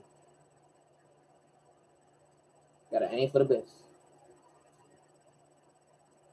He said 3. Now I gotta try to hit one more. Oh, he's cracked shield.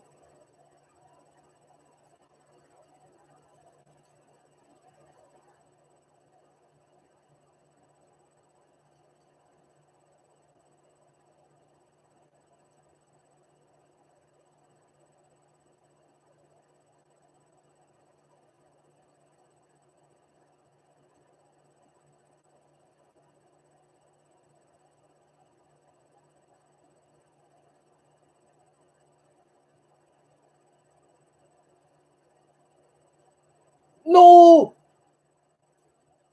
Oh, I fell. Gotta reload my sniper. Hurry up. Come on, Heavy. Stop reloading so slow.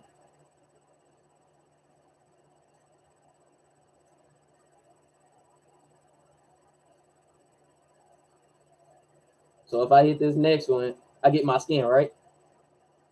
Okay. Woo. I gotta see what's the best. Oh, I just reloaded my gun and I shot it.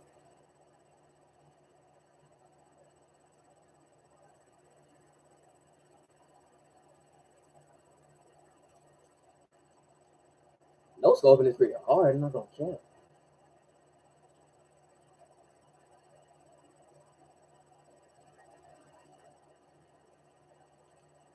Oh!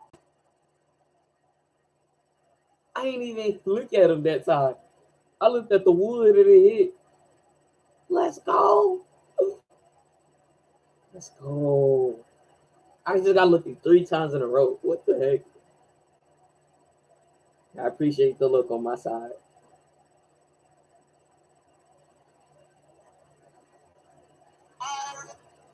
The Whistle Warrior. Oh my god, this Fortnite music it raped me again. Oh my god. Yeah. Yeah. Dropping on you know parachute. Oh, I gotta turn this music down. What?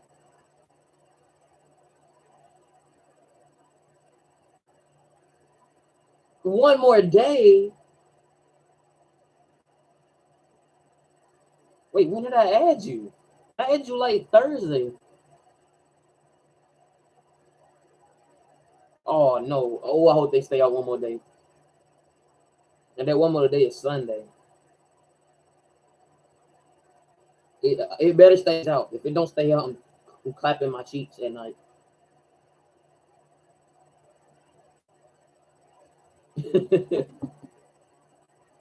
I believe you, bro. It's okay.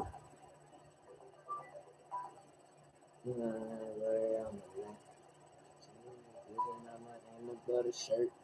Look at Alfred. Why did Alfred leave? Wow, fresh on this. What's good, King? Who's on King PC?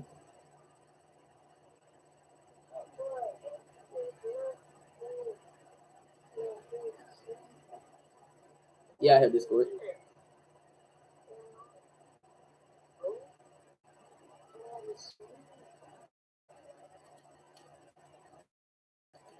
Okay.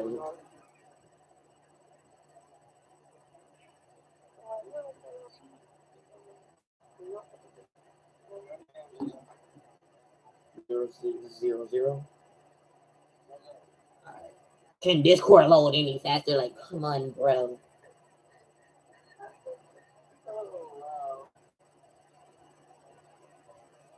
That's so funny, Slayton. Discord is loading up pretty slow. This is why I'm not streaming for. This is why after 12 hours I'm ending this stream. Thank you. Discord loading up.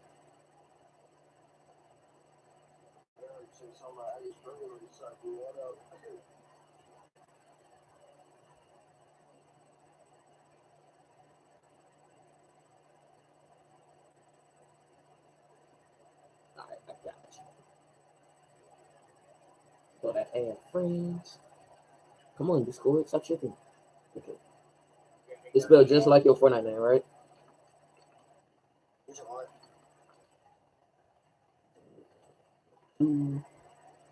Number 0600. Friend request.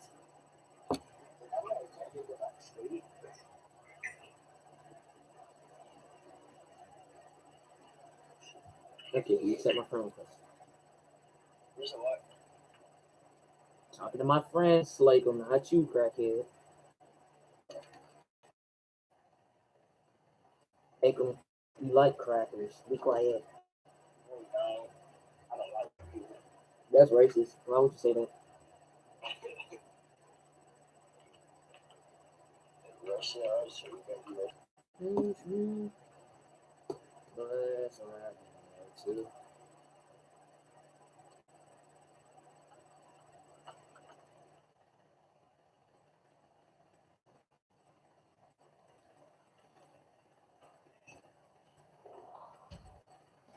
Just open my keyboard. Just like your strong neck, Akem.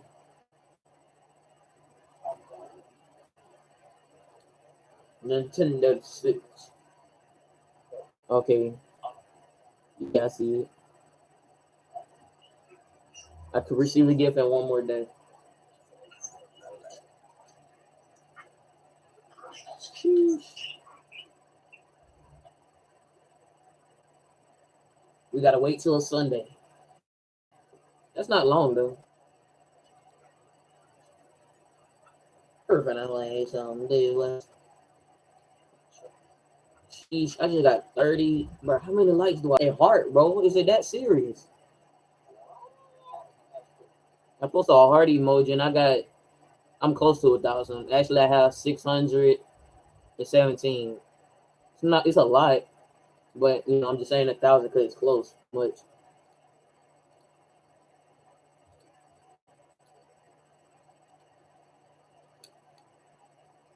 Hey, why you ain't on Fortnite? Yes.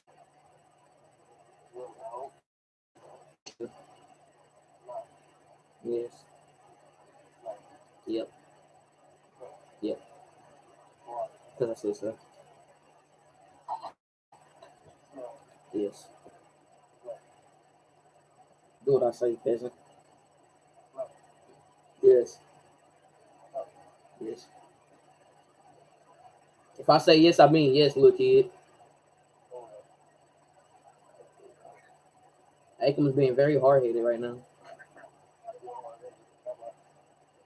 He know he want to get on Fortnite. He just playing. Yes, you do, Akam. Get on Fortnite, Akam. I see you on the game. You're playing 2K. Why are you lying? Pleasant. Oh, yeah. EP Park.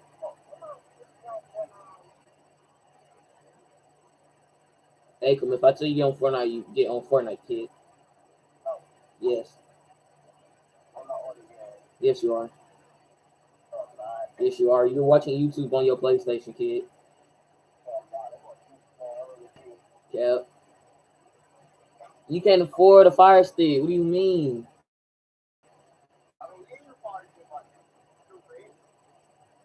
You can't afford a smart TV either. You have a box TV. Akam, you have a box TV. Be quiet. Dang, bro. What did Alfred have to do to you? Like, what did he do to you for him to be broke? You don't like it. I bet you want to say it to his face. Cap. Boy, you just say you didn't like Alfred. Now you lying.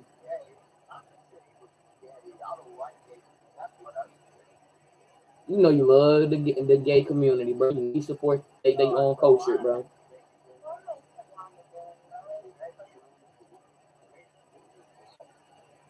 Ain't come stop lying. You support their culture. Yes, you do, because you support effort. You support their culture.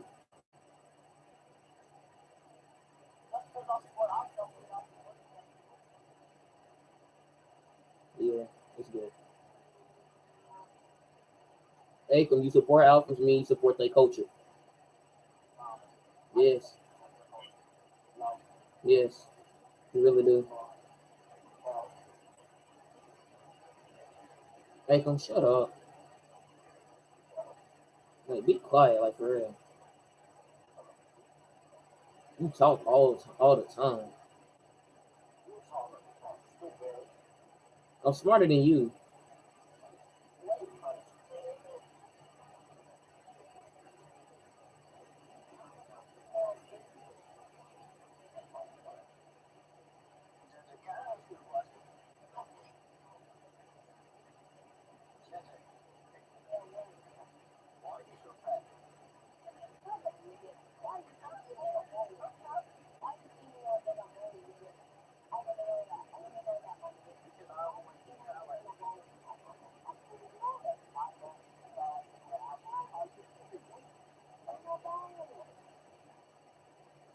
I'm just so good at Fortnite. I just popped that kid with a needle.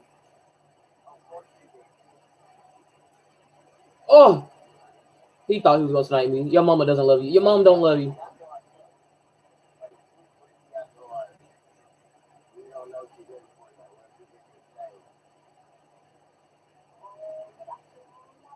Bro, can these kids rush me instead of just camping, bro? They mom don't love them. If they don't rush, their mom doesn't love.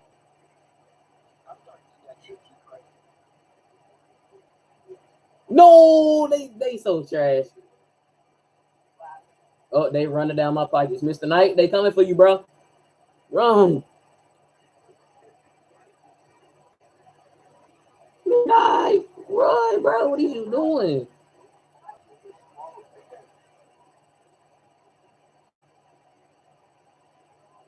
Mr. Knight, run away.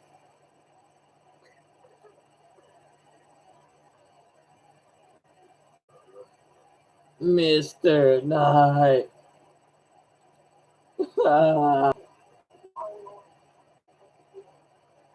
They ran down my pockets.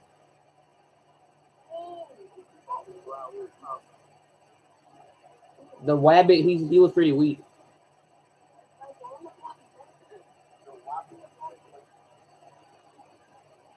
Yeah, I didn't have shield, but I got 5 kills. You don't know how to make spaghetti, Mr. Knight? I know how to cook. Oh, yeah.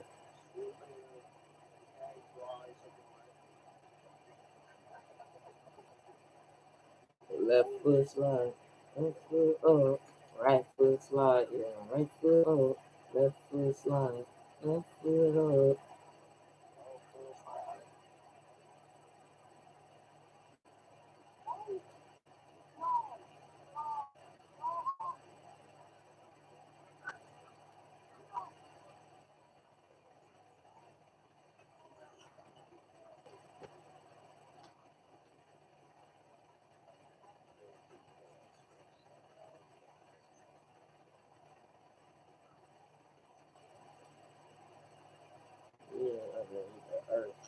I might take a slurp.